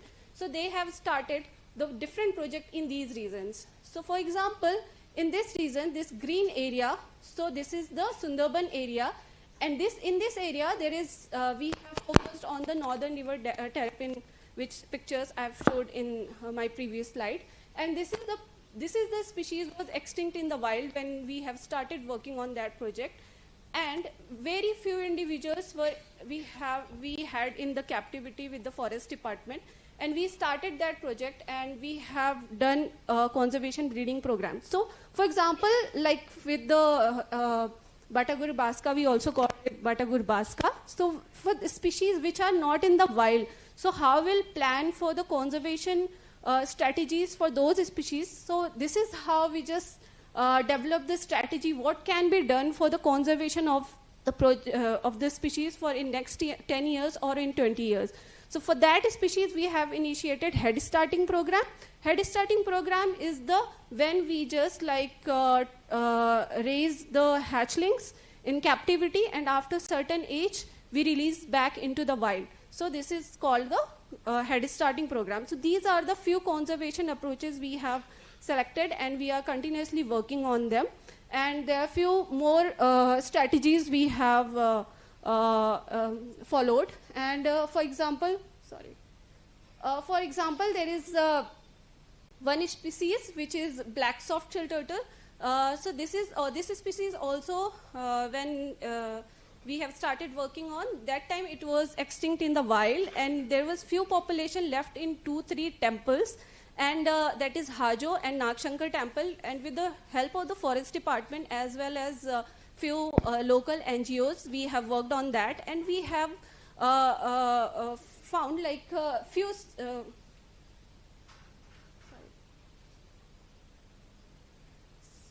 so we have found like there are few improvements needed for the temple ponds, because the turtles they were in the temples, there was species which was there in those temples, so it needed lots of husbandry interventions. So we have worked on that, and we before there was like they were nesting along the wetlands or the ponds, but there was no protection for that. And in that species, you can see lots of cannibalism. So the turtles were nesting in that region, and they were eating each other, and no one was trying to just protect and just like releasing back into the different habitat. So we can develop such more colonies for those species, right? So we have chosen that strategy. So I want to tell, like, for the different species, we choose different strategy for the conservation of those species. Today I've taken one species because it's just lots of different species and need different interventions. So this is the species. This is known as red-crowned river turtle, which is found in Chambal River from Rajasthan till MP. And earlier, the species was found in the Ganga basin in India as well as in Bangladesh. But now only this exists only in the Chambal River, and the species is among top 25 most threatened species in the world. And the very interesting fact about this species, even the more hard-shell turtles, so males are 3 times smaller than the females. So in the red-crowned turtle also we see the same, and this species is critically endangered. And we are working on this species, and the different threat we have identified on this species is the, again, illegal trade. Sorry to say that, but yes, it is happening, and in last 1 year, this species is found in the protected area, and I know it's difficult to do the patrolling and all that for the enforcement agencies, but even then, this is repeatedly coming in the trade.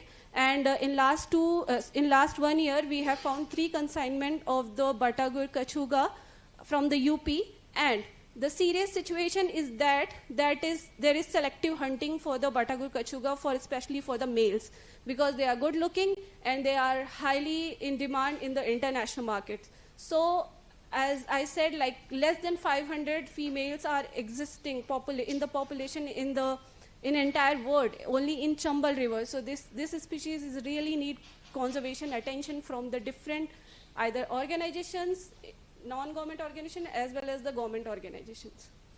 So these are the few threats we have observed, and these are the reasons. Either it's a poverty or people like to keeping them as a pet. So these are the few reasons because of these challenges this species is facing. So not only Batagur kachuga, there is another species which is known as Batagur dongoka. So both species share the same habitat almost. So both are facing same kind of challenges. So we are working with the forest department in Chambal River. So we have worked with the MP Forest Department for around 10 to 15 years, and we have done nest protection program, and currently we are working only with the Uttar Pradesh Forest Department. And what we have done, we have approached, we have chosen the approach of the in situ and as well as ex situ conservation. In situ, which we do in, okay, I have done a small mistake. So in situ, which we do in the wild, and ex situ, which we do in the captivity. And so there is only 4 existing assurance colony of the Batagur kachuga in India. Assurance colony, when we develop assurance colony, when we feel the species might extinct and it's a localized population, then we develop some kind of assurance colony. So in future, if species get extinct from the wild, then we have some population in the captivity, so we can breed and release back into the wild, which we did with the Batagur baska also, right? So there is only 4 breeding colonies, and unfortunately now few colonies don't have the males now, but the poachers have the males. So this is very sad situation.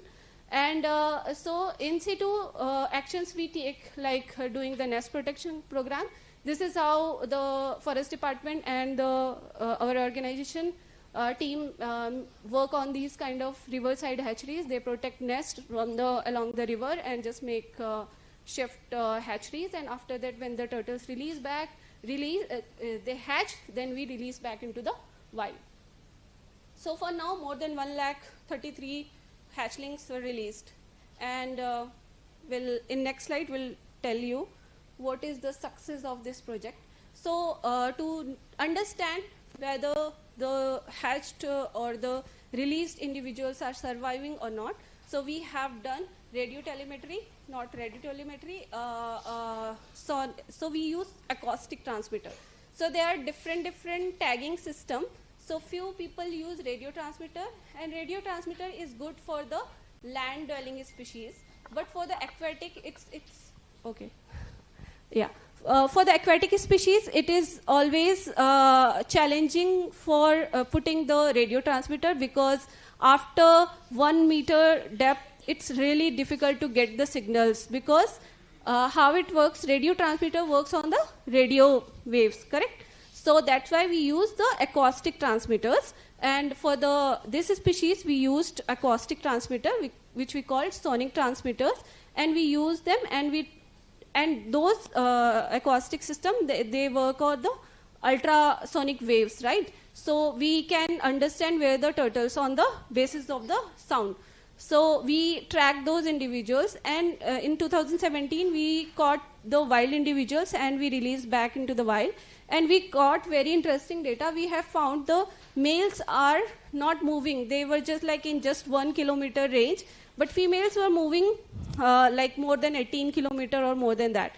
So that was the very interesting fact. And very recently we have used sonic transmitter in the captive raised individuals. So we wanted to know whatever the hatchling we are releasing, whether they are surviving into the wild or not. So what we have done, we have tagged them and then we let them go just to know whether they are surviving. And in Chambal River, it's a protected river, we have found 70% survival of those individuals. So we believe whatever turtles we are releasing, if not 70%, so maybe 50% individuals must be surviving in the wild. But there are still few gaps, like still the species is confined into Chambal, but we believe it's maybe Rao sir later can explain, there is a historic range of this species into Ganga also, but we could not reintroduce the species into the Ganga yet, but there because of different challenges, but there is still, I believe it should be done, and they should be released into the Ganga also, and there is no viable population other than Chambal, and there is lack of coordination in different organizations and the government organization, because when we tag individuals, there is lots of difficulties because they share different boundaries, state boundaries, so it's important there should be coordination so it can be tracked well. Apart from that, we also here there are few baby turtles, and this is the few species. You should know that they are in the world. We are the we have in India, we have the assurance colony, and we are doing the head starting program for these species. So I'll not name them because it will be too much, I think, for you guys. So just like for your kind information, just interesting fact, this is just a narrow-headed soft-shell turtle, and this is when they hatch, they are 2 rupees coin, and when they grow, they can grow 1.5 meter. So just imagine, yes. And yes, and this species, this is my PhD species, and this is why I have chosen this, because other than most of the turtles nest on the sand, they come out and they nest, but this species nest in the water. This is the second, one species do same thing, they are underwater nester. One species found in Australia, and this species is in India. So there was no information available on this species, but I tried hard to find out these nests, and in captivity I have tried to just keep the females in captivity to understand where they're nesting, and I found most of the cases they were nesting in the water, and few nests I also found in the fishing nets and all that. So we believe these species are underwater nester. So this is a very interesting study we have done with the Sundarban Forest Department. So we have used satellite transmitter. So because why we have used satellite transmitter on this species? Because they share international boundary. Like this species is found in Sundarban area, and we have earlier released the turtles with the sonic transmitter as well as radio transmitter, but we never found them. So that's why we have chosen satellite transmitters. So the satellites are giving good data, where is the turtles going. And in just 6 months, we have found all the turtles in either in someone's village or in like some fishing communities.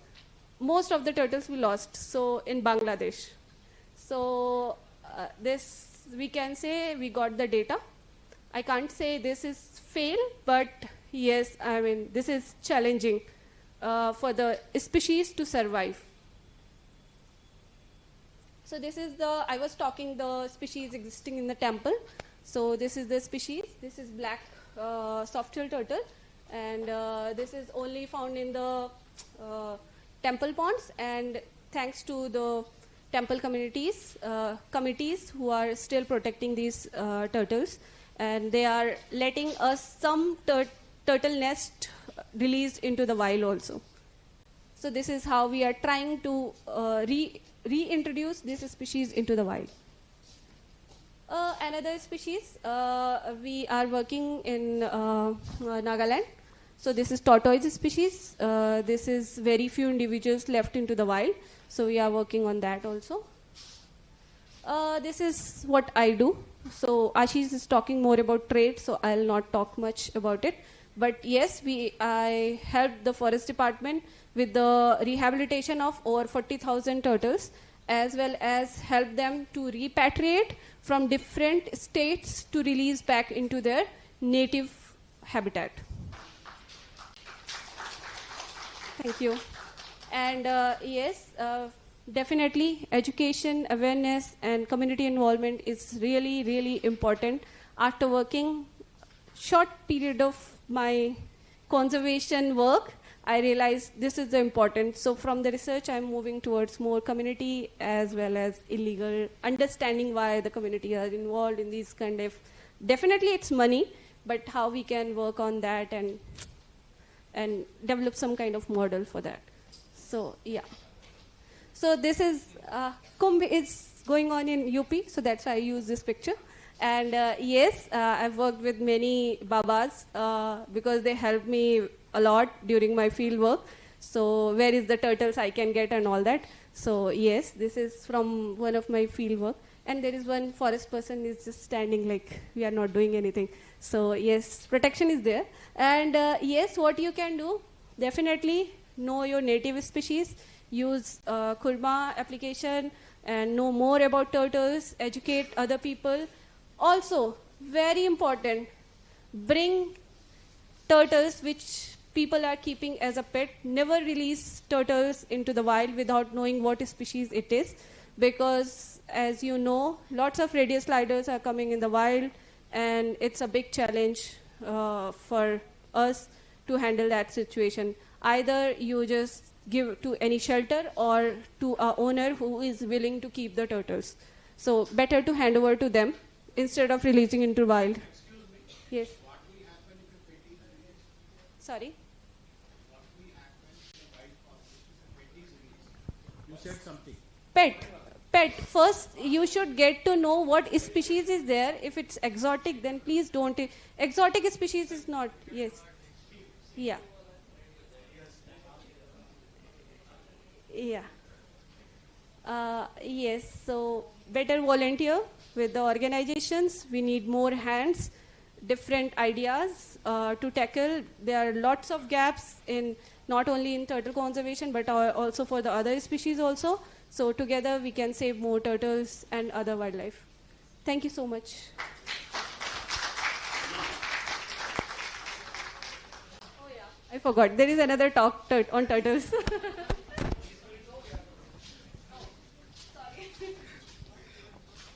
Thank you. Thank you, Arunima.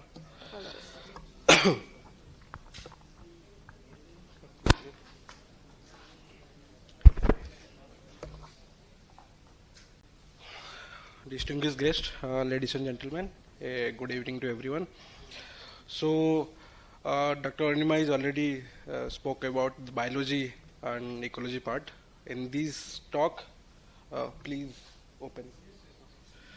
Yeah, in this talk, I'll talking about only the rescue and rehabilitation part, how we are doing it and what procedure we are following, and all that. So, it is open. Open is around.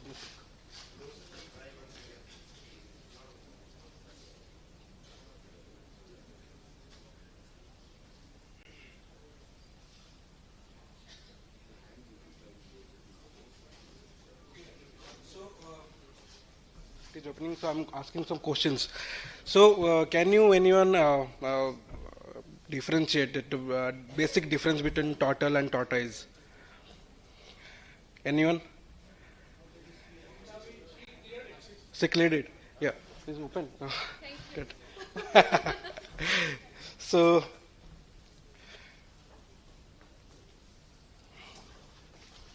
yeah.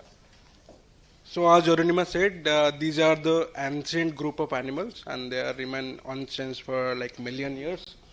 And they are the ecosystem engineers, we can say. So they ensure habitat stability through by seed dispersal, nutrition cycling, and they are the scavengers of aquatic ecosystem. So globally, there are 356 species of chelonians are found. In India, there are 30 species, but half of them are already endangered as per the IUCN category. So despite of these ecological importance, turtles are facing enormous threats like unregulated developmental activities, habitat loss and fragmentation, environmental contaminations, and exploitation for meat. Okay. So you can see here a graph. Yes, terrestrial species is declining, but when you see the phaerocytic species, it is declining more rapidly than both marine and terrestrial species. Okay. So a few days back only, this month, article just published about threatened of these freshwater fauna. Okay, so you can go through it. It's a very good article. Threats like for the pet trade, for like poaching cases are there, net entanglement by the fishing community. Also, sand mining is also there, and you can see here eggs. Sometimes eggs are being traded. Also, some natural barriers like dams and sewages are also there. Habitat loss is a significant challenge for these animals because you can see here the unsustainability of agricultural practices. Here you say rapid urbanization is happening. These areas you are seeing are the probable nesting areas for the riverine species.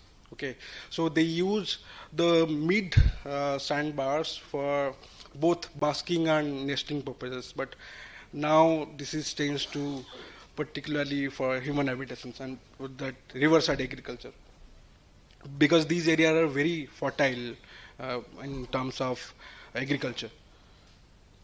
And also the poaching and illegal trade is happening.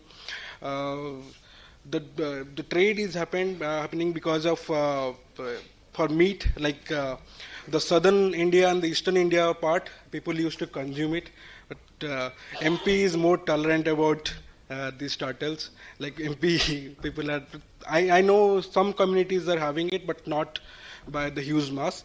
Also, for some pet trade, you can see here the star tortoise are being traded, and people are traded for this traditional Chinese medicine, you know, for these things.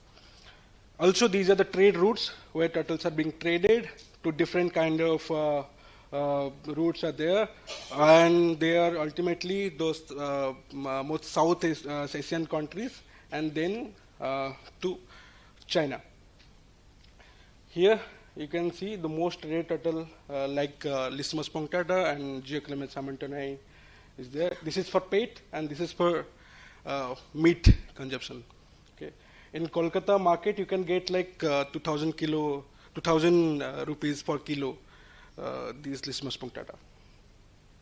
Also, as Arunima already showed this, these are the total private areas, but you see the trade route initials are these total private areas. Okay, MP, the Madhya Pradesh is one of them, the critical endangered Batagur Kachugan, Batagur Dhongaka found here.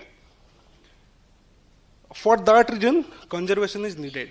Okay, so for the conservation, we can do habitat restorations, controlling of trade and exploitation in the policy level, also control of the pollution, and most importantly, rescue and rehabilitation. This is direct mode of conservation. We can do it, but you can say the real-time conservation. You can say so. Rescue is not that you are relocating an animal from one place to another, but a effective release, like to its natural habitat. So the meticulous process. So I'll show the process how we are doing the rescue and rehabilitation. So these are the framework and the centers we have established throughout the Ganga River Basin.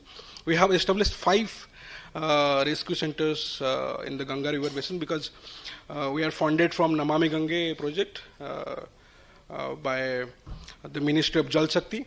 So that's why we're working in the Ganga River Basin. And one of the kind center is also in MP, that is in Bari.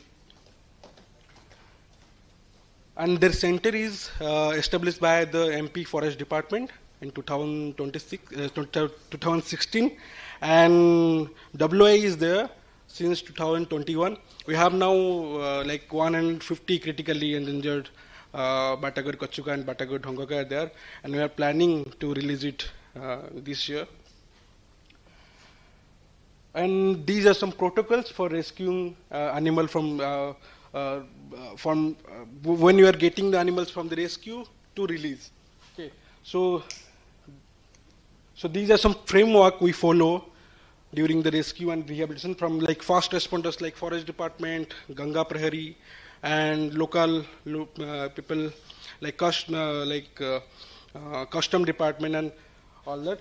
And the main goal of this framework is effective release of this animal. Okay. So the most challenging part during the rescue is the state of animal we got during the rescue. Some are with prolapse cases, some are with broken carapaces, some are dehydrated, like very brutal cases are there. And some eggs we collected from the like pet shop owners. Okay. And also you can see here the limbs have been tied with wires by the poachers, so they can't make any kind of noise during the transportations. So here you can see how they are creating holes and tying off. Okay. So during this, when the animal comes to our center, the animal is in too much stress. So maintaining, managing that stress condition is very difficult. For that, we are having some protocol like species. First, we do the species identification. This is very important because this is important throughout the rescue, you can say, from rescue to rehabilitation to release. This is very important, identification of species. Like what happened in Kerala, like they rescued a freshwater turtle and they released in the ocean.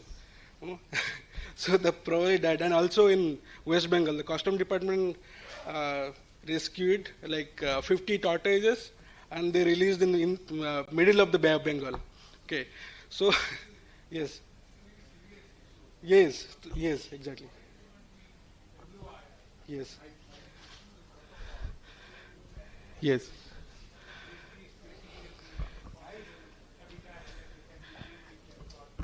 Exactly, sir. Yes, for that, sir, we have published 2 bilingual books. And also there is WLF is also there.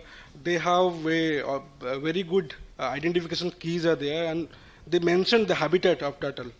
Different turtle have different habitat. They are also mentioned the biology also. Okay. The system. Oh. Okay. So there is lack of interest also. Yeah. Unfortunately. No. But you conduct workshop with the chief wildlife wardens of the state and say that this is the protocol you should be following. If you want to save the turtles, you have to do it. Yes. Yeah, sir, things are changing.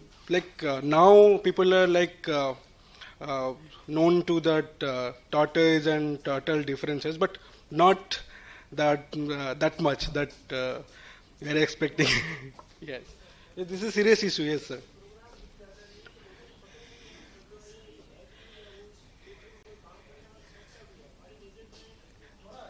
हाँ mic से बोलिए. Actually sir most of the people को पता ही नहीं है कि इस तरह की कुछ संस्थाएं भी काम करती हैं, क्योंकि संस्थाओं की तरफ से भी उनका खुद का प्रमोशन ही नहीं होता है कि हम इस फील्ड में काम कर रहे हैं, आप आइए और हमें बताइए. हमारे डेजर्ट एरिया में बहुत ज़्यादा इलीगल ट्रेड होता है, and even Rajasthan Thar desert के अंदर, but not involve, WI is not involve और any other agency also not involve. हमारे पास एक कॉल आया था कि हम लोग रेड सैंड बोआ को खरीद सकते हैं, आप हमें ला कर दीजिए जोधपुर में एक होटल में. देन VM जो साइबर क्राइम है उनको हमने कॉल किया, वो बोल रहे हैं आप भी फंसेंगे. सो एजेंसीज कैसे कह सकती है, वो कह रही कि आप ला करके देंगे. हमने कहा सर हम तो आपके साथ लेके आएंगे ना, वो उसको पकड़ना है तो हम उनको ला के देंगे, बट आप साथ रहेंगे. बोले नहीं हम ये नहीं कर सकते. सो प्रॉब्लम्स ये है कि लोग अवेयर नहीं है, आप लोग जो इंस्टीट्यूशंस है वो भी उन तक नहीं पहुंचना चाह रहे हैं कि लोगों को हम क्यों नहीं, आप सोशल मीडिया का जमाना है, आप हर एक घर में पहुंच सकते हैं. मैं बताऊंगा उसको, मेरा वे फॉरवर्ड वही है कि हम लोग साथ में कैसे काम करें सब, क्योंकि ये ऐसे चीज है कि हमको सबको साथ आना पड़ेगा इसमें, है ना. Local community and forest department, scientific community अभी बहुत फ्रैगमेंटेड सिस्टम में है अभी, है ना. मैं बताऊंगा लास्ट में क्या कर सकते हैं, हमारा क्या वे फॉरवर्ड है, क्योंकि छोटा छोटा प्रोजेक्ट छोटा छोटा जगह में, बहुत सारा जगह में चल रहा है. ओके, नॉट लाइक बहुत मतलब यूनिफाइड चीजें हो रही हैं. लास्ट में क्वेश्चन आंसर करते हैं, अभी खत्म हो जाएगा. सर क्वेश्चन नहीं, आप जो ये जो बोल रहे हैं ना, जो ये जो रिलीज करने का जो हैबिटेट जो अलग अलग है, और हमने तो देखा है कि हमारे वहाँ जो टाटल के अंडे तो बहुत रेस्क्यू होता है हमारे वहाँ. हम तो डिपार्टमेंट का परमिशन लेके उसको हैच भी कराने देते हैं, पर जू में अगर प्रॉपर ट्रेनिंग नहीं मिलेगा, क्योंकि आप देखिए एक लोग तो मैमल्स, टार्टल, स्नेक्स सब कुछ तो एक साथ नहीं कर सकते ना. अगर आप लोग अगर वहां पर जाएंगे, अगर प्रॉपरली उनको ट्रेनिंग देंगे तो हम भी हैच कर सकते हैं, क्योंकि हमारे वहाँ तो पीकॉक सबसे ज्यादा मिलता है और वो भी एक एंडेंजर्ड स्पीसीज है, तो उनका भी पॉपुलेशन बहुत डिक्रीज हो गया हमारे वहाँ. तो हम जितना चाहे वो काम कर रहे हैं, पर इतना सिस्टम के अंदर जाके तो हमारा पॉसिबल हमको नहीं है ना. ठीक है, तो अगर आप वहां जाएंगे तो हम बहुत वहां से बेनिफिट हमको मिलेगा. Thank you. So during our rehabilitation, we do individual identification by notch cutting technique. Each cut we assign a different unique number to the turtles. Also, you use the paint numbers. Generally, the soft shell turtle don't have any room for this cutting, so we use the paint numbers for the soft shell turtle, and also for temporary numbering of turtles during the rehabilitation. Also, plastic tags are also using. And now we are using the PIT tags. These are very helpful for both soft shell and hard shell turtle. This is very cheap, like 100 to 150 rupees, but it gives you the exact information about your rehabilitation, turtles during the rehabilitation. Also, the professional handling is important during a rescue. How you are handling a turtle is directly impact to their psychological and physiological state, and also the survival on the wild. So handling is very important. Like these turtles, they don't have any diaphragm. Okay, when you upside down the turtle, it is very difficult to breathe also, and also their lungs is carapace. The lungs is attached to their carapace. Okay, sometimes people do upside down the turtle, okay, so that they can move. So in that case, this is very difficult for the turtle to breathe. Okay, and for the large soft shell turtles, we handle from the back like this. And for the veterinary interventions, we use blindfold the turtles. Also, we use the plastic hollow pipes because they can retract their head to their back. So handlers' safety is also important. For the handlings, we handle like this with small grip. And for the small size turtle, we handle like exactly from the back with the hind limbs retracted your palm. Also for the egg rescue, as Dr. Arunima said, we have also doing the same thing. Two scenarios are also there. Like one is in in situ and ex situ. In situ, the eggs are prone to erosion or prone to threatened by the predator. So we move them to a riverside hatchery with some additional protection. And for the ex situ, these are the traded eggs by the poachers. We collect them. We keep them in a controlled environment with regulated temperature and humidity. Then we hatch the eggs. Also, the orientation of egg is important as they are amniotic egg like other reptiles. So embryonic choking will be happen. Also, captive care enrichment is very much important because enrichment is that it reduces the stress of animal. Okay, so here you can see we are giving wooden logs, different kind of platforms to basking platforms. Also, some bamboo tats for sun and shading. Okay, so these are enrichments and furnitures we are providing. Also, here you can see, this is a photo of our Sarnath Rescue Center in Banaras, and these photos from the Norora. You are seeing different kind of enrichments we are giving to the turtles.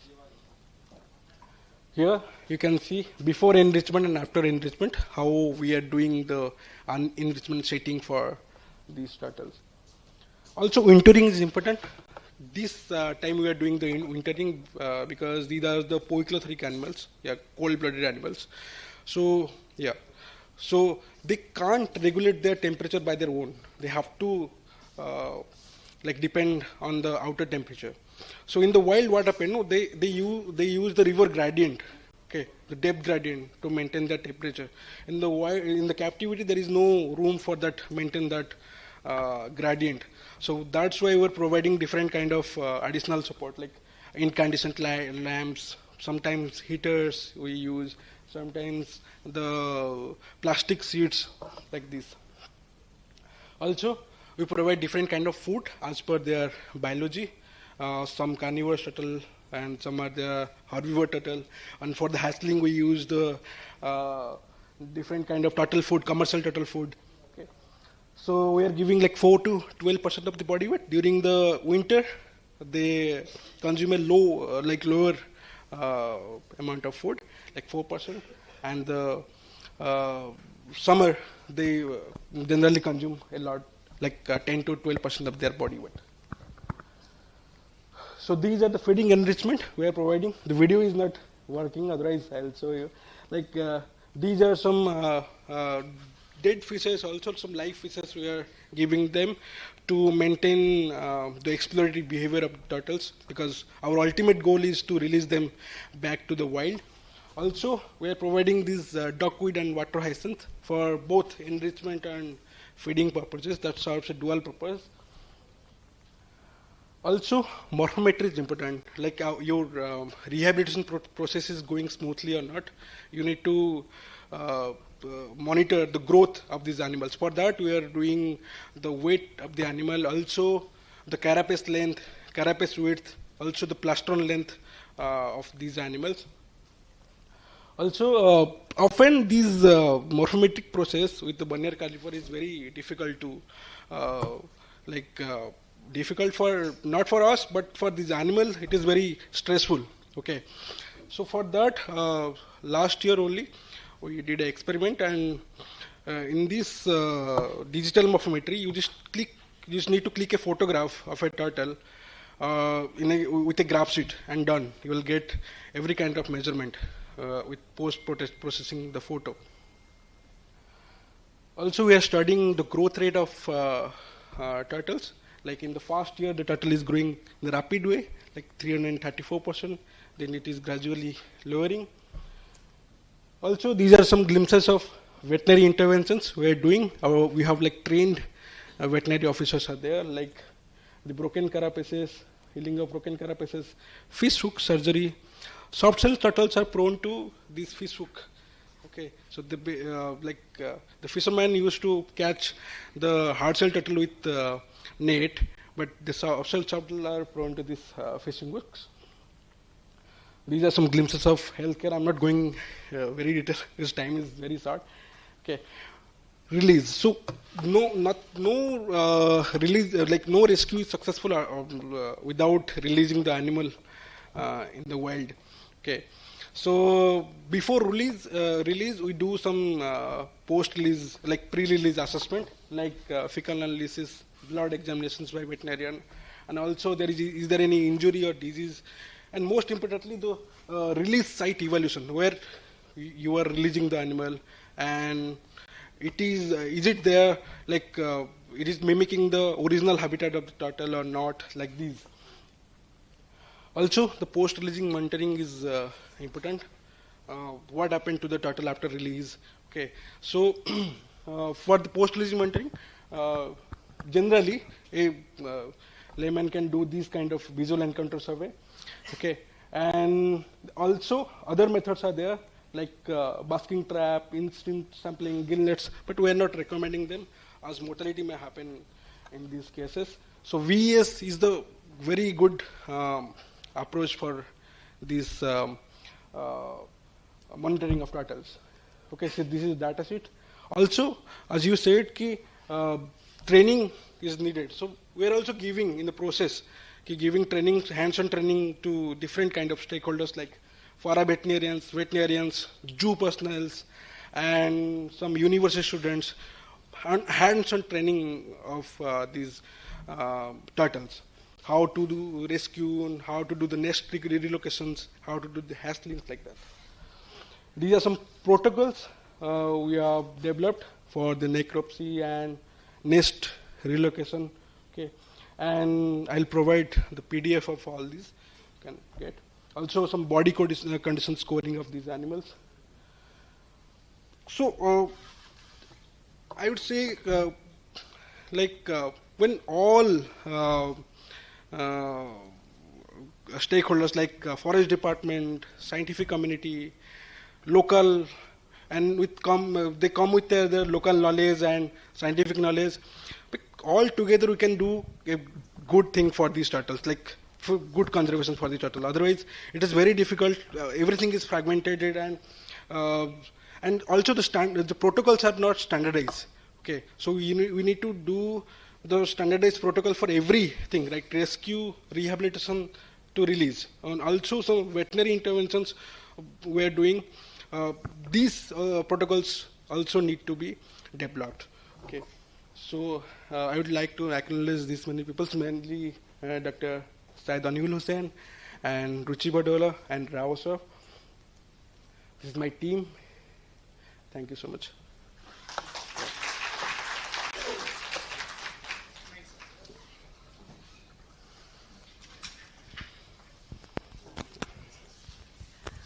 So we are skipping the question answer for this round because we are थोड़ा सा हम समय से पीछे चल रहे हैं और अगला सेशन हमें स्टार्ट करना है. मैं मिस्टर विकास से रिक्वेस्ट करूंगी कि वो आकर हमारे गेस्ट्स को सोवेनार देकर उन्हें सम्मानित करें.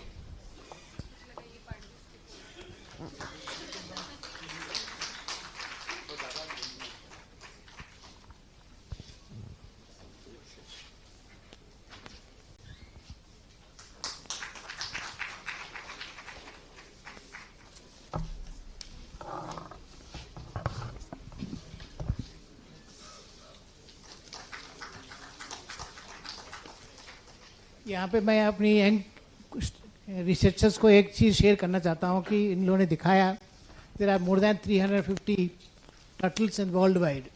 सो there is one man in the world, doctor Peter Pritchard, America से हैं, फ्लोरिडा में. तो he came all the way from USA to see the turtles in India. Chambal आए थे वे बैक इन 1989. तो मुझे मौका मिला है उनकी घर पे जाने के लिए 1992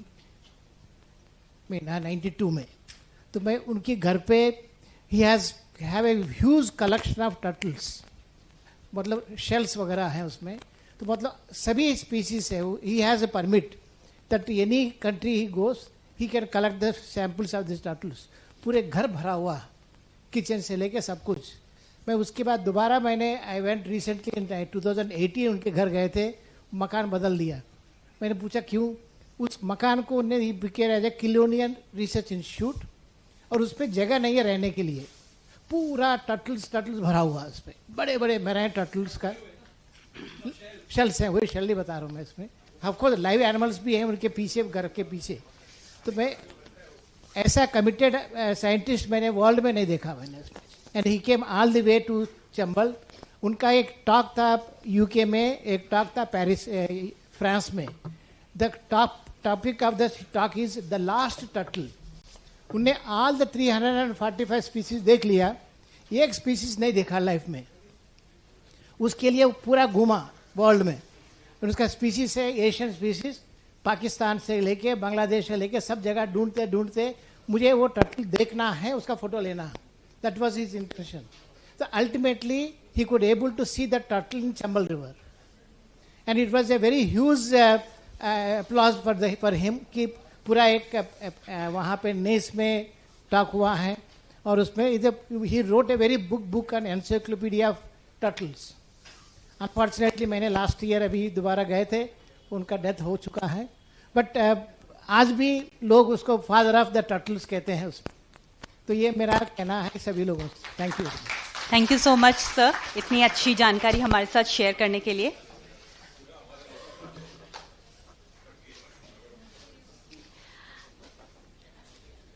बिना किसी देरी के अब हम चलते हैं आज के आखिरी सत्र की तरफ, which is the panel discussion on wildlife outside protected area. And this session will be moderated by Dr. Debaditya Sinha, Lead Climate and Ecosystems at Vidhi Center for Legal Policy. I would request you to come on the stage, sir.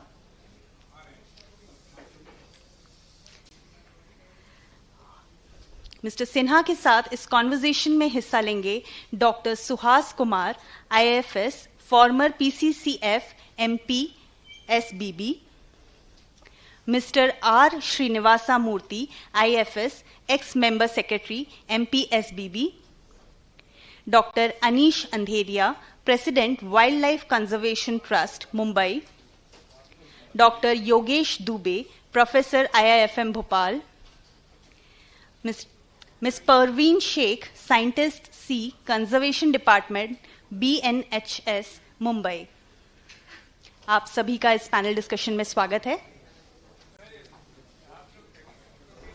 I'll request Mr. Baghel to come and welcome our guests with a planter.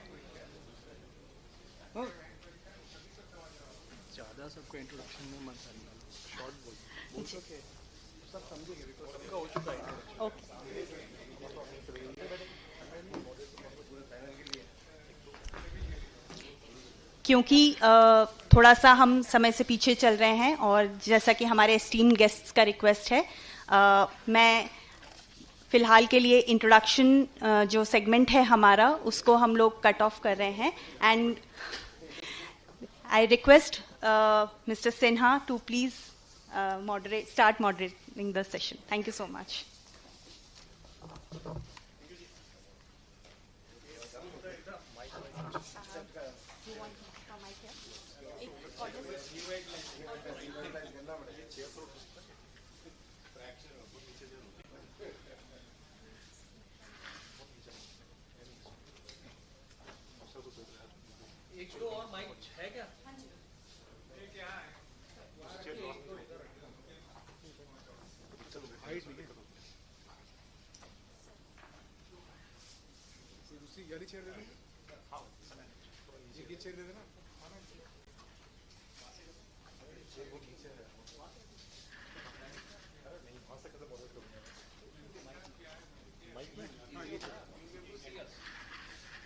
Actually मुझे लगता है कि मुझे यहाँ बैठना चाहिए. इसमें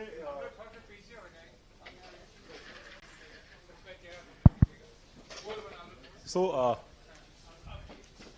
I think this is the most difficult session क्योंकि सारे esteemed panelists is here and you all are experts and time भी is short and we want to talk about many things. I know, like, you know, we all are expert in our own field. And the topic is wildlife outside protected areas. And there are many challenges. So, of course, we'll try to cover as much as we can. And, you know, but before we start about the issues, challenges, I first, for the audience also, I will start with Murthy sir. Because you have worked so long in Panna and like, you know, landscape, and you manage the tiger reserve, revived the population of tigers, and you have faced, handled many things. So just in brief, when we talk about wildlife outside protected areas, just why the areas outside protected areas are also important when we say areas adjoining tiger reserves or, like, you know, even areas within 2 protected areas. So what is the significance of those areas? Significance of those areas outside protected areas. Yes. So thank you very much. For me, the significance is any wild animal will be an indicator of that ecosystem. Like Panna's T3 moved out of the park area, only at one point in Bhimnagar, I could see only one single vulture. That time we could realize, had there been a stretch of vultures all around in the landscape, we could have picked up the tiger even without the radio collar signals, because that is an indicator, direct indicator, biological indicator. So that's how, for any area outside any protected area, if the ecosystem is in full function, the indicators will be available there. So the biggest issue is that the quality of the habitat, or you can say quality of the forest area, or ecosystem per se. Either even agricultural field, if we use more pesticides, that insect load will come down. So entire rest of the food chain will get disturbed, and then avian population dependent on rest of the ecosystem will have its own signs of getting back, retracting back. So that's how, what I see is that even outside the protected areas, we need to select these indicators, both for terrestrial as well as aquatic system, as well as the air. So ensure that how to get back them into the system so that we have a full functional ecosystem around. So again, I'm going to stress one thing here. Unless we take care of our earth, we take care of our water, and we take care of our air, life will be very difficult for the human being around. Because finally, even if human being is more selfish towards himself, he has to ensure that rest of the life is there. One can see what the biodiversity board's logo says there. Man has been kept in center. You can just see the background. And fish signifies the water. Then rest of the avian and then a tree and the other systems are represented here in one go. So it again says, Jivo Jivasya Jivanam. Without life, there is no life.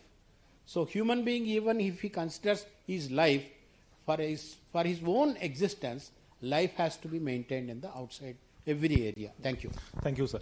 So next, I will ask this question to Suhas sir, because he clearly talked about issues of the wildlife in protected areas. I think the assumption he had is that wildlife only exists in protected areas. It is the most protected area, and आसपास का buffer है.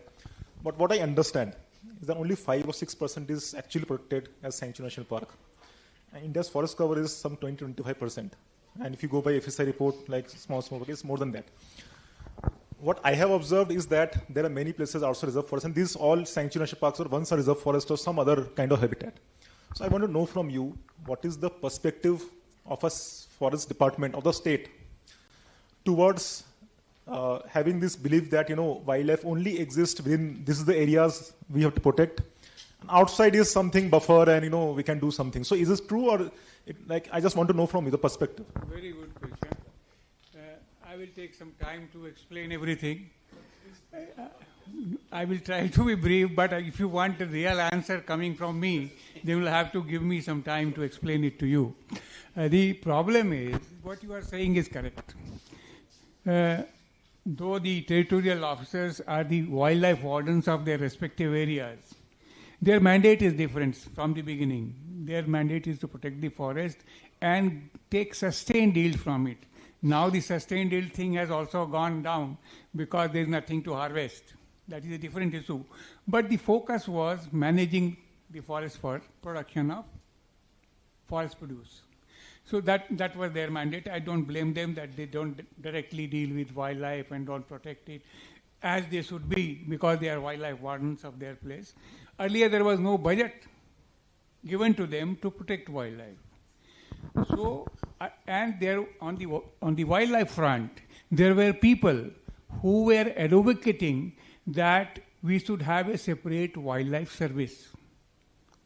I was just a CF then, and I was in a meeting, wildlife board's meeting. I was assisting the chief wildlife warden. I was not a member. I was not supposed to speak. But when the discussion grew, I couldn't control myself. I rose and I asked permission from the chief minister that I want to speak something. I told them the chief wildlife warden is not the wildlife warden for PAs. He is the warden for the entire state. And most of your animals, long-ranging animals, they utilize all these forest areas. And in those times, in most of the districts of MP, the tigers were there. You will not believe, even in the Narsingarh sanctuary है ना अपना, Narsinghgarh sanctuary जो है चिड़ीखो, तो वहाँ पे tiger 90 तक थे. अब वो कनेक्टिविटी नहीं है. तो सबसे बड़ी जरूरी चीज़ है. दूसरी चीज़ है कि we should not be talking about the big animals. The forests are important, or the riverine systems are important for so many different species, and their survival is necessary for the survival of the planet, because everything is interacting with each other. So that's why PA is not the ultimate conservation initiative or the goal. It has to be the entire ecosystems. Deserts should not be planted, I believe. The wetlands should not be the claim to build colonies and the airports. So this is what I think is the correct state of affairs that should be, which is not there. So I think I have briefly answered. Yes, I think you beautifully summarize the issues of the wildlife, and true, for wildlife, these boundaries are political boundaries, which we think is the other boundaries. But animal doesn't know, it is there, the sanctuary border, hai, I don't have to go there, there is no entry, nothing like that.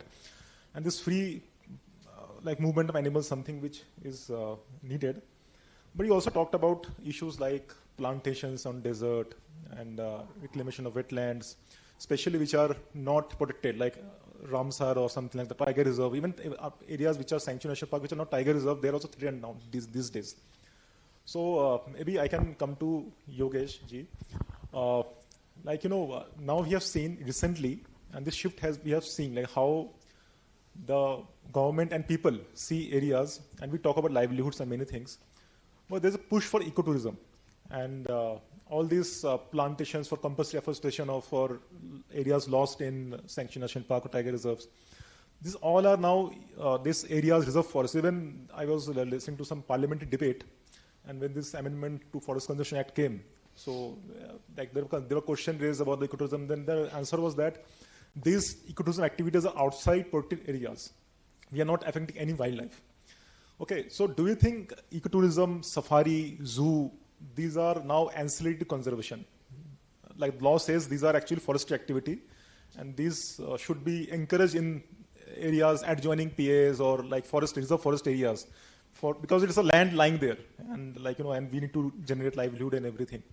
So, as an academic researcher, as an observer, what is your view on that? See, the thing is, when we talk about such things, every area is unique. And whenever we want to, bring in any such intervention, the law says, okay, ecotourism should be used, but it doesn't, blindly say that it can be used anywhere and everywhere. So every site will have its own, ecological setting. The kind of setup that can come into those areas, need to be studied and deliberated.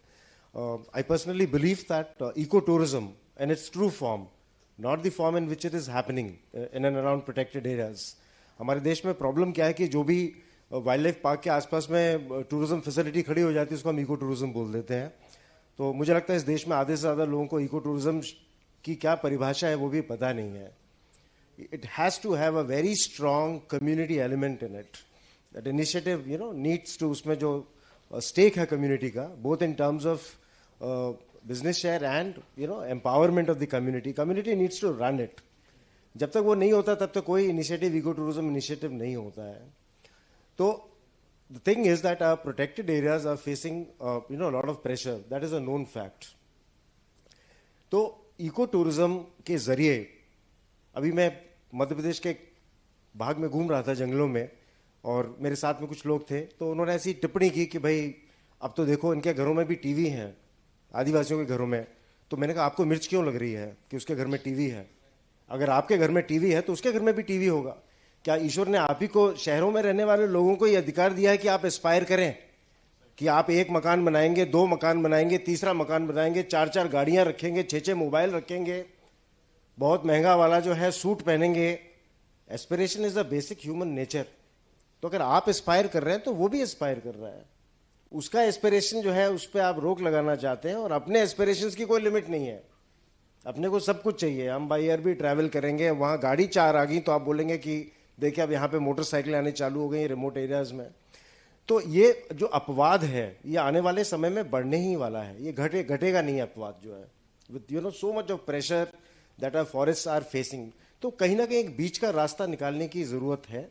तो ऐसे में eco tourism एक ऐसा tool है कि इसको अगर हम ध्यान से और उससे इम्प्लीमेंट करें जिससे कि जो स्थानीय लोग हैं द लोकल कम्युनिटी है उसको अगर इससे लाभ मिलता है, कुछ इनकम जनरेट होती है, और उनकी कंजर्वेशन में भागीदारी बहुत ज़रूरी है. अगर भागीदारी नहीं होगी, क्योंकि अभी देखिए आने वाले टाइम में क्या है कि अभी 2022 में जो वाइल्ड लाइफ एक्ट अमेंड हुआ, उसमें बहुत सारे प्राणी ऐसे आ गए हैं जो पहले कहीं शेड्यूल 3 में पाए जाते हैं, अब शेड्यूल 1 में है. अब तो आप धामन आपका शेड्यूल 1 में आ गया है, अब उसका आप क्या करेंगे. जेकॉल आपका शेड्यूल 1 में आ गया है. प्रोटेक्टेड एरियाज आउटसाइड पीए छोड़ दीजिए, हम तो अब ह्यूमन डोमिनेटेड लैंडस्केप की बात कर रहे हैं.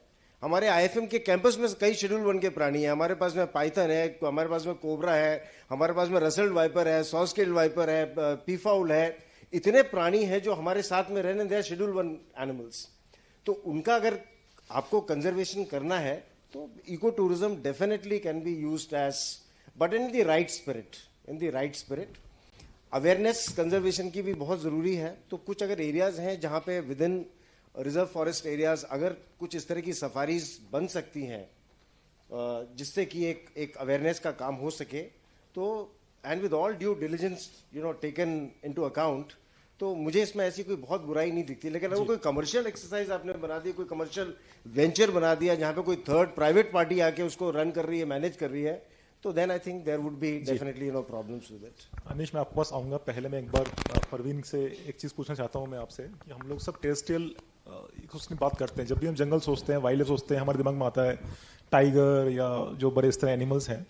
आज हमने देखा कि कैसे टर्टल्स भी इंपॉर्टेंट हैं और डॉल्फिन है, इंडियन स्किमर जब सब काम करती है, और बीएनएचएस काफ़ी सालों से इस इशू पे काम कर रहा है.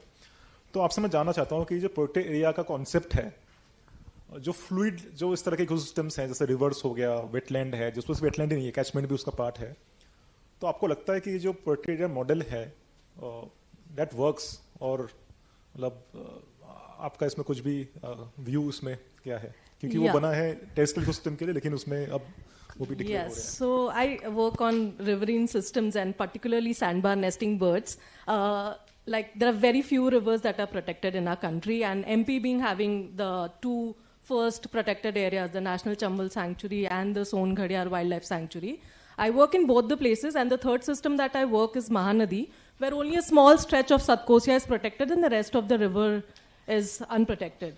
So I'm talking about the birds that come to these rivers only to breed. So they're coming to breed in protected areas, but they're not staying there throughout their life cycle. They go to non-protected areas where they spend quite a 6 to 7 months of their annual cycle. So, protected area, like for an example, Chambal does give them some habitat, which is not as disturbed as compared to other river systems, especially in the case of pollution. But then I am very doubtful whether that pollution has something related to protected area. I think it is the dacoits and the landscape that didn't, nothing developed in that landscape. So the river is still pristine. It's a protected area, but if you see the scenario, the rampant sand mining that is happening in the protected area, it's not the scale that is happening in Mahanadi, which is not a protected area. Obviously, Mahanadi has its own problem of water regulation that is happening on a daily basis, which is very hampering the breeding population because the sandbars drown completely, which is not a problem in Chambal. So both the protected areas and non-protected areas have its benefits and disadvantages. But one thing that I would just like to add quickly, I'm talking about a population which is there in protected area, which is less than 30%. The rest of the 70% is still outside protected area, on Ganga River, in Prayagraj, where there is a large population which is breeding, and there is no nest survival over there because there is high predation pressure, there is high trampling that is happening. So protected area do give you some respite to this kind of species, but there is need to think about non-protected areas where this species do exist. So yeah, so that is my opinion about protected areas and non-protected areas, and particularly with the species that I work. And definitely, Parveen, I think in the river especially, like we see in the presentation of otters, how this change in flow. If you have dams in the upstream and then let's say sedimentation, all these things, it also affects the species. And these things are also important, like waterways, all these things coming up. Absolutely, yes. So river is a long ecosystem, and very few rivers, entire river is protected. So that is a challenge always there. So Anish, now I want to know from you. We have talked about the importance of protected areas and different things. But outside protected area, the term is used like, is the areas which can be, of course, by some revenue department. It can be under some commons or some community owned. It can be private land. And basically, in a democratic country like India, you cannot just say, like, as you said, like, everyone has aspiration and you have basic human rights to, like, even like development, right to development and everything. So what do you think in today's time are the three top, pressures on wildlife outside protected areas? Yeah, if we can start with that, then we can. Kumbh Mela, to start with, which means temples and tombs, religious pressure, massive amount of religious pressure on all our parks. And when there is religious pressure, forest department cannot do anything. An officer will get transferred overnight. I mean, that is not the top, but it is at least in the top 5, I would say, but it is very much there. Whether you talk of the most popular Ranthambore, yeah, or you talk of the Ganges, all these important areas are under tremendous pressure. Even Bandipur Tiger Reserve, there are marriages that happen inside the Tiger Reserve core. But I think the topmost, if you ask me from in a descending order, I think it is unplanned large development.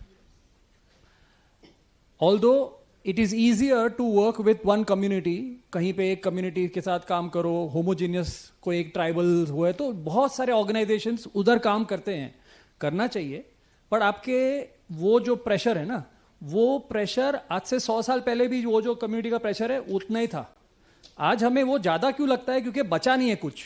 और ये बचा क्यों नहीं है? Because of tremendous large developmental programs. And this I am not saying just the road, railways and all that. I think they are conduits for development and no, it's not our business to stop them. वो आते हैं.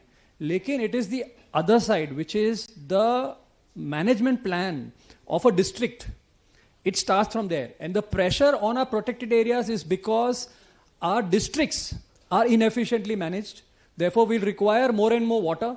We'll require more and more electricity. We require more and more building materials. All her skimmers, no matter what they do, it is the sand mining that will take away everything. And the water which is required for the irrigation that is happening everywhere. जो dams बने, चंबल पे आज एक dam नहीं है. Every river has multiple dams. Okay? Or it is not the people who are taking the eggs away. It is the irrigation department releasing water. In a season when there is nesting, the sandbar nesters, वो पूरा nest ही खत्म हो रहा है within no time. So that kind of threat, which happens at a switch of a button, is not possible for a tribal community or communities to do. So first of all, I think we have to have a national level plan. State level तो बनते रहते हैं, but national level plan भी है, but it is all theoretical. It has to first reflect into the management of districts. We are working in some areas in northern Western Ghats, which comes under PMRDA. This area is more than 100 kilometers away, but PMRDA के map के अंदर आता है. We can do whatever we want to do. The forest department is willing to declare some community reserve, something. Tomorrow, at the PMRDA head office, they may decide कि वहाँ एक दूसरा Ambi Valley आने वाला है. तो खत्म. No matter what we do, we will not be able to stop it. So we have to really, while we talk chicken feed stuff of one species here, we have to really, as a community, unite and all these different sections. Just the forest department तो सबसे निहत्ता है आज, because being in the government, it is impossible for them to influence the government, right? So it is NGOs who are working, activists who are working, architects, and everybody will have to come together. I think that if we do, most of our inefficiencies, even in agriculture, the second big problem is inefficient agriculture. The amount of water that India is using to grow 1 kg of rice is, some studies say it is 3 to 9 times more than what is required. So when you need water, which is so much more, all your groundwater is being sucked out because of policies where you give subsidies on pumps. So now pumps are running full night. So the amount of water, so the biggest stress on all our wild species is the requirement of fresh water, and fresh water's biggest user is agriculture industry. And remember, 60% of Indians are are farmers today, and 85% of them are subsistence farmers who are given subsidies and they are pumping water because it is impossible for them to take crops otherwise. So forest degradation brings water down. When water goes down, there is scarcity and you have more subsidies, more water is pulled out, and that increases dependence of people on the forest, and the forest goes on further. So it's like a vicious cycle, and it's almost impossible in the way the policies are currently to break out of this cycle. Thank you, Anish, for such an elaborate response and also talking about the issues. I will again go back to Murthy sir for his views on, like again, Anish talked about this development pressure, and we all know what, like, you know, these new dams are being built. Even Panna is one of the example where now recently it has been inaugurated now. And so, but now what I heard is that I went to this place called Sarbhanga. There's a division called Sarbhanga, which is outside Panna, and there are some 25 tigers which are now living there. And when I interacted with the forest guard, they were tracking very, like, you know, properly they're doing it as if it is a tiger reserve, and there is a, like, you know, hearsay that it may be declared as a tiger reserve sanctuary. And in fact, it was declared. It's declared. No, but Sarbhanga is not yet declared. No, but UP portion. Yeah, Ranipur, but that is a very small portion. Yes, yes. Okay. So when we talk about this development pressure, so we hear that, you know, if there is a dam, then the animal will get more water to drink. Like, you know, it will add, it's a dry place, then, you know, if we, as Anish said in the first session also, like, if we create water holes in dry areas, also change the landscape. So how do you think this kind of, like, you know, these dams are made for people, like for agriculture or industrial use. So how this landscape change outside protected areas or within protected areas, they're affecting the wildlife. Are they adapting well, or are they not doing well, or are they moving to some new areas, they're exploring new areas? So what is your view on that? Okay. When I started this panel discussion, my story was incomplete. You have exactly picked up from there. Because you see, Panna debacle happened 15 years back. Now we have tigers in the entire landscape. Sarbhanga is one example, where both the male and female tigers moved together in 2015-16. And they are creating a problem there. But again, the habitat is not suitable for the tigers there. There people say it's all mined areas. छोटे छोटे भट्टी जैसा खोदते हैं, उसमें अपना वो डेंसाइट्स बनाते हैं. So first thing is that in the name of either mining or soil moisture conservation, even inside the forest areas, we are creating so many depressions, which will not at all suitable for the animals to be there. One thing. Similarly, when I started with vultures as a biological indicators, that time vultures were very few, but now the vultures population in the entire tract, including rest of the Madhya Pradesh, is very high. So the most important issue is that, as we have discussed about the ecological indicators of land and water and air, so we need to really address this issue. What is that suitable habitat requirements for that particular species, and how we can really ensure that these ecological indicators really come up well. Let me say ki Ganga, dolphin and then Ghadial is considered as the ecological indicators, including the skimmer, another important indicator species. But are we sure that entire tract of Ganges is suitable for this species? Like the religious tourism that is happening, lot of again muck and then other trash go to inside it. Once you take care and say that Ganges is my mother, we have to ensure that Ganges should be treated like a mother. So it should not remain just in slogans. Another important issue is nowadays, especially, stray dogs is becoming a big issue, including in Chamba. Even in Kane, Son also it should be same, because now as per one estimate there are 80 million stray dogs around. So where they are going to feed, they will move all around. Recently 2 stray dogs or pet dogs were seen inside the core area of Panna. Tiger chasing a, what should I say, a dog. Very, very peculiar situations are there, and we need to really address them. Loss of ground cover. That's a big issue for the forest department, because we have only 7% of the good density forest of the entire whatever declared of 23 or 21% of the total geographical area. If that is the case, then rest of the 43%, roughly, you can change the figures this way, that way, and another say 45% are not good forests. Then leaching is happening, especially in the western Madhya Pradesh, inside the forest. If leaching happens, it does mean that we don't have anything under the, either over the ground or under the ground. Even the nutrients has leached out there. So the restoration process of land and then water quality need to be maintained, which is a quite big issue. And as Mr. Anish has very clearly pointed out, now we are using solar power to drain out the water from the aquifers, only for again irrigation.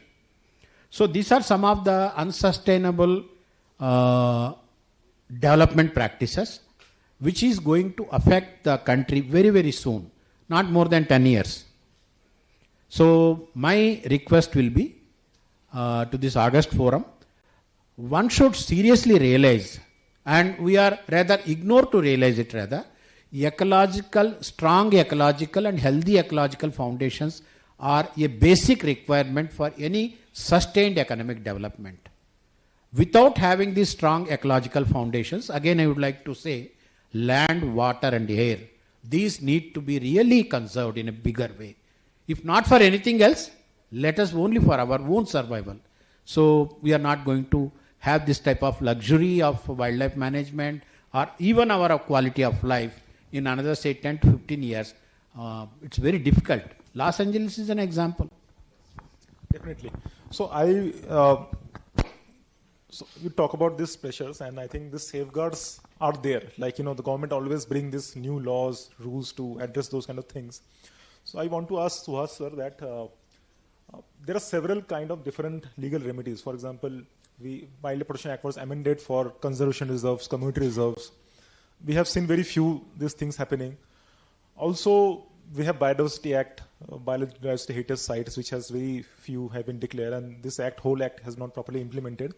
But most importantly, after Supreme Court's intervention, it is said that every state are mandated to declare buffer zones as eco-sensitive zones. And it was supposed to include all the areas.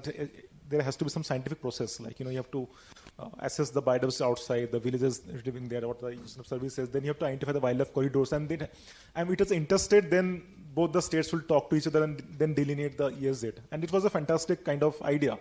I think since 2011, this guideline came and Supreme Court also mandated it, and states have been doing it. But what we have seen is that nearly 2/3 of them have 0 or few 100 meters of eco-sensitive zones.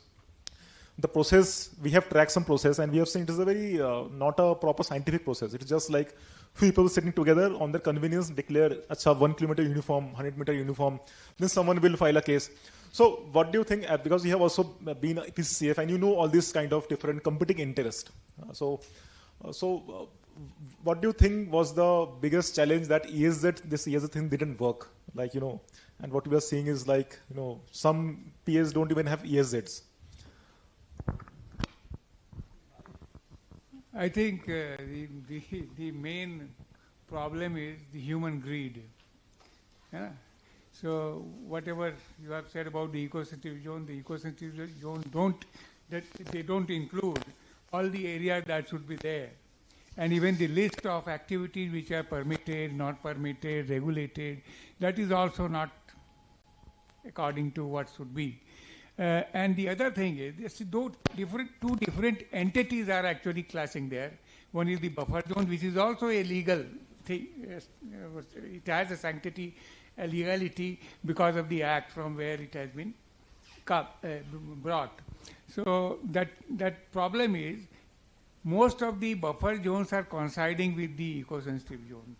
It's only for tiger reserves. Like, in the tiger reserves. Rest of the... Okay, I will come to that also.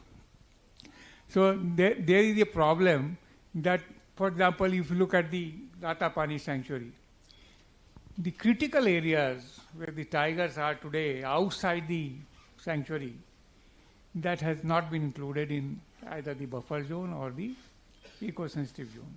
So this is because people don't want to get them included into those restrictive areas. So that is one thing. The other thing is that we are talking about landscapes when you say outside the protected areas.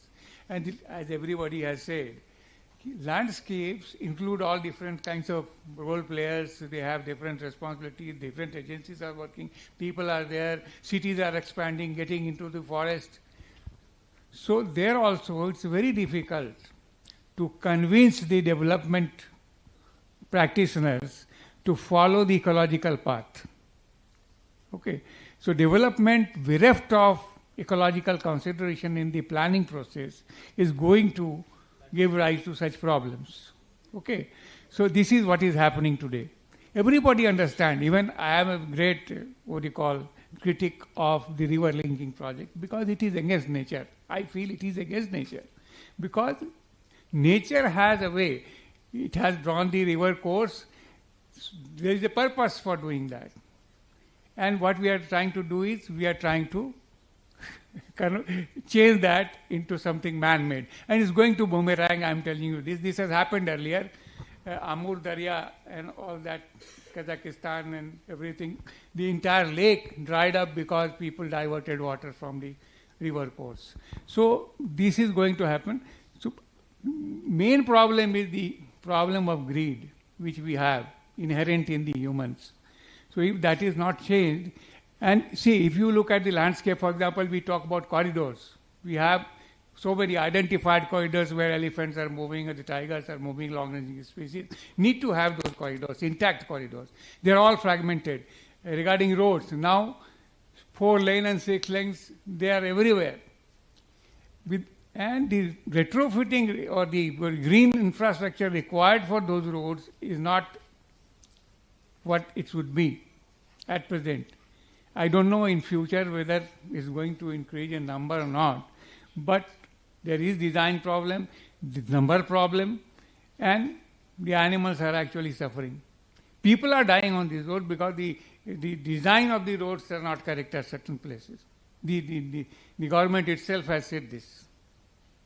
So, unless we change course, for example, if you look at the planning of Bhopal, in all the drainage areas, you have colonies, even government quarters. And what happens when the rain comes? The vehicles start floating in the colonies. And you go to Madras. Now every winter you have flood. Why? Because you have completely choked the Adyar river basin with airports and colonies and everything. So this is the way the development is going on, and it is going to be a very uphill task unless everybody changes. The thinking of planners change, developers change, the greed goes down, then only we can succeed. Thank you. So, Yogesh, now I will ask you something regarding this forestry thing. So basically, we all know that most of the areas where wildlife is found, except wetlands and rivers, mostly are reserve forest or some kind of area which are under management of forest department or some area. And now if you see the recent push of the government, because historically we have our perspective to our forest has changed. Now we talk about carbon sequestration, all this thing, and I think there's no harm. So we are saying that forest has a carbon sink and we have to create more sink. But the manner in which it is executed, like if you see the green credit rule or any other private parties doing afforestation, so there is hardly any biodiversity or wildlife component of it. It's just planting trees. And as much I understand, forest is also there is a undergrowth, and most of carbon is in the root, not in the up. And this concept, structure of forest, all this thing. So talking about solutions, because clearly, we are talking about planting trees and all, composite campa is there, laws are there to do this thing. So if one, what is your opinion on this, how to address these concerns? Because there is money, there is a political will, it's just someone to go and educate, and bring no changes to include, as Anish also said today about biodiversity component of it. So how, being at IFM, I think you are the most appropriate person to answer this, how to go about it. It's very important to, identify areas. Again, you need to go with the ecological perspective, not every area would be suitable for plantation.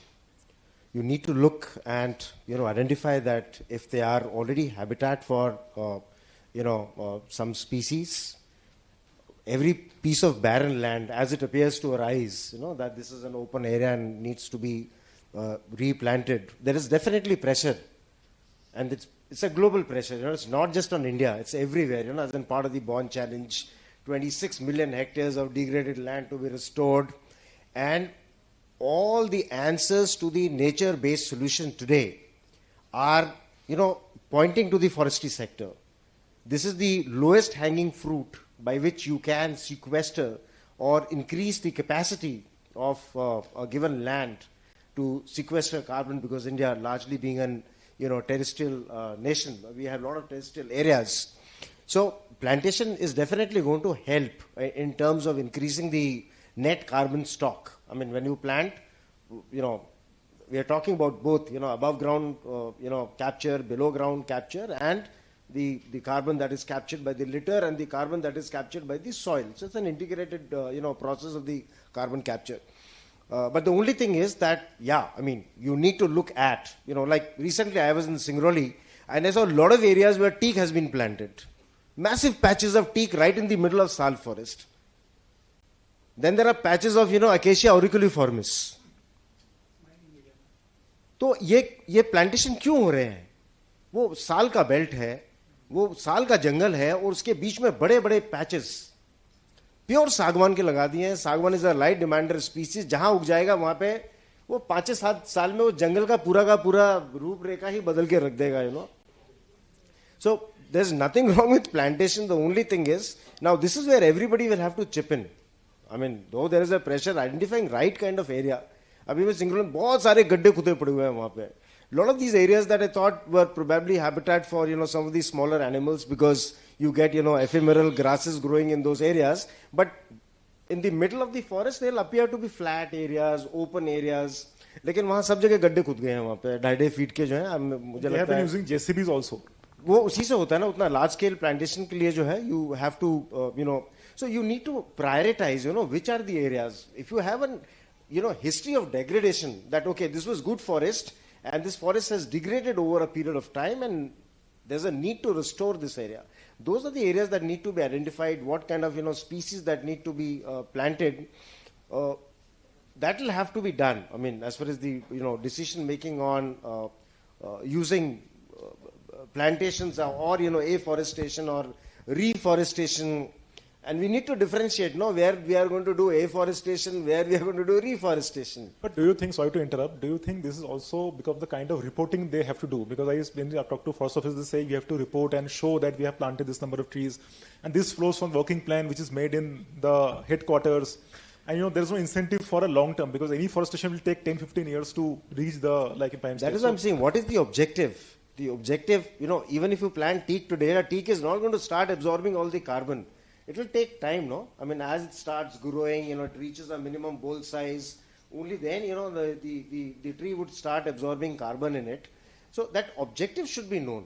And what is the, purpose of whatever plantation that is taking place in the urban areas or in form of agroforestry? There you can do whatever you want to do because it is all on the farm. But whenever you're looking at the forested areas or degraded forest areas, और ecosystems we need to be very very careful. अब आप सागवान के पेड़ नदी के किनारे लगा रहे हैं तो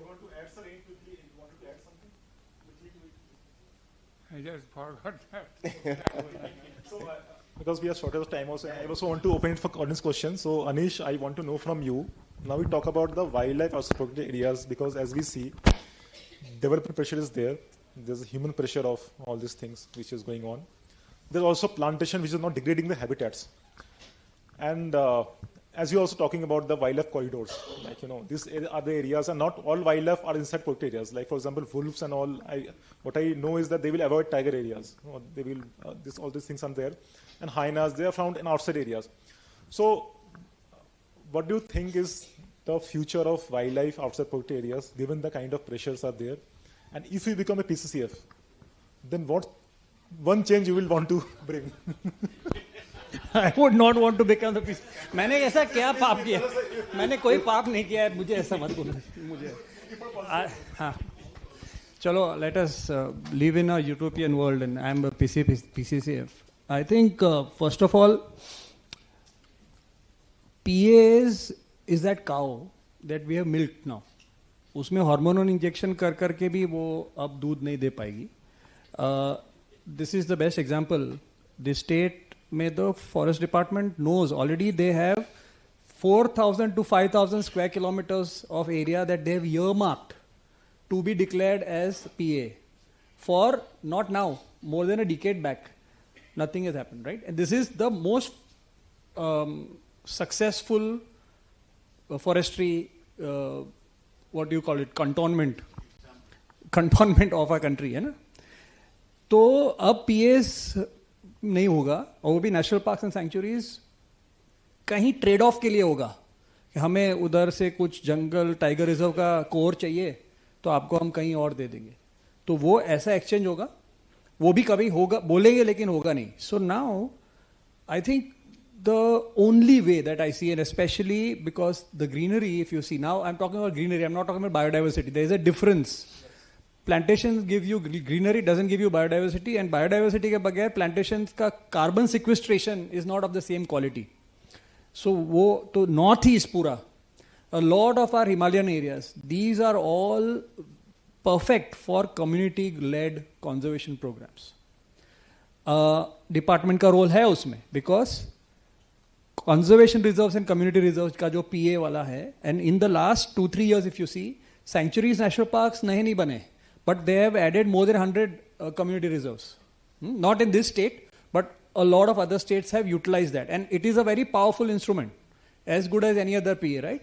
So वो एक protected area की ज़रूरत पड़ेगी. I see lot of organizations, even on the social side, they keep abusing the PA rule. But without PAs, we wouldn't have even agriculture possible in the corridor area. We wouldn't be able to have cities functioning. We would have had mass migrations by now. For sure, I'm not joking. Most of our tiger reserves were secured or were declared to protect lakes. In the name of the tiger, they are basically providing water to big cities. Okay, so PA network ko we cannot throw out of the thing, but the next big thing is to convert community-owned forests into repositories of wild animals, and we have to also plan and be willing to trade off here, which means they may say that we don't want elephants here, we don't want tigers here, and if you want the forests with biodiversity, then like we have been trading off, we may have to bite that bullet as well. And so small carnivores, because the ecosystem functions because of lot of detritivores, you have hymenopteras and all that, right? People are against protection because they fear that it will bring in large mammals which will be at loggerheads with communities. So somewhere in some belt where they have already finished large mammals because of years of poaching and whatever for meat or whatever it is, we need to experiment, and these experiments have to be running simultaneously, not in series, from state to state, because culturally we are very different. And so I think PA network का limitation है, but non-PA में communities को लेकर to create areas where they can manage it, and उसको commercialize भी करना पड़ेगा, because all these beautiful ideas, no, कि जंगल बनाओ छोड़ो, ऐसा नहीं, उसमें से उनको पैसा मिलेगा कि नहीं. If the cash flow is not going to be there, then that area, but that doesn't mean कि हमको safaris करनी है. That doesn't mean. So I'm talking about forests which are functioning as forests, but where some amount of harvesting of some nature-based cash crops, which could be a timber, which could be something else, which could be naturally growing herbs, will have to be done. Otherwise, ये protectionism में we will either have 0 or 1, and more zeros than 1. Anish, I think PCF is too small post for you. You should be minister. So Parveen, I want to come to you, and then I will open for discussion. I live in Delhi most of my time, and there's a big community of birders, and I think we have more birders than birds. And this photography, all these things, they are there. But the best part is that India is also on this Asian flyway, and migratory routes are there. We are also signatory of international convention that you have to protect the landscape. But it's not that birds are coming only to Ramsar sites, and it's also this low-lying areas and Tarai region. Now, if you go to Tarai, the entire region is now degraded. Okay, and some of the birds are not; they don't come anymore. Like Siberian crane, I don't think they come anymore to India. So once the habitat is lost, what experts say is that they will not again come to this land. So this is very sensitive, and there is also problem, but there's also hope, because a lot of people also get livelihood. A lot of people turn to nature guide. Mangala Jori is one example, and many other places where we have seen some positive things happening. So as a aquatic biologist who is working as conservationist, how do you see this linking livelihood with conservation, especially in terms of aquatic ecosystem, which are very fluid and where we cannot have just one kind of thing. And there is also hunting and other kind of pressures are there, fisheries is there, all these things are there. Livelihood is also one component of it. Yeah, I think in the aquatic system, I think conservation cannot happen without livelihood and community involvement, and it's observed in a lot of landscape on rivers. Like in Chambal, what we are doing right now with skimmers is just involving community members. But we can't expect community members to give a free job to us of protecting birds. See, they're not going to, they have empathy towards that species, but by the time it's not bringing money to them, they are not interested in protection. They have empathy, they like skimmers, and the question is what will happen if skimmers go extinct? It doesn't matter to them. For an example, in Bihar, a large scale of waterfowl decrease has happened because of hunting, because it was a meat requirement, it was a protein on the plate. Obviously, there is a greed into it, for certain species, I was just reading a chapter on pink-headed duck. It got extinct because a lot of hunting that happened, because for just, keeping it as a beautiful-looking species, and people wanted to keep that in their collection. So that greed part is there, but livelihood is very important, whether it's involving community in direct protection of the species, or whether giving them some livelihood option. For an example, sustainable extraction of fishes. You can't say don't fish. Absolutely, it's, because they have been staying on those bank of river for their life, and suddenly we just decide one day fishing should be banned in the river and it should not be even used. You do shut down large commercial fishing, but for consumption, I think it should be allowed. So livelihood dependency is very much high on the aquatic system, and it should be considered very much integral part of conservation programs. In case of the turtles that they were talking, see, a lot of people who are into the trade are actually not earning the maximum profit from that trade. They are the middleman who are just earning minimum wages of just supplying those turtles. It's a large market that is earning the major profit from this. So that's, if you don't involve those people in conservation, I think there's no solution to aquatic conservation in our country. Thank you, Parveen. And I think because we can extend for 10-15 minutes more for discussion, audience question. Only questions, answer bhi to aayenge. So maybe we can, so maybe what we'll do is, we just go with a round of questions and then we can answer them together. Okay. So, yes, please. And we will take only 4 questions. Yes.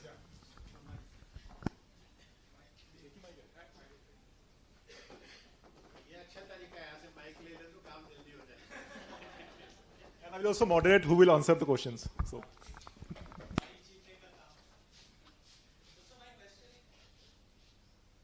My question is for Suhas sir and Moti sir.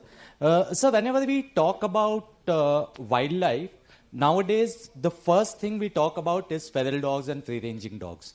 So, and that problem is widespread across the country. What is stopping the forest department to do something about it? That is my question. Yeah. So we will answer them, but second question, please. Yeah. There.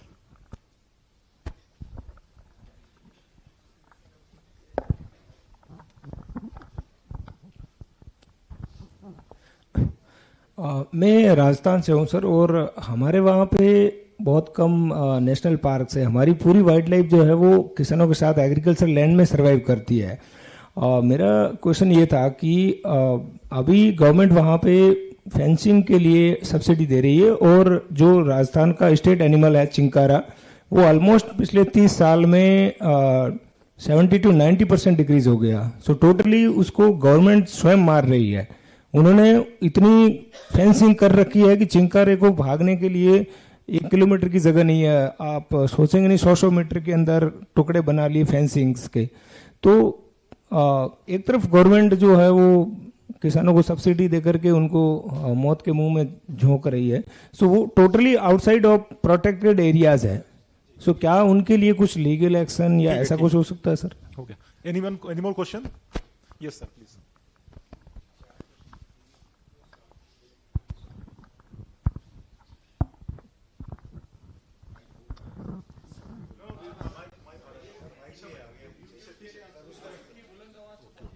Okay sir, ये बाकी तो ठीक है, but जैसे I mean I understand कि almost 40% wild life is outside I mean the forest PPA area, तो उसके लिए कंसर्न बहुत ज़रूरी है. लेकिन what about the education not just मतलब बच्चों की एजुकेशन नहीं, जो हमारे पॉलिटिशियंस हैं एंड वाई इवन पॉलिटिशियन, हमारे आर ओन फ्रेटर्निटी.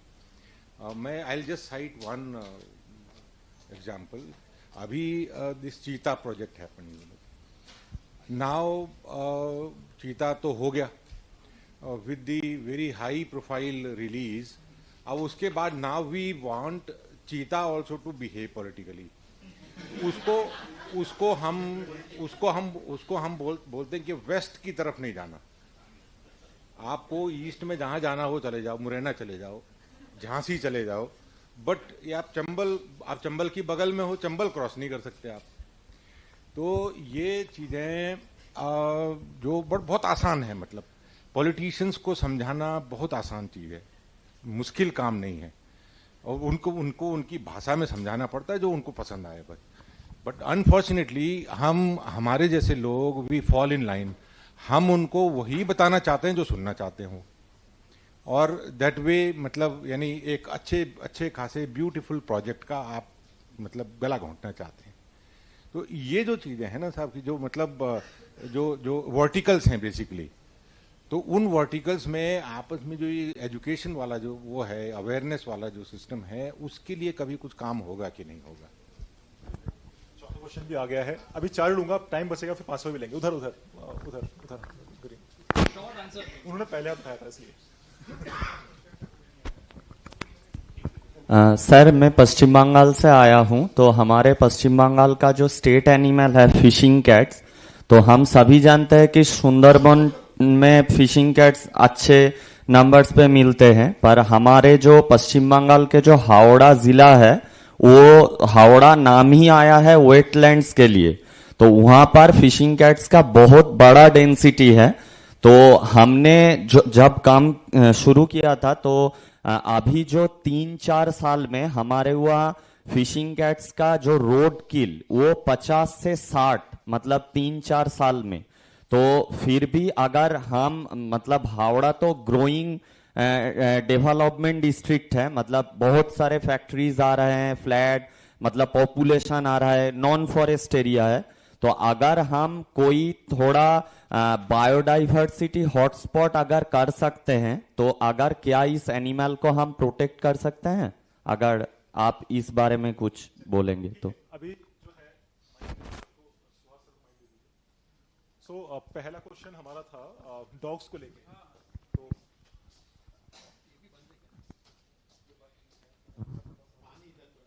तो ये आपने जो प्रश्न उठाया है बहुत ही सही है.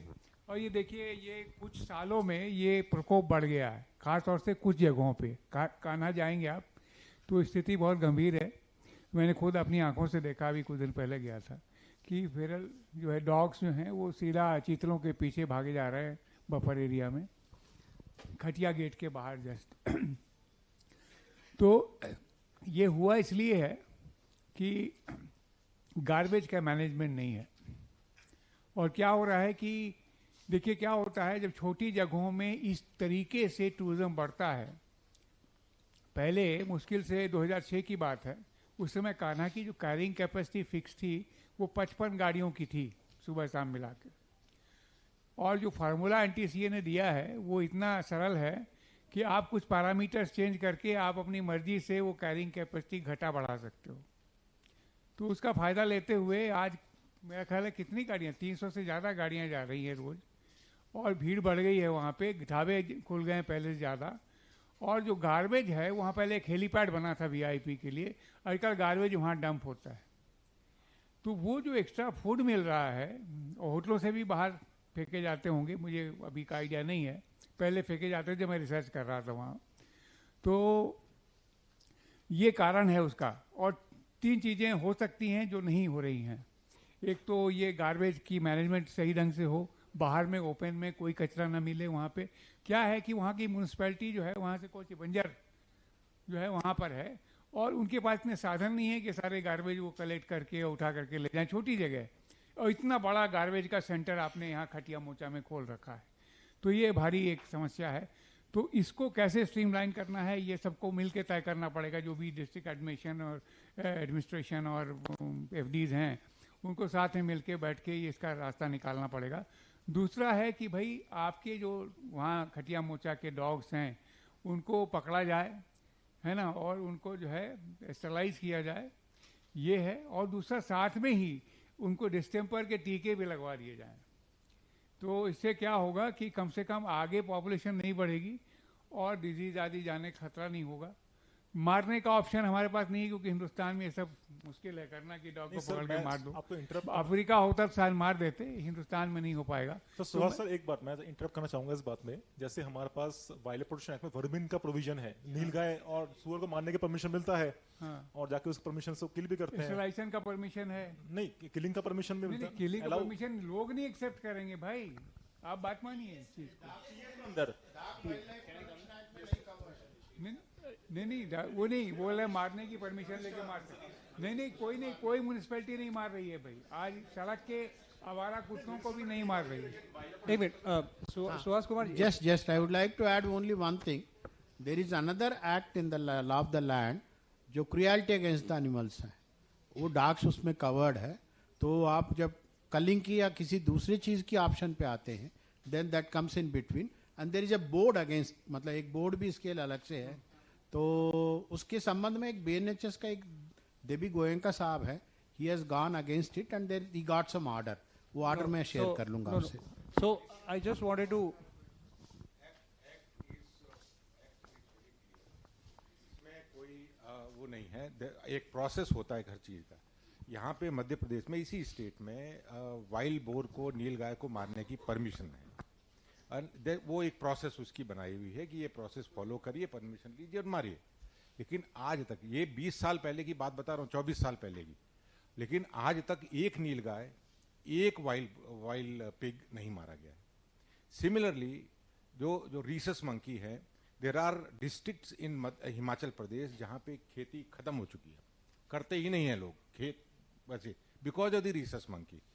उन्होंने बोला कि रेंज अफसर को हम ऑथराइज करते हैं उसको परमिशन देने के लिए, लेकिन उस पूरे जहां पे खेती होती कोई एक मंकी वहां पे नहीं मारा गया।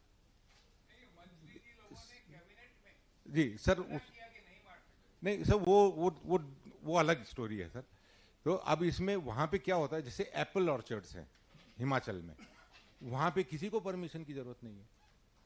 वहां पे एप्पल ऑर्चर्ड में आएगा एक मंकी आएगा, इल बी शॉट, आपको ना रेंज अफसर की परमिशन की जरूरत है ना किसी की।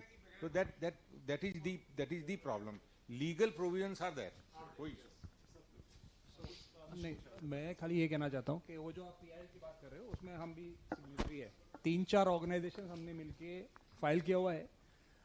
बेसिकली हमारा यही कहना है कि डॉग म्यूनसिपालिटी के हाथ में कंट्रोल नहीं होना चाहिए, जो इन्होंने कहा फर्स्ट, क्योंकि जो भी आपके ABC प्रोग्राम्स चल रहे हैं वो सारे यूजलेस है, because we know biologically it's impossible, because कोई ना कोई रास्ते से कुत्ता उठा के 400 किलोमीटर दूर लेके आता है। हमारे I know so many wild life people who go to Uttarakhand और पप्पी अच्छा लगा तो घर पे आ गया उसके, सो वो चलते रहेगा। So that will not be full proof, but वो चलेगा। गार्बेज ABC प्रोग्राम जैसे चल रहा है वैसे चले, और उसमें भी फीमेल के ऊपर चले. मेल का इजी है तो लोग always do it with the male, but females are important. And finally the culling of dogs the moment they step inside protected areas. And if Ladakh में देखे वहां पर तो प्रॉब्लम बहुत बड़ा है. Kanha is still not really at the epicenter of it, but जहां पर ऑलरेडी टफ हैबिटेट्स है like hot deserts in Kutch, where flamingos से लेके वाइल्ड लाइफ से लेके सारी एनिमल्स, एंड लद्दाख का एरिया, वहां पर पीए के अंदर जैसे हमने वाइल्ड पॉपुलेशंस को भी कल करने का परमिशन दिया है, उनको डाउनग्रेड भी किया है, उसी तरह डॉग को अंदर करना पड़ेगा. Just that won't work, but with all these it will have to happen, otherwise we will lose species much faster in these kind of habitats, especially those very very जिसमें where animals are at the evolutionary dead end, where they don't have any options. वहां पर जाएगा तो it has to happen. It is an evolution. तो ये एक बार हमारा PIL में आगे क्या होता है, if it comes as a positive, at least in some areas where officers know or they are willing to do it, but they are under pressure from the animal welfare board. Maneka Gandhi का सीधा phone आ जाएगा घर पे, वो उसे डरते हैं. 3 और क्वेश्चन आंसर करने बाकी है सर. योगेश जी एक मिनट. तो एक क्वेश्चन था अबाउट द फेंसिंग.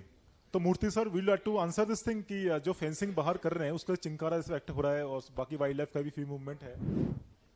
ये बहुत ही कॉम्प्लिकेटेड मतलब सिचुएशन है इंडिया में, क्योंकि फेंसेस आर बीइंग सब्सिडाइज्ड और people are going for cheap fencing to protect their crops, one thing. And then if chinkara is मतलब staying outside the protected area, mostly वही situation सब दूर, even black bug के लिए, इसके लिए भी यही हाल हो रहा है. तो मेरे पास तो आज की स्थिति में कोई इसके लिए आंसर्स नहीं है, क्योंकि once upon a time I heard कि ब्लैक बग्स वगैरह मतलब जो है कि हरियाणा की चने की खेतों में अलाउ किया जाता था, so that they get the more the मतलब ब्रांचिंग एंड मोर उसमें मतलब हार्वेस्ट जो को क्या बोलते हैं क्वांटिटी बढ़ता था. So there has to be some people friendly measures. So इसके लिए जो जैसा जसबीर साहब ने बताया, मैंने भी अपना लिख रखा है, we need to have critical mass of conservation community. जैसा कि मतलब अंधेरे साहब भी कह रहे थे, to say कि भाई ये गलत कर रहे हो आप. आजकल तो जो भी हो रहा हम लोग सब साइलेंट है. और दूसरा हर स्टेक होल्डर के लिए एजुकेशन है, that has to be done at a different way, जिसके लिए मतलब जसबीर जी कह रहे थे. तो मेरा कहना यह है कि यहाँ जो लोग बैठे हैं इस बात को ध्यान रखिएगा, India is a very very complicated democratic country in the sense कि हर आदमी का अपना कल्चर्स अलग है, अपना बिलीफ्स अलग है, और पॉलिटिकल सिस्टम की अपनी रिक्वायरमेंट्स अलग है. तो इन सारे चीज़ों को डायनेमिक्स को आपको समावेश करते हुए there should be a people's movement, at least a section of the people come forward to say कि भाई ये गलत हो रहा है, इसके लिए हम कुछ रास्ता निकालेंगे. मतलब अगेन मतलब I get back to Panna, sorry to say, जो कम्युनिटी वहां पे, जो पॉपुलेशन वहां पे टाइगर के खिलाफ थे, वो उसके पक्ष में कैसे हो गए. Only issue is that you have to converse with the people. Communication में कोई बजट नहीं लगता. पहले जो सिस्टम में जो बैठे हैं, जो मैनेजर्स आज की स्थिति में एग्जीक्यूट कर रहे हैं, they have to be open. When I say कि सर्विंग ऑफिसर्स, इसका मतलब है फॉरेस्ट गार्ड चौकीदार से लेके ऊपर तक है. लोगों से बात करें, उनकी समस्या सुने, उसके लिए कुछ हाल वहीं का वहीं निकलने का बहुत सारा गुंजाइश है. हाल भी निकलेगा नहीं, आप बात उनके सुनेंगे तो कम से कम लगेगा अंदर का उनका जो स्टीम है वो थोड़ा बाहर निकलाता है. But without taking people along, इस प्रकार की जो सिचुएशन है इसके लिए काफी कठिन होगा आगे ले जाना. So there was one question on fishing cat. Parveen, do you want to respond or? No, not. So yeah, he was talking about so much of roadkill. It is a bigger problem, like because in Chambal also, like when we just take a drive in the morning to even survey on the rivers, the number of jackal kills have increased. Number of civets that we are seeing, the number of mongoose that we are seeing on this road are since 2017, the frequency has increased so much. We haven't maintained any data, but we can see it, like the frequency is so high. In that case also, like what he's talking about, cities are developing, they are spreading, and our developments are not planned. They're unplanned, and we are not thinking about it, what biodiversity exists outside protected area. So I think everybody need to come together to plan, whether it's the architect group or whether it's engineers or whether it's hydrology department. Everybody has to come together to do meaningful planning before anything is executed. The only thing is like, the execution is almost planned, and then some organizations are asked to give a mitigation plan, which is always on paper, and the mitigation plans are not accepted anytime. So they are always in report. So I think it's not, this is just meaningless planning and meaningless development, and it's not going to help protecting any biodiversity outside protected area. So yeah. And last, Anish, if you want to add anything to it, and also, as Jayesh Chauhan sir said, I think he was talking about this interstate politics. I think this is not only case of cheetah also, but in case of sanctuary also, which are adjoining sanctuaries, wo sab hai. States don't want to communicate and they have their own thing. So, Anish, yeah, please. See, आपका जो राजस्थान की आपने कहानी करी, वो government खुद नहीं बांध रहा है ना. गांव वाले लोगों ने गवर्नमेंट से सब्सिडीज मांगी है, तब गवर्नमेंट कर रहा है. गवर्नमेंट आके गांव वालों को नहीं बोल रहा है कि आप अपने खेतों में करो. तो जो डिमांड, जैसे यहाँ पर फिशिंग कैट का प्रॉब्लम है, वो भी लोकल कम्युनिटीज को उनके अगेंस्ट प्रॉब्लम है, because they consider fishing cat as a competition, because they go and feed on their catch. जो हावड़ा की बात करें ना, वहाँ हर एक गांव में, हर एक घर में पीछे टैंक होता है जहां मच्छी रखी जाती है. तो फिशिंग कैट का population is also high because it is artificially created so much food. Now that population is now considered as a competition for livelihoods. So जो solution है ना, वो government कभी भी communities के हिसाब से politicians will always listen to the community. So first thing, जो awareness का इनका मुद्दा है, at all levels it has to happen. And for wildlife conservationists and or conservation biologists, increasingly they have to have the community interface part of their projects extremely robust, for which you don't do it as a biologist. You need people trained in social sciences to do it. Mostly क्या होता है कि मैं tiger पसंद है, फिर मैं जाके गांव वालों से बात करता हूँ, आपको ऐसा चाहिए ना, तो वो हाँ ही बोलेगा. साइकोलॉजी भी समझते नहीं हम. तो द प्रॉब्लम, ये जो भी गवर्नमेंट के जो सब्सिडीज वगैरह डोल आउट होते हैं, it is a pressure from the poorest of the poor. तो उसके अगेंस्ट जाएगा नहीं, वरना इलेक्शन हार जाएंगे. So we will lose this battle if we think that is a problem. The problem is for the people to say that okay, this is a problem, हमको problem है क्या fishing cat से नहीं है. तो अगर there is some way in which we can do cooperatives where people come together, multiple farmers of fish, multiple farmers in that area, ताकि उनका loss जो है ना, that can be insured by their own money. We will have to create some financial instruments to, जैसे हम अपने insurance वगैरह करते हैं गाड़ी पे एक्सीडेंट हुआ कि नहीं, we'll have to do that. We have to categorize certain wildlife into the disaster management kind of a thing, so that we get more funds, because forest department की तो funding कम होती जा रही है. So we will need to channel money from the climate change side of it, from the disaster management side of it, because all these ecosystems, wetlands are the biggest insurance against damage because of flood. अगर ये wetlands नहीं होंगे तो there will be huge amount of flooding already हो रहा है. So the problem is not that at that point, the problem is of lack of understanding, and convergence is where we have to all be, and everybody here will understand that forest department is the gatekeeper, but the entire punji that is there is being enjoyed by people sitting in other verticals. सबसे easy है, कोई private land के पास जाएगा और बोलेगा हमको यहाँ से road निकालना है. It is that case can go on and on forever. But so okay, even if it is more expensive, let us pass through the forest department property, right? So वही है convergence, awareness building at the all levels simultaneously, but just working with the communities is not the thing. So very complex, इतना easy answer नहीं है, but we have to think about cooperatives. Only then can people share their losses. Share करना, loss share कर पाएंगे ना, तो ही animal बचेगा, नहीं तो नहीं होगा. अच्छा भाई साहब, अभी बस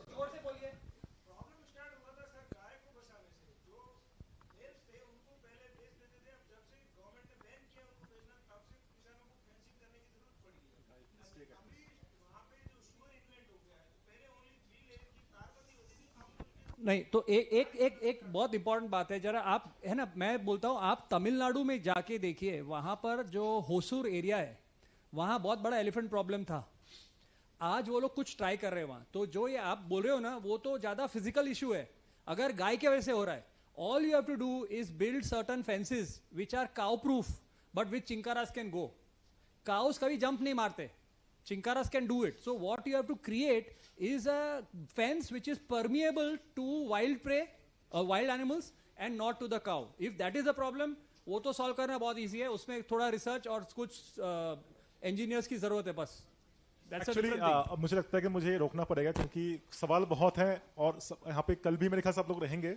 तो प्लीज आप फील फ्री बात करिए. Yogesh ji, if you want to comment anything on it. मेरे ख्याल से सारे मुद्दों पे बात ऑलमोस्ट हो गई है, लेकिन मैं एक चीज बार बार बोलता हूं कि कि कंजर्वेशन जो है वो बिना कोलैबोरेशन के पॉसिबल नहीं है. तो सबको उसमें कोलैबोरेट तो करना ही पड़ेगा.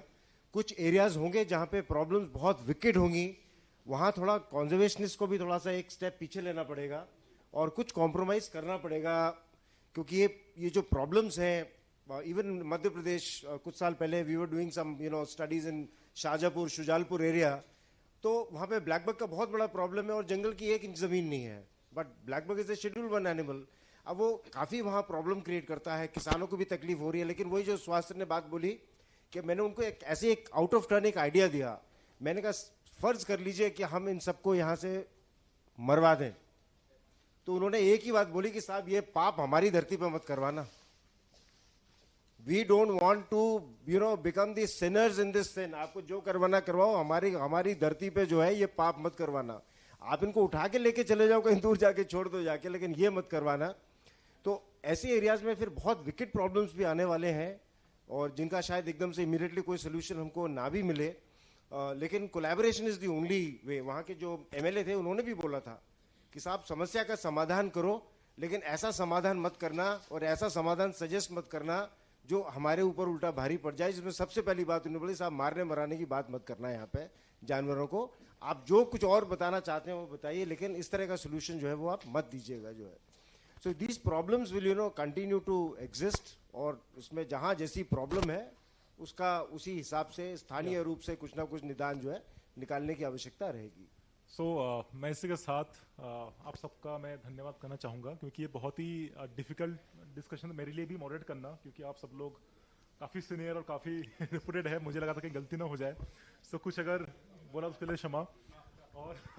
और एक बात मैं कहना चाहूँगा जो मुझे समझ में आया पूरी डिस्कशन से कि देखो हिंदुस्तान जो है ना इतना डेंस पॉपुलेटेड है और हमारा इतना वो है, लेकिन फिर वाइल्ड लाइफ यहाँ पे काफ़ी अच्छी खासी है. I think this is out. I think जो कल्चर हमारा है ना कंजर्वेशन का, तो हम लोग जैसे बात कर रहे हैं कि हमें तो वो सबसे I think which is we are all proud of and we should not be pessimistic. There are always good people, there are always people who are trying to do things and as he said. So with this I कुछ और है.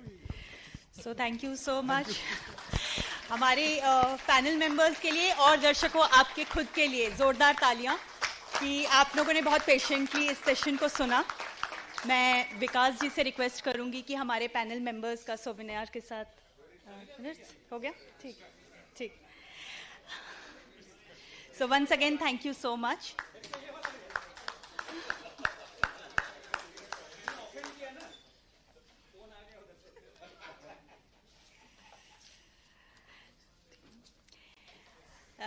इसी के साथ एक छोटा सा announcement है. जो हमारे गेस्ट हाउस में रुके हुए हैं केरवा रिजॉर्ट और न्यू मार्केट में, उनके लिए बस गेट पर इंतजार कर रही है. Thank you so much. High tea is outside. Please join us for the high tea.